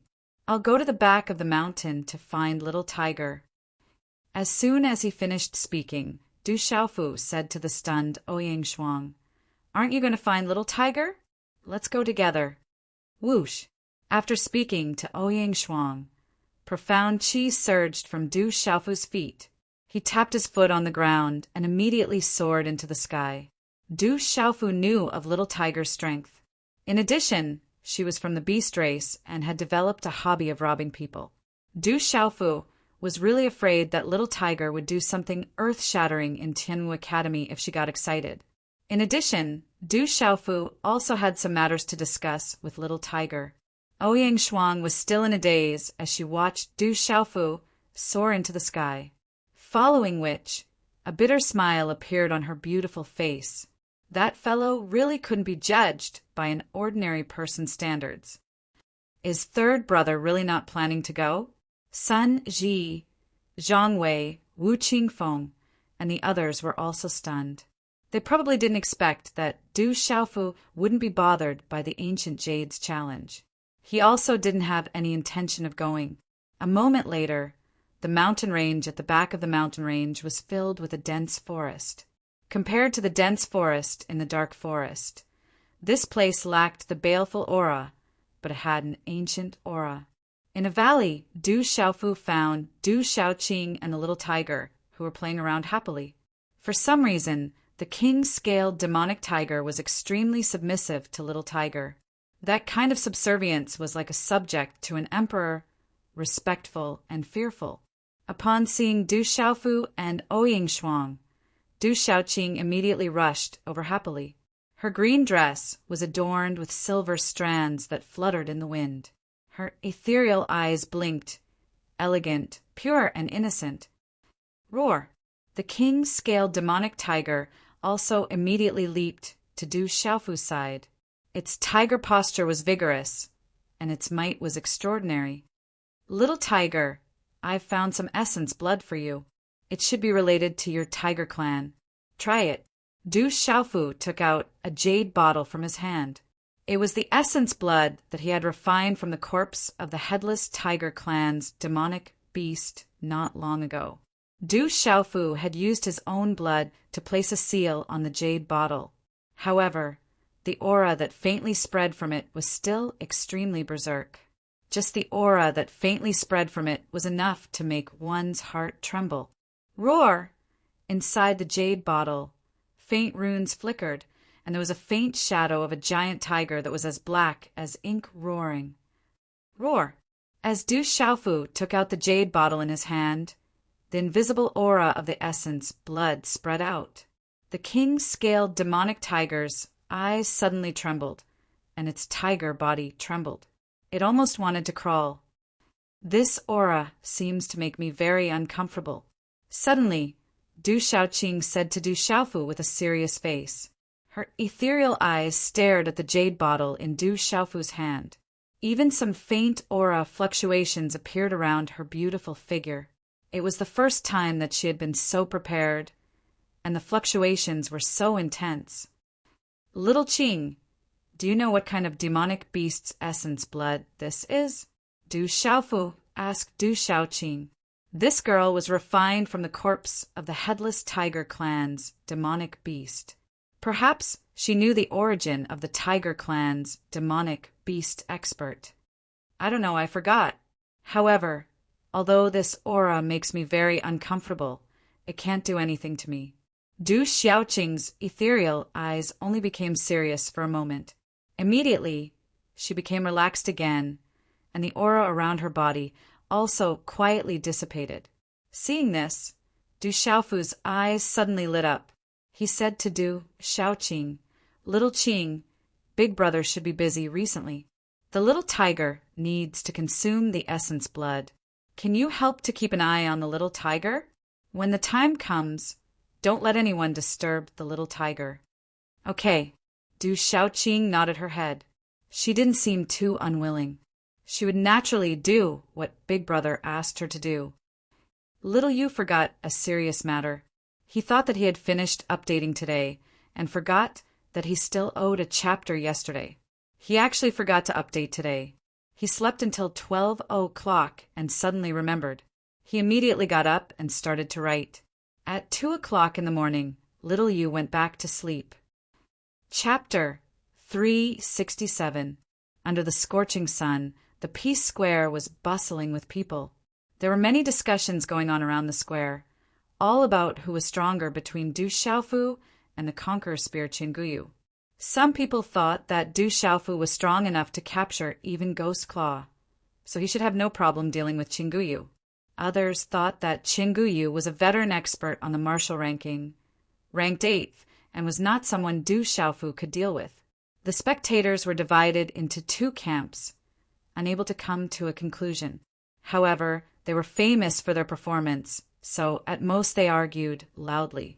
In the large square, a tall and sturdy youth stood quietly, wearing a blue and white robe. His eyes were slightly closed, and he exuded a domineering aura. However, the crowd waited from dawn to sunset. For an entire day, Du Xiaofu did not show up in the face of Qinguyu's duel. Since noon, the spectators had been in an uproar. Because Du Xiaofu did not show up, many students thought that Du Xiaofu did not dare to show up because he knew he was no match for Qinguyu. In the end, everyone who had gone to the bustling Peace Square in high spirits returned in disappointment. At dusk, the sun set in the west, and the red clouds rolled in the sky. On a mountain not far from the Peace Square, many figures stood. They were General Budian, Jade Maiden Ling Xian, Gu Xinyan, Gui Hua, Wu Kei, Guo Xiaofeng, Liu Xiao, and the others. Looks like that guy doesn't plan on paying any attention to Qinguyu, General said. I wanted to see how strong that guy has become recently, but it looks like I won't be able to see it today, Liu Xiao said softly. Liu Xiao said softly. His dark red robe was particularly eye-catching under the glow of the sunset. The Tianwu conference is about to begin. We should prepare well during this time, Gu Xinyan said, her beautiful eyes shining brightly. As night fell, the distant mountains and nearby trees, forests and hills all became hazy, as if covered by a veil. In a valley, the faint roar of a tiger could be heard. Who? Du Xiaofu's face was pale. It took a lot of effort to undo the seal. Only then was the king-scaled demonic tiger able to swallow the blood essence and refine it. However, the king-scaled demonic tiger found it difficult to withstand the impact of the demonic tiger's blood essence. It was constantly struggling and roaring. What kind of demonic beast's blood essence is this? The energy is so violent and the pressure is so shocking. On a huge rock, Ouyang Shuang asked Du Xiaofu. Just the energy of the demonic tiger's blood essence alone was enough to make her tremble with fear. Even the vain spirit in her body faintly showed fear. I don't know either. Hopefully, little tiger will be able to withstand it. Du Xiaofu didn't know what kind of bloodline the demonic tiger possessed. The blood essence was too violent, so he was worried for the little tiger. If the little tiger could continue to fight, then the benefits it would receive in the future would naturally be astonishing. Moreover, the little tiger was already showing signs of atavism. It had also consumed the blood related to the golden-winged roc in his body. Its future achievements were immeasurable. However, Du Xiaofu was also worried. If the little tiger couldn't withstand it this time, the consequences could be imagined. When the little tiger swallowed the dozens of drops of blood essence, Du Xiaofu immediately regretted it. He should have let the little tiger swallow half of the violent blood essence first. However, it was too late to regret it. Moreover, the dozens of drops of blood essence turned into a ferocious, demonic tiger shadow with black runes. They were all swallowed by the little tiger. Du Xiaofu couldn't stop it, even if he wanted to. It wasn't until late at night that the little tiger's roars became softer.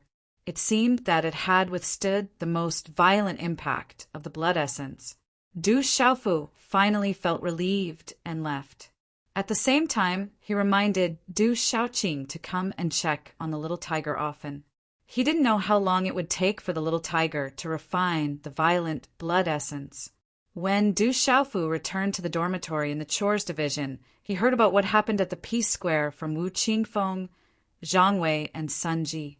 It was said that Chenggu Yu left at dusk.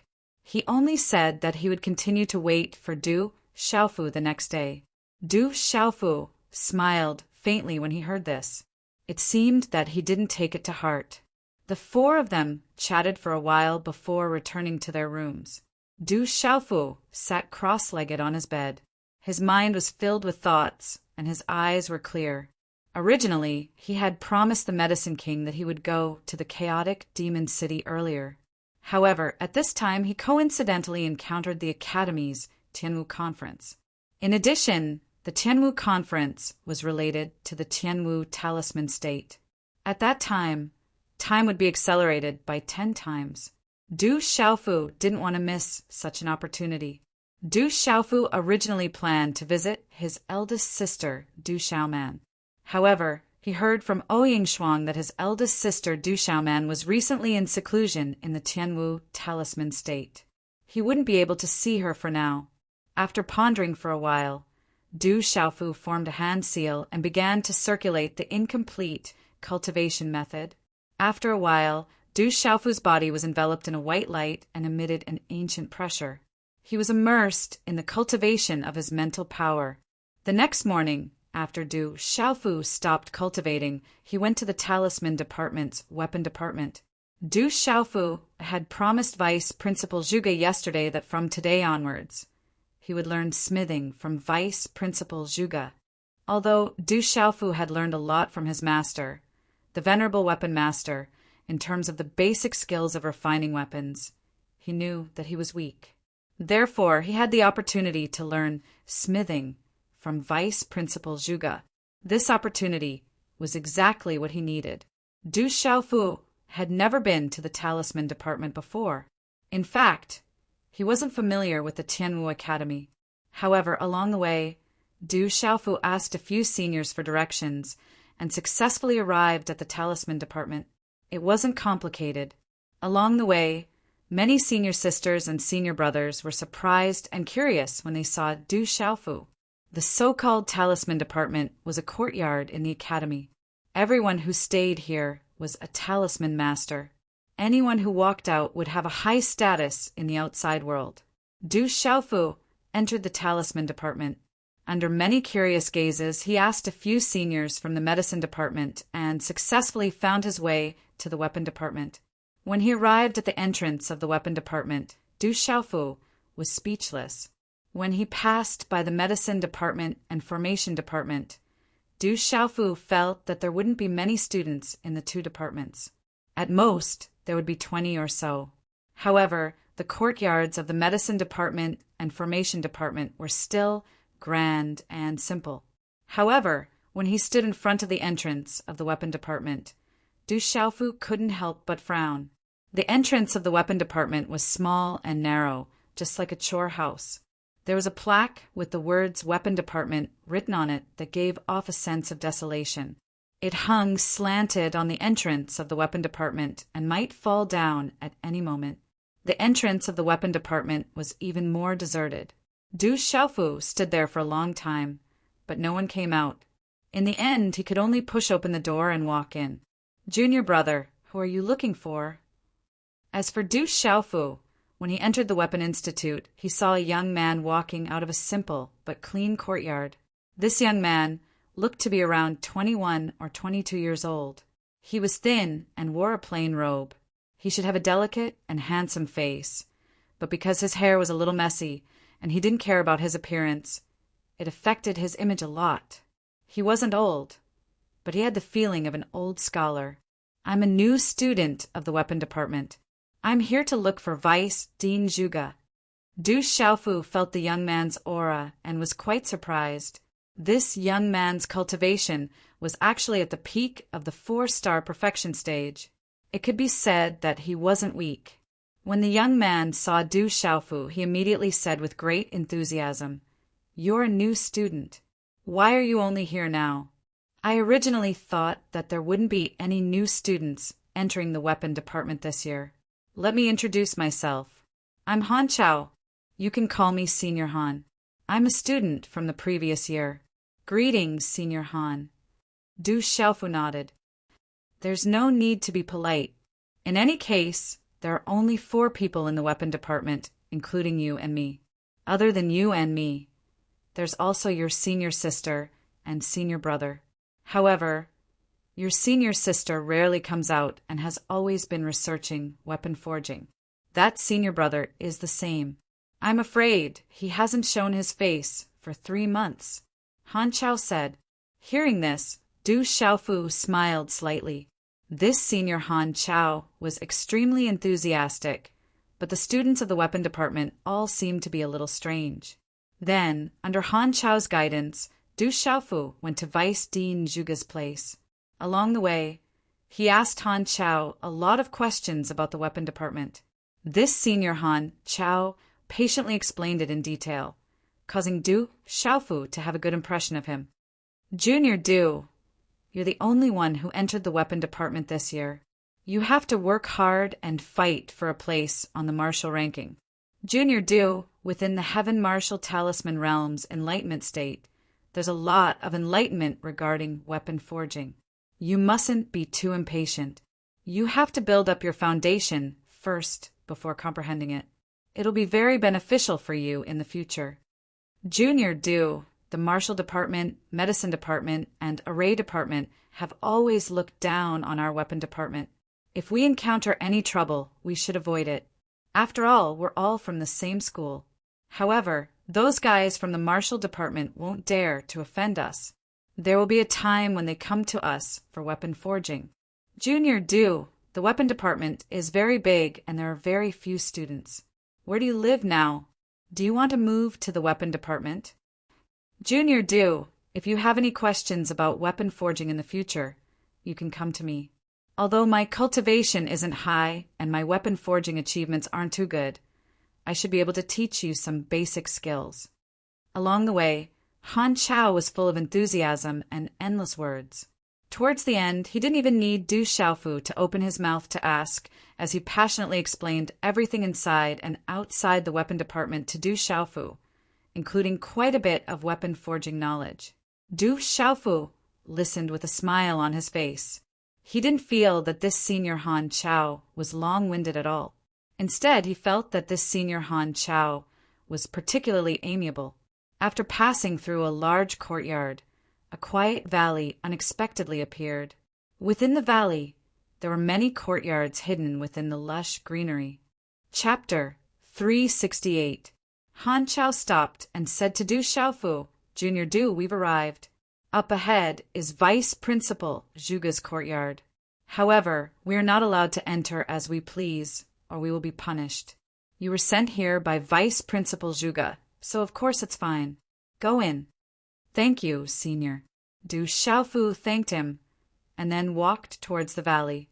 Han Chao really did not seem to dare to approach. After bidding farewell to Du Xiaofu, he turned and left. In a rather ancient-looking courtyard, there was a bit of a scorching aura in the air. "Come in." Just as Du Xiaofu arrived in front of the valley and raised his head to look around, Zhuge Qiangbang's voice also reached Du Xiaofu's ears. A moment later, in a place that should be a forging room, Du Xiaofu saw Zhuge Qiangbang sitting cross-legged. Vice Principal Zhuge Qiangbang still had that thatched face, looking like a savage. There was no aura rippling from his body. "Greetings, Vice Principal Zhuge." Du Xiaofu bowed and stood to the side in a rather well-behaved manner. The thunder dragon that his drunkard father had used back then was refined by this Vice Headmaster Zhuge in front of him. This made Du Xiaofu feel a bit closer to him. "No need to be so polite." Vice Principal Zhuge smiled slightly and then looked at Du Xiaofu, saying, "You are also an artifact seal master. Are you interested in forging artifacts?" "Yes, so I joined the artifact department." Du Xiaofu nodded. "How much do you know about forging artifacts?" Zhuge Qiangbang raised his gaze slightly, and there was some curiosity in his seemingly lifeless gaze. "I know a bit, but I've never personally forged one before." Du Xiaofu was rather embarrassed. Although his master, the revered artifact master, had left behind all his life's comprehensions and knowledge, he had never had the chance to personally forge an artifact. In particular, his basic skills were rather weak. "I have nothing to do anyway, so I'll talk to you about refining. When the time comes, you can try it out yourself." The expression on Zhuge Qiangbang's face didn't change much. He directly began to explain refining to Du Xiaofu, starting from refining materials, refining experience, and other aspects, including many aspects. It was just that Du Xiaofu knew quite a lot about these things, and he could even supplement them with Zhuge Qiangbang's explanations. Every time Du Xiaofu added something, especially in the aspect of refining, Zhuge Qiangbang carefully pondered over it and immediately felt enlightened. He immediately looked at Du Xiaofu in doubt and surprise. Originally, it was Zhuge Qiangbang's explanation to Du Xiaofu. Later, it became a discussion between the two of them. Even in the end, Zhuge Qiangbang was shocked to find that Du Xiaofu was basically omniscient in the aspect of refining. Even he had never touched upon a lot of knowledge and experience in refining, which made Zhuge Qiangbang feel shocked. Du Xiaofu was also rather surprised. In terms of the explanation of refining, this Vice Principal Zhuge and his master, the revered artifact master, were shockingly similar in many aspects. He was even close to catching up to his master in many aspects. No wonder Vice Principal Zhuge was a renowned artifact, symbol master in the surroundings. Sure enough, it was true. The discussion between the two of them went on for longer and longer, as if they had forgotten the existence of time. In the end, Zhuge Qiangbang began to let Du Xiaofu condense a spiritual furnace and a talisman cauldron to try refining the materials. This was one of the basic skills of artifact symbol masters. Refining artifacts was the same as refining spiritual medicines and spiritual fruits for medicine symbol masters. It required an extremely high level of mental control and fire control. Most of the tool talisman masters had this kind of control over their spiritual power and fire. A spiritual furnace and talisman cauldron with 5 kinds of energy. When Zhuge Qiangbang saw the spiritual furnace and talisman cauldron condensed by Du Xiaofu, he was immediately shocked. With his eyesight, he naturally knew what this represented. Chi-la-la. A piece of 100 years fine iron was sucked into the spiritual furnace and talisman cauldron by Du Xiaofu and was immediately wrapped in blazing flames. Du Xiaofu began to try refining the materials. There were a lot of materials in the refining room, and there was no lack of materials for Du Xiaofu to refine. In terms of basic skills, Du Xiaofu was really weak, and even he felt that he was lacking. However, in Zhuge Qiangbang's eyes, he didn't feel that way at all. He really doubted whether this was Du Xiaofu's first time refining an artifact. In terms of control over the materials and fire control, it was definitely not something artifact symbol master could achieve for the first time. Even some artifact symbol masters who could already refine spiritual artifacts might not necessarily be able to reach such a level of precision. The mental strength Du Xiaofu displayed also shocked Zhuge Qiangbang. This was far from the boundless mental strength of a 4-star artifact symbol master. In terms of pure mental strength, it was almost comparable to a 5-star artifact symbol master. In particular, Du Xiaofu's mental strength, there was an ancient pressure that made his mental strength extraordinary, and it could even suppress one's soul. In the end, Zhuge Qiangbang even let Du Xiaofu directly try refining an artifact. During the process, he also guided and explained seriously. Du Xiaofu and Zhuge Qiangbang were in the refining room, and 3 days passed unknowingly. They were completely unaware of what was going on outside. At this time, many things had happened in the outside world during these 3 days. Among them, the matter that attracted the most attention was the duel between the Overlord's spear, Qin Guyu, and Du Xiaofu. In addition to the previous day, Qin Guyu had announced that he wanted to duel with Du Xiaofu over the past 4 days and had been waiting in the Peace Plaza for 4 days. However, Du Xiaofu didn't appear during these 4 days, causing Qin Guyu to wait for 4 days. The number of spectators in the Peace Plaza decreased day by day. Because Du Xiaofu didn't appear for so long, many people who supported Du Xiaofu couldn't help but waver in their hearts. They reckoned that Du Xiaofu knew that he was lacking in manners and didn't dare to accept the duel because he wasn't as good as Qin Guyu. The sun was setting in the west, and the setting sun was as red as blood. On the Peace Plaza, a tall and sturdy young man's eyes flashed coldly as he muttered, Du Xiaofu, since you don't want to give me face, don't blame me for being impolite. You will definitely appear obediently. Pay attention to the temperature. Temper the materials into steel and remove all impurities. Only then can the materials be refined to their strongest state. If you want to refine a spiritual weapon, you must know the difference between a spiritual weapon and an ordinary ice blade.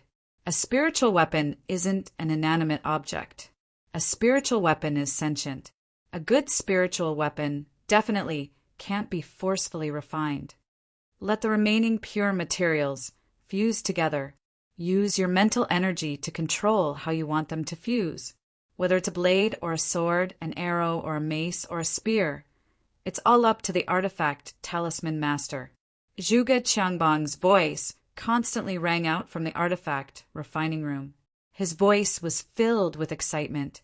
Zhuge Qiangbang couldn't help but feel excited as he looked at Du Xiaofu, who was sitting cross-legged in front of him and controlling the blazing lava in the cauldron. Perhaps today would be the first artifact talisman master in the history of Tianwu Academy to be able to refine a spiritual weapon on his first attempt. This was definitely a miracle. No one had ever heard of an artifact talisman master being able to refine a spiritual weapon on his first attempt. Bang! In the artifact refining room, the energy of the world suddenly fluctuated and converged like a whirlpool. Finally, it poured into the cauldron in front of Du Xiaofu. You have to stabilize it. Arrange the runes and start condensing the spiritual weapon. Zhuge Qiangbang stood up excitedly and stared at Du Xiaofu's every movement in the cauldron. Suddenly, his expression changed greatly as he said, Kid, what are you doing? Quickly condense the spiritual weapon. I'm going to try another refining method. Du Xiaofu's eyes flickered as he condensed one hand seal after another. His whole body was surrounded by a white radiance that seemed like a divine radiance, emitting an ancient pressure. Under Zhuge Qiangbang's shocked gaze, Du Xiaofu condensed one hand seal after another. In the end, it started to reveal mysterious green-red runes. Aho! Faintly, the mysterious runes on Du Xiaofu's palm resounded with the cries of beasts, as if a flood dragon was soaring in the sky. Finally, a large amount of mysterious green-red runes converged in front of Du Xiaofu. The mysterious runes arranged themselves, condensed, evolved, and arrived before faintly transforming into a faintly discernible flood dragon phantom. Ewo! The flood dragon phantom was ferocious, overflowing with radiance and dazzling runes. It stirred up waves of air in the surrounding space. Ripples spread out, and its aura was like that of the king of all beasts. Profound cloud scarlet, flood dragon. Zhuge Qiangbang was astonished. That flood dragon phantom was actually a profound cloud, scarlet, flood dragon on the heavenly beast ranking. Profound cloud, scarlet flood dragons with the bloodline of dragons were not ranked low on the heavenly beast ranking. At this moment, Du Xiaofu was condensing the mysterious runes of the profound cloud, scarlet, flood dragon. After Du Xiaofu killed Guyu's mount, the profound cloud, scarlet flood dragon, its bones also fell into Du Xiaofu's hands. When he was in the dark forest, Du Xiaofu studied the bones of the profound cloud, scarlet flood dragon when he had the time. Now that he was refining a spiritual weapon, Du Xiaofu suddenly wanted to try out his master's secret soldier technique. The technique was able to refine the secret techniques and beast energy of demonic beasts into a spiritual weapon. By activating the spiritual weapon, one would be able to communicate with the beast energy and secret techniques, greatly increasing the power of the spiritual weapon. It was far from being comparable to a spiritual weapon or ice blade of the same level. However, to use the secret soldier technique to refine a spiritual weapon, the talisman master must first be proficient in the secret techniques of beast energy, which was definitely not an easy task for the talisman master. Thank you to a reader who directly woke Xiaoyu up. He had a slight cold, and after updating at noon, he took some cold medicine. He felt a little dizzy and overslept, causing the update to be late. There's one more update. Xiaoyu will immediately write and apologize to everyone. Chapter 369. Inside the cauldron, the runes were dazzling, and a large blade was faintly discernible. Du Xiaofu had condensed the materials into a large blade. Under the control of his mental force, the details of the large blade were condensed, and the large blade was condensed, releasing runes. Aowo! The profound cloud scarlet flood dragon's phantom roared, turning into a talisman that rushed into the cauldron, and the roars of a flood dragon resounded. Following the entrance of the profound cloud scarlet flood dragon's phantom into the spiritual stove symbol cauldron, Du Xiaofu wanted to fuse it with the great blade, but the two kinds of runes on the great blade and the profound cloud scarlet flood dragon immediately clashed against each other. Rumble! Suddenly the cauldron shook loudly. Pucci! Under such a collision, Du Xiaofu immediately felt a wave of dizziness and pain before spitting out a mouthful of blood. His originally pale face immediately became deathly pale. Kid, quickly stabilize and proceed step by step. Otherwise, not only will the spiritual artifact be destroyed, but you will also suffer heavy injuries. Zhuge Qiangbang said loudly, his gaze firmly fixed on Du Xiaofu's cauldron. Although he didn't know what Du Xiaofu was doing, with his eyesight he seemed to be able to guess a thing or two. Condensing one hand after another, Du Xiaofu stabilized his mind, controlling the profound cloud scarlet flood dragon's talisman, runes to fuse with the large blade. However, this process was a lot more difficult than Du Xiaofu had imagined. Rumble! The cauldron shook, and a large expanse of dazzling runes rushed out, faintly roaring like a flood dragon. Like this, several hours gradually passed, and Du Xiaofu once again spat out a few mouthfuls of blood. He actually wants to fuse beast energy into a spiritual artifact. This kid is really daring. How could an ordinary person do such a thing? Zhuge Qiangbang nervously watched from the side. In this process, he seemed to have discovered something, and his expression became more and more shocked. Suppress fuse! Suddenly, Du Xiaofu let out a loud shout, and a peculiar hand seal was condensed, finally landing inside the spiritual furnace and talisman cauldron. Chi la la. The mysterious runes of the Xianyun Scarlet Dragon Talisman were finally suppressed and poured into the large blade. Ka-ka! But at this moment, the runes inside the great blade surged, bursting out with a lot of terrifying runic energy, almost bursting Du Xiaofu's spiritual stove and symbol cauldron. Pucci! Right when that power was at its most berserk, Du Xiaofu finally managed to completely suppress it. Spitting out a mouthful of blood, the spiritual furnace and symbol cauldron dissipated, turning into mysterious symbols that entered his body. Hula! A stream of light spread out and runes bloomed. There was a faint aura of a flood dragon contained within. The flowing light seemed to have a life of its own. The surrounding energy of heaven and earth began to fluctuate, as if it was gathering towards the flowing light. The faintly discernible, dragon-like aura that spread out was enough to make those who were not strong enough tremble in fear. Spirit artifact. He really refined it into a spirit artifact. Shock surged in Zhuge Qiangbang's eyes on his thatch-like stubble. Collect! Du Xiaofu looked at the floating ball of light. His face was deathly pale, and his clear eyes trembled. With a wave of his hand, an incorporeal attractive force surged out, and the ball of light was immediately collected in his hand, turning into a short blade. It was a short saber, not the large saber that had been condensed earlier. This short blade was only the size of a palm, long and square, with a wide back and a thin blade. A large amount of runes fluctuated on the surface of the blade, as if absorbing the fluctuations of energy in the surrounding space, forming an energy vortex in the space around the blade. On the surface of the blade, mysterious runes in the shape of a dragon could be faintly seen. It was clearly out of the ordinary, and its aura could make all beasts submit. Finally, the runes disappeared, and the flowing light dissipated.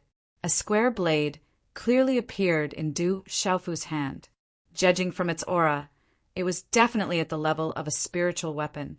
However, its appearance was extremely crude. It was a good saber, but Du Xiaofu had refined it into a square saber that did not look like anything else. I refined a kitchen knife? Du Xiaofu looked at the square blade in his hand. It was the first time in his life that he had refined a weapon, and it turned out to be a kitchen knife. In the end, he could only smile bitterly. The more he looked at it, the more it looked like a kitchen knife. Boy, let me see this blade. Zhuge Qiangbang was shocked. He strode to Du Xiaofu's side, and his eyes were fixed on the kitchen knife in Du Xiaofu's hand. Du Xiaofu smiled bitterly and handed the kitchen knife in his hand to Zhuge Qiangbang. He originally wanted to refine a good blade, but it turned out to be a kitchen knife. Good blade. Although it is a little crude, it has reached the level of a true primary spirit artifact. On the blade, the energy of the Crimson Cloud Dragon is fused. It is far from a spirit artifact of the same level. Good blade, really good blade, except that it looks a little ugly. Zhuge Qiangbang held the kitchen knife that Du Xiaofu had just refined and praised it. He was shocked that Du Xiaofu was able to refine a spirit artifact on his first attempt. He was also shocked that he could fuse the energy of the beast into the spirit artifact. Vice Dean, did I succeed? Du Xiaofu still had a bitter smile on his face. He guessed that a spirit artifact that no one had refined would end up as a kitchen knife in the end. When it was just refined, there was a mistake at the critical moment when the energy of the Crimson Cloud Dragon was fused into the spirit artifact. Du Xiaofu didn't control it, so the spirit artifact was refined into a kitchen knife. Success, of course it's a success, Zhuge Qiangbang exclaimed. He looked at Du Xiaofu with shock in his eyes. If the outside world knew that he could refine a spirit artifact on his first try, how shocked would they be? That's good. Du Xiaofu heaved a sigh of relief. Being able to refine a spirit tool on his first try should not be considered as shameful. After all, he was a 4-star spirit talisman master. If it was too shameful, then it would be a very shameful matter. Suddenly, Zhuge Qiangbang asked Du Xiaofu, "Was it your idea to refine beast energy into a spirit artifact? Or did you have a talisman master to guide you?" "Actually, I have a talisman master, but my master has some matters to attend to and can't guide me personally. He can only pass on his experiences of refining and his life's comprehension. Among them is the method to fuse beast energy secret arts with spirit artifacts. However, it seems that I'm still far from being able to do it." Du Xiaofu didn't hide much from Zhuge Qiangbang after some hesitation. "So it really can be done. I've heard that there are talisman masters in the central province who can refine beast energy and secret arts into spirit artifacts. I've always thought it was just a rumor and doubted it. I didn't expect to see it with my own eyes today." "Sure enough, there's always someone better," Zhuge Qiangbang exclaimed. "Vice Principal, if you're interested, I can study the refining method passed down by my master together with you. There are some parts that I can't comprehend in a short time." "Maybe I'll need your guidance," Du Xiaofu said. "Good boy. Just say it directly if you want to benefit this old man. Don't beat around the bush. Are you worried about this old man's face?" Zhuge Qiangbang looked at Du Xiaofu, his lifeless eyes rippling with light. He handed the kitchen knife back to Du Xiaofu and said, "How could this old man not be interested in that kind of refining method? It's hard to get even with 10,000 gold. Since you want to take advantage of this old man, I won't hesitate to take advantage of you." Du Xiaofu smiled. This vice principal was much more easygoing than he remembered. "But you've used up a lot of energy, so you should rest and recover first. It won't be too late to study the refining method then," Zhuge Qiangbang said to Du Xiaofu. "Okay." Du Xiaofu nodded. He took out a jade slip and gave it to Zhuge Qiangbang before leaving the refining room. He had used up a lot of energy, so he had to rest and recover. The jade slip contained the refining experience and puppet refining experience that he had given to Pil King Iwuming. Pil King Iwuming had obtained the refining experience and puppet refining experience, but the secret soldier, Art, didn't have it. Of course, Du Xiaofu didn't dare to give the complete secret soldier art to Zhuge Qiangbang. After all, without his master's permission, Du Xiaofu didn't dare to spread his master's painstaking efforts everywhere. He only kept the most important part. However, although it was only a part of what the master had learned in his life, it was shocking enough for any talisman master. And it was undeniable that Du Xiaofu had his own thoughts when he gave a part of the secret soldier art to Zhuge Qiangbang. After Du Xiaofu left the valley, he saw Han Chao in the Weapon Institute. "Junior Du, why is your face so pale? There are also bloodstains. Are you injured?" "Junior Du, I have a few healing pills here. They were given to me by the students of the Martial Arts Institute when they begged me to refine weapons. Quickly take them. Junior Du, quickly adjust your breathing. Don't delay your recovery. Junior Du, if you need anything, just tell me. Don't be shy." Facing Han Chai's endless words and care, Du Xiaofu couldn't refuse at all. Thinking that it would be inconvenient for him to adjust his breathing in the dormitory, he followed Han Chao's enthusiastic lead and found a separate courtyard in the vast and empty Weapon Institute. The courtyard was huge, and there were many rooms. Especially with the mountain streams and water around it, it was verdant like a landscape painting. The environment was intoxicating.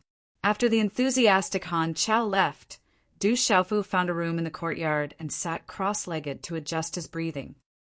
"I'm a little dizzy, so I rode a little slowly. I only finished now. If you haven't slept yet, please rest early. I apologize again." Chapter 370. Huff. On the morning of the third day, Du Xiaofu spat out a mouthful of turbid qi. The aura around his body was retracted as he stopped his breathing exercises, his clear eyes flashing brightly. "Junior brother Du, you've finally come out.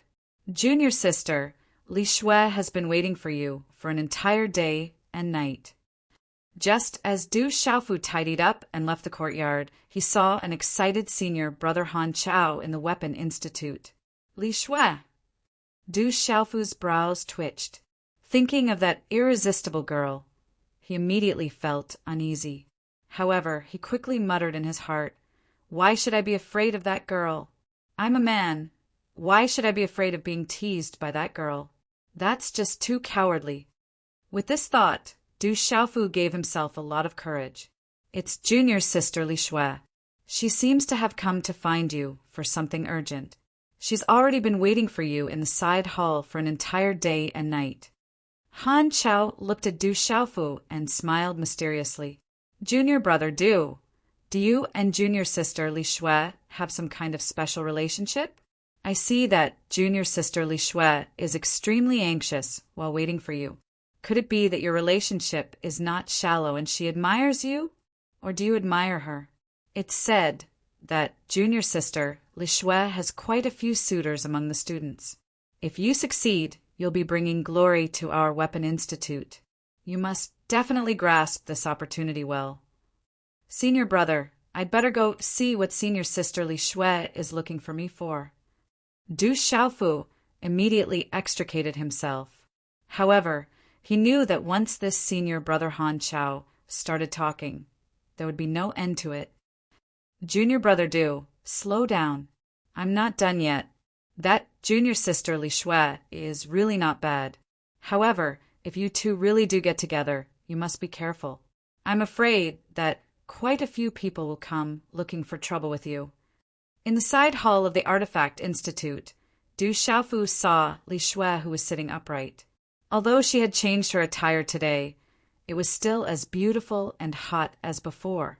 She wore tight shorts that just wrapped around her perky buttocks, revealing her slender and white long legs, and a gauze dress that accentuated her graceful figure.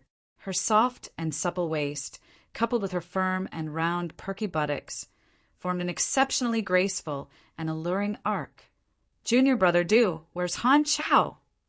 Upon seeing Du Xiaofu, Li Shui was the first to ask about Han Chao. "Senior brother Han, Chao should be behind me," Du Xiaofu said. He was puzzled in his heart. Didn't Li Shui come to find him? Why did she ask about Han Chao first? "Good, quick, let's get out of here first." Hearing Du Xiaofu's words, Li Shui felt as if she had been pardoned. She immediately stood up, and her graceful and seductive body directly appeared in front of Du Xiaofu. Without any hesitation, she pulled Du Xiaofu's hand and immediately ran out of the door. "Senior sister Li Shui, why are you looking for me? Can you tell me first?"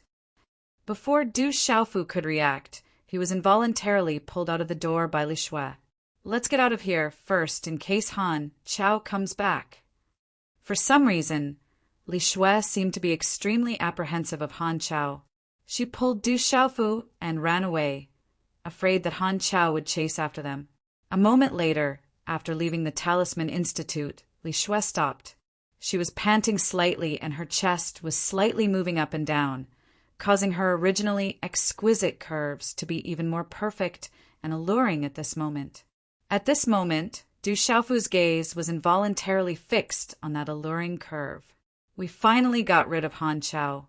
I listened to him for an entire day, and it was like he was chanting scriptures. My ears are about to grow calluses. It was too scary. Li Shui took a long, deep breath as if she had just been pardoned, as if she had just escaped from some dangerous place. She looked sideways at Du Xiaofu and saw that Du Xiaofu's gaze was fixed on her aroused curves. She said, "You're still looking? You look pretty honest. I think you're just a little pervert. You only have the heart, but not the guts. Senior sister, you were the one who held my hand and refused to let go. How can you blame me?" Du Xiaofu looked at Li Shui and thought to himself, he was a man after all. This time, he could not be afraid of this woman. Otherwise, this woman would really think that he was easy to tease. What's wrong with holding hands? I let you take advantage of me for nothing. What else do you have to say? Li Shui glared at Du Xiaofu as a trace of embarrassment flashed across her eyes. She discreetly let go of Du Xiaofu's hand. Is this considered taking advantage of you? Du Xiaofu smiled bitterly. This woman was the one who pulled him and ran outside. He really did not have the intention to take advantage of her. When Li Shui heard this, she could feel that Du Xiaofu was somewhat different today. Her alluring curves were slightly straightened as she purposely stuck close to Du Xiaofu. Her eyes were slightly raised as her gaze was filled with a teasing light. Her red lips were slightly parted, as though she wanted to entice Du Xiaofu to kiss her. Then, what do you think would be considered as taking advantage? Looking at Li Shui in front of him, this woman was really too much of a bully. Du Xiaofu steeled his heart and clenched his teeth. He did not know where the courage came from, but he immediately waved his hand and slapped Li Shui's firm and round buttocks. His hand held her buttocks. They were firm and soft, with some elasticity. Du Xiaofu could not help but pinch them a few times. He thought to himself, "At least this is considered taking advantage of me." Silence.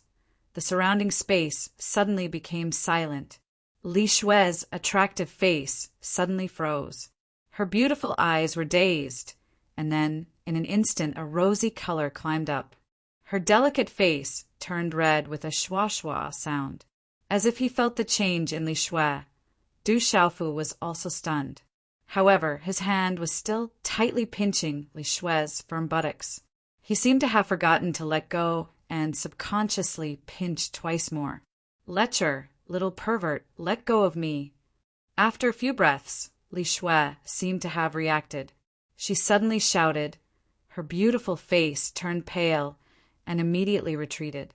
"You were the one who asked me what is considered taking advantage of you. I was just demonstrating. How am I a lecher?" Du Xiaofu thought in his heart. His face was smeared with a trace of grievance. Li Shui retreated a few steps. Her beautiful face turned pale and flushed. Although she was dressed a little brighter in the academy and had a more cheerful personality, she had never really gotten close to any boy. She did not know why, but she liked to tease this young man in front of her, who originally looked a little dull, and was even a little afraid of her. Who would have thought that today this young man would suddenly be so bold and actually put his hand on her buttocks that had never been touched by anyone before? That was a private place. This brat must have been pretending in the past. When there are many people, he pretends to be a pure man. When there is no one, he reveals the true face of a pervert. Li Shui stared closely at Du Xiaofu.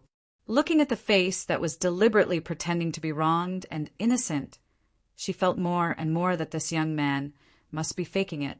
Looking at Li Shui, Du Xiaofu slightly clenched his 5 fingers. Feeling the touch just now, it was really not bad. It seemed to be comparable to the touch of the woman in the dark forest in tight clothes. Du Xiaofu, what are you thinking? Are you really a lecher? Du Xiaofu stopped thinking and secretly scolded himself. Then he looked at Li Shui, who did not dare to come closer, and said, "Senior Li Shui, why are you looking for me?" "Oh, no!" Hearing this, Li Shui remembered the important matter. Suddenly, her beautiful face turned serious. Looking at Du Xiaofu, she said, "Actually, I am here to apologize. If it were not for me, this would not have happened. You must go to the Peace Square immediately. If you are late, I am afraid that something unexpected will happen." What exactly happened? Looking at Li Shui's serious expression, Du Xiaofu also became serious. "You should know that Yu challenged you to a duel, right?" Li Shui raised her head and asked. "I know, but I did not go." Du Xiaofu nodded. Looking at Li Shui, he said, "This matter seems to have something to do with you, right?" "That's right. This matter started because of me, but I did not expect it to develop like this. This matter was originally between me and Yu, but it implicated you and Junior Oyingxuang." Li Shui looked at Du Xiaofu apologetically and said, "My family and Yu's family have been friends for generations. Therefore, both families have always hoped that I can be together with Yu. This is something that both families believe to be natural. Yu also believes this. Therefore, in the past few years in Tianwu Academy, whenever a male approached me, the consequences would be dire. However, I do not feel anything for Chinguyu. I have told Chinguyu before, but Chinguyu is unusually persistent. Not long ago, I told him that Li Shui paused for a moment, and her beautiful face turned slightly red. She then said to Du Xiaofu, not long ago, I told Chinguyu that I like you and told him to stop bothering me. I thought that he would at most cause trouble for you once, and with your strength, you should not be afraid of him. However, I did not expect that he would challenge you to a duel. After waiting for 4 days, you still did not go. And then? What happened? Du Xiaofu immediately asked. Since this matter was related to Ouyang Shuang, Du Xiaofu could not help but worry. Chinguyu knows that you have a special relationship with Junior Ouyang, so he sent someone to challenge Junior Ouyang. Junior Ouyang couldn't refuse, or her name would be removed from the martial ranking. Li Shui looked at Du Xiaofu and said, that guy is called Guoming. Originally, his cultivation was ordinary, and it was difficult for him to even enter the martial ranking. However, I heard that a year and a half ago he accidentally obtained the inheritance of an expert and obtained great benefits. Now he is already at the peak of the perfection of the pulse spirit stage. 3 days ago, he heavily injured the 93rd ranked cold blade Li Ji with a single move, and then issued a challenge to Junior Ouyang Shuang. Junior Ouyang Shuang's ranking has now risen to 92nd. Facing Guoming's challenge, according to the Academy's rules, she cannot refuse, or else she will be removed from the martial ranking. They have already said that if you don't hide, Guoming will heavily injure Junior Ouyang Shuang until you come out. When is Guoming's challenge? Du Xiaofu's expression had long since turned gloomy. A wave of coldness fluctuated within his clear eyes, causing the surrounding space to tremble for no reason. Chapter 371. Translator. H2DH2 Mr. Just today, I already went to look for Chinguyu, but even I can't stop him now. His goal is to force you out, Li Shui said apologetically. Guoming, Chinguyu, Du Xiaofu muttered, a cold look on his face. The Peace Square was usually crowded, but recently it had grown even more. Because the Tianwu conference was approaching, many seniors had issued challenges to the martial ranking. Those ranked lower on the martial ranking were naturally the primary targets. However, the Academy had its own rules. After a student on the martial ranking accepted a challenge, they could refuse to accept another challenge for 2 days. However, after 2 days, they had to accept the challenge unconditionally. Otherwise, their name would be removed from the martial ranking, and the benefits of being on the martial ranking would be lost. The Peace Square was still crowded with spectators today. Bang, bang, bang. In the center of the square, a lithe figure and a gray-robed figure were clashing nonstop. Sword shadows shot out, saber light cut through the air, and muffled sounds of energy constantly rang out. I wonder if Ouyang Shuang can do anything to Guoming. I'm afraid it will be a little difficult. I heard that Guoming obtained an expert's inheritance, and his strength has skyrocketed. He didn't show much before, but recently he's become a legend. Guoming is from Chinguyu. This time he attacked Ouyang Shuang and even threatened to deal a heavy blow if Du Xiaofu doesn't come out. It's a pity that Du Xiaofu hasn't come out yet. Looks like if Guoming wins this time, he won't go easy on Ouyang Shuang. Guoming has always been a vicious and merciless person. Discussions broke out all around the Peace Square, and everyone's eyes were fixed on the fight between the man and woman in the square. In a corner of the square, a dozen or so youths arrived. Their auras were faintly discernible, and they seemed extremely powerful. In the lead, a tall and burly youth stood quietly. His expression was calm, and there was a hint of coldness in his eyes. Junior Ouyang, it's a pity you're still not strong enough.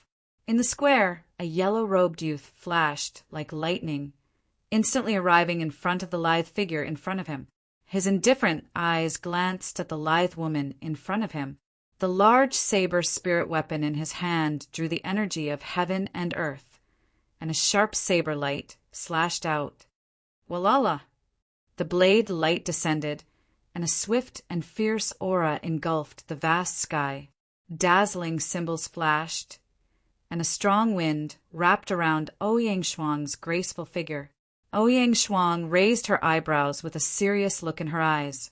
The long sword in her hand shot out, and runes surged out of the sword light, forming a spatial arc in the air. Before the tip of the sword, the sharp rune sword light swept out, passing through the obstruction of the air and directly touching the blade of the yellow-clothed youth. Ding! After the crisp sound, a fierce gust of wind swept out. The blade and the tip of the sword collided. The force of the blade was obviously much stronger, and the runes corroded the sword light. Ka! Under the pressure of the powerful energy, the sword in Ouyang Shuang's hand was immediately pressed into a terrifying arc, as if it would shatter at any moment.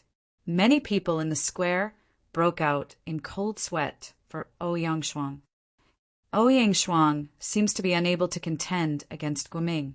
Guoming's strength is truly astonishing. Many senior students gasped in surprise. Guoming had been silent in the academy for more than 3 years, but he had suddenly risen up. His strength was extraordinary. He was able to bend the long sword in Ouyang Shuang's hand with the strength of his blade. It was clear how terrifying his strength was. Chi! Just as many gazes were filled with surprise, Ouyang Shuang did not panic in the face of danger. She gently tapped her feet on the ground, and the green runes on her long sword surged.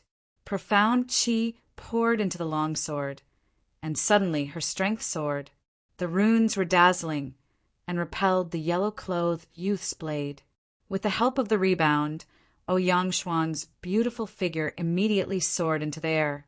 At the same time, the long sword in her hand trembled, and in an instant, a total of 7 sword beams shot out. Swish, swish! The 7 rays of sword light faintly contained a peculiar ripple that was accompanied by a powerful pressure. Immediately after, 7 sword lights gathered in front of Ouyang Shuang and swooped down from the sky. The 7 sword lights were pointed directly at the yellow-robed young man. The 7 sword lights seemed to be able to tear apart space. The runic sword lights brought along 7 arc-shaped fluctuations in the air as they descended from the sky, instantly enveloping the yellow-robed young man. Good, as expected of Ouyang Shuang, ranked 92nd on the martial ranking.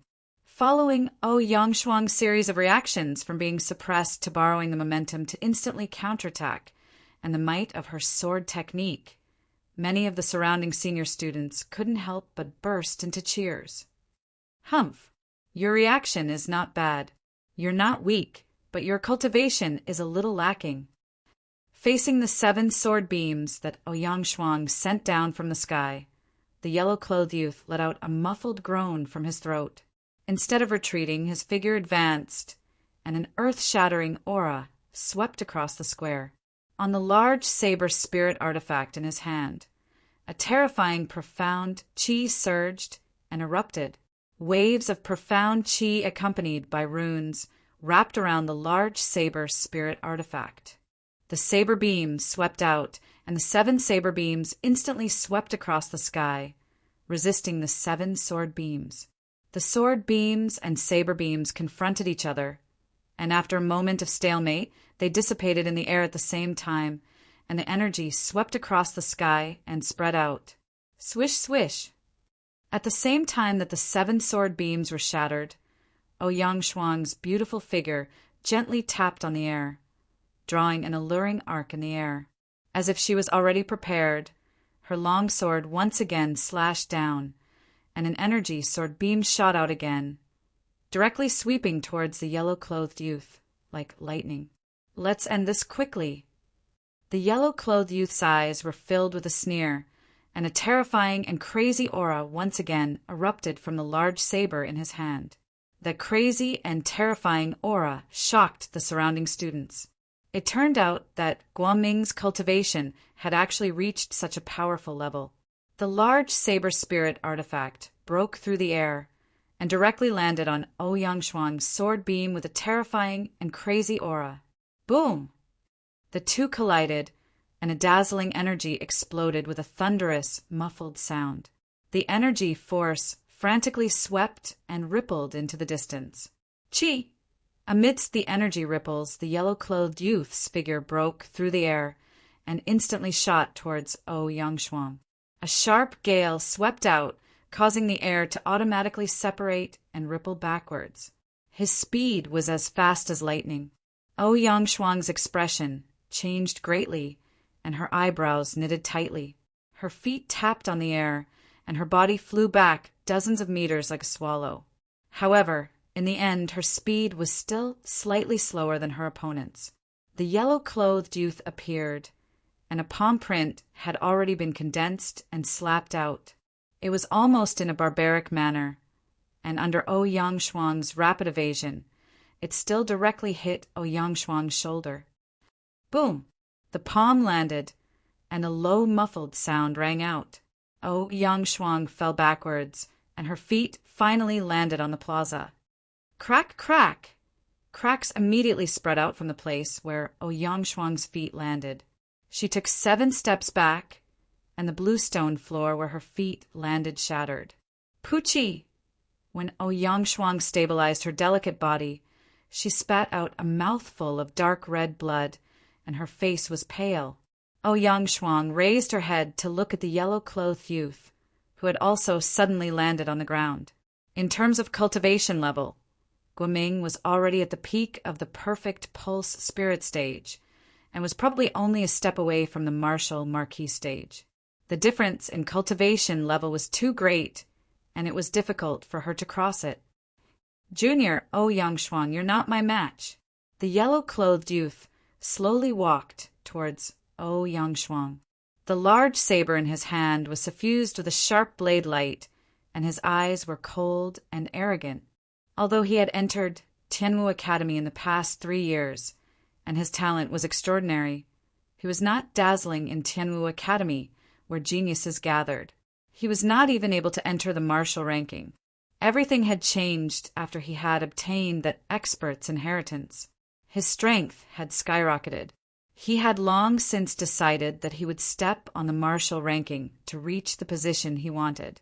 The Tianwu Assembly was the best opportunity for him to make a name for himself in the empire. That's right, I'm not your match. You've won and I've lost. From now on, the 92nd place on the martial ranking is yours. Ouyang Shuang wiped the blood from the corner of her mouth as she watched the yellow-clothed youth walk towards her. She then turned around and left. The yellow-clothed young man was stunned as he watched Ouyang Shuang leave. It seemed that he did not expect that Ouyang Shuang would actually admit defeat. She did not even activate her pulse spirit before giving up the fight.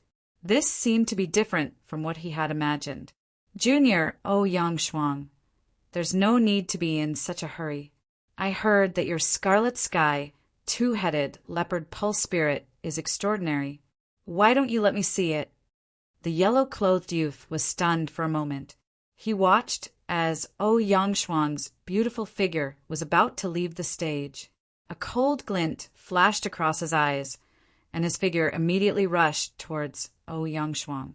He did not plan to give up so easily. How could he go back on his words so easily? If Du Xiaofu did not come out, then he would not be courteous today. Chi la la. The yellow-clothed youth's figure flashed and appeared behind Ouyang Shuang in an instant. He moved his hand, and a sharp blade light shot out from the spiritual weapon broadsword in his hand. Suddenly, it slashed towards Ouyang Shuang's back. The sharp blade light swept through the air, and energy was released to seal and solidify the space. Ouyang Shuang did not expect Guoming to attack her from behind after she had admitted defeat. This was clearly against the Academy's rules.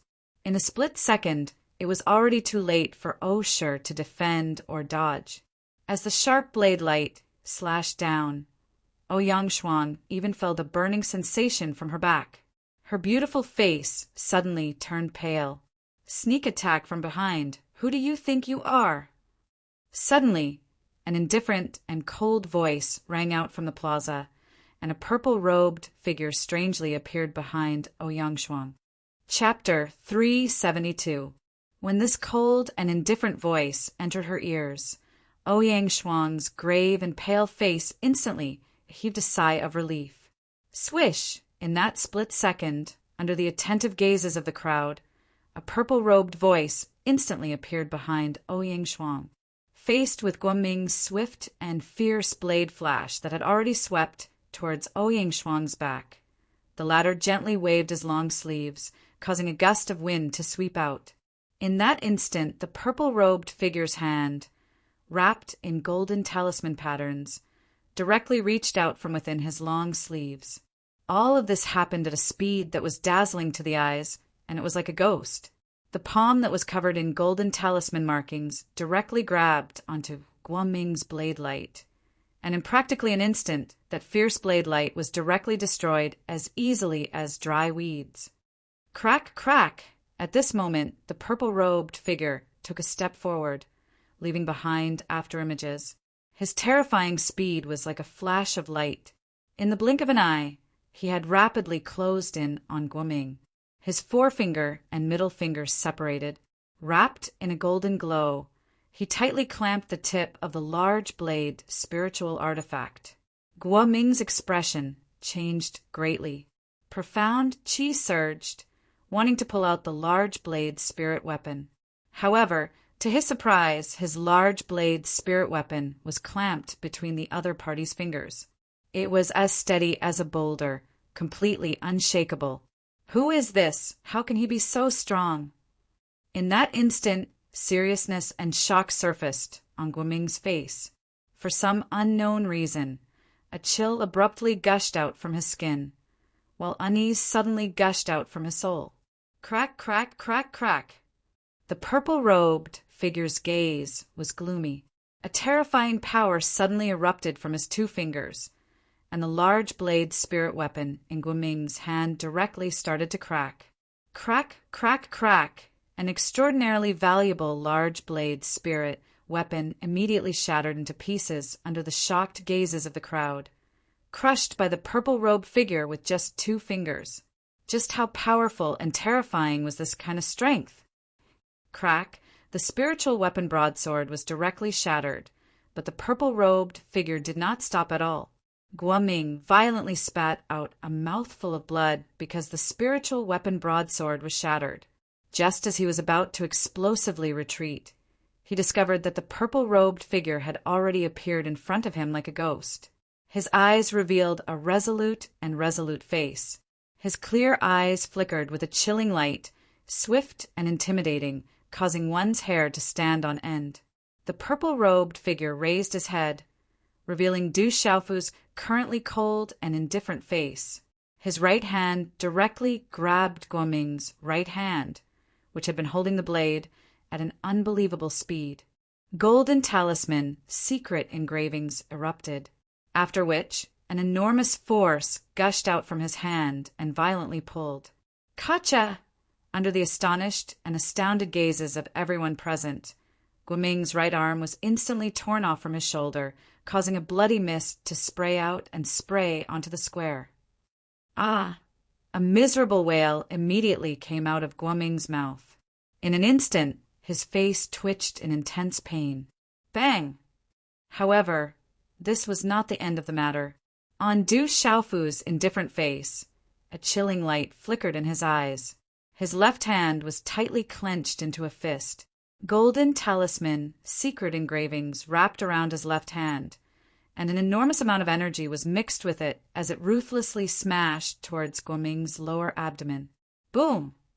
Wherever the fist passed, the air would explode endlessly. In the end, under the horrified gazes of the surrounding Tianwu Academy students, the fist solidly smashed into Guoming's lower abdomen. Chi, chi, chi, chi! The terrifying energy contained a tyrannical force, causing Guoming's body to be thrown into the air. His body was like a fragile kite as he was sent flying. Boom! In the end, Guoming's body landed on the square far away, causing the ground to tremble. Cracks continuously appeared on the surface of the ground. Poochie, Poochie! Guoming landed on the ground with blood dripping from his body. His mouth was filled with foam, and his face twitched malevolently like a dying beast. His eyes were lifeless and lifeless. The surrounding space suddenly turned silent. It wasn't difficult for everyone to understand that even if Guoming didn't die, he was already crippled. His god watchtower was definitely shattered. Even if he managed to survive, he would suffer a fate worse than death. Goo goo! It took a long time for the crowd to regain their senses. Everyone sucked in a breath of cold air. When they saw the purple-robed figure clearly, their gazes changed greatly. Du Xiaofu, it's Du Xiaofu. He finally appeared. He crippled Guoming the moment he made his move. A commotion broke out among the crowd. Only then did Li Shui rush to the square. When she saw Guoming on the square, who was already doomed, her face turned pale. At a corner of the square, a dozen or so youths stood together. Their eyes were also filled with astonishment. The leader of the dozen or so youths was a tall and sturdy youth. At this moment, he was staring intently at the purple-robed youth who had suddenly appeared on the square. His eyes suddenly began to emit a sharp fluctuation. "Are you all right?" On the square, Du Xiaofu did not even spare a glance at Guoming. He immediately strode to the side of Ouyang Shuang, who was also rather shocked at this moment, and asked, "I'm fine." Ouyang Shuang regained her senses. Her big eyes looked at the twitching Guoming in the distance, then looked at Du Xiaofu and said worriedly, "You seem to have caused trouble again. It's good that you're fine." Du Xiaofu did not mind and said to Ouyang Shuang, "Don't worry, that guy won't die, but he can forget about touching you in the future. He broke the Academy's rules first, I crippled him, and the Academy has nothing to say. Junior Ouyang, are you all right? It's all my fault for causing trouble. I didn't expect to implicate you guys. I'm really sorry." Li Shui hurriedly jumped to the square and arrived beside Ouyang Shuang. Seeing that Ouyang Shuang seemed to be fine, she heaved a sigh of relief. "Don't worry, I'm fine. This matter can't be entirely your fault." Ouyang Shuang smiled, not intending to blame Li Shui. "You guys can leave. I still have things to take care of." Looking at Ouyang Shuang and Li Shui, Du Xiaofu indicated for them to leave first. "Then you be careful." Ouyang Shuang nodded, as if she knew what Du Xiaofu wanted to do, and then Li Shui left with small steps. As he watched the two girls leave, Du Xiaofu's gaze swept across the plaza. Suddenly, his purple robe fluttered as he shouted, "Who is Chinguyu? Get the hell up here." The sound waves rippled out along with the surging profound energy, reverberating in the surroundings of the plaza. It was enough for everyone in the huge plaza to hear it clearly. Is Du Xiaofu finally going to make a move? As Du Xiaofu's voice spread out, the surrounding onlookers were in an uproar. Numerous gazes immediately looked towards the corner of the square in unison, towards the tall and sturdy young man who was surrounded by over 10 young men. Under the gazes of the crowd, the gazes of the dozen youths behind the tall and sturdy youth fluctuated as they all looked at the tall and sturdy youth. At this moment, under the gazes of the surrounding academy students, the tall and sturdy youth raised his head and looked at the purple-robed youth in the plaza. Suddenly, the profound energy beneath his feet erupted, and his figure immediately swept through the air like lightning. In a flash, he suddenly landed on the plaza, less than a few meters in front of Du Xiaofu. Boom! As the youth landed, the entire ground trembled as cracks spread out from his feet. His originally handsome face was now slightly cold as he stared coldly at Du Xiaofu. He sneered, "You're Du Xiaofu? Looks like you're the so-called Overlord Spear, Chinguyu." Du Xiaofu looked at Chinguyu before him. His invisible aura fluctuated as though it was capable of affecting the surrounding space. Chinguyu was ranked 8th on the martial ranking, and his reputation wasn't undeserved. Just as Ouyang Shuang had mentioned, he had reached the late stage of the martial marquis stage.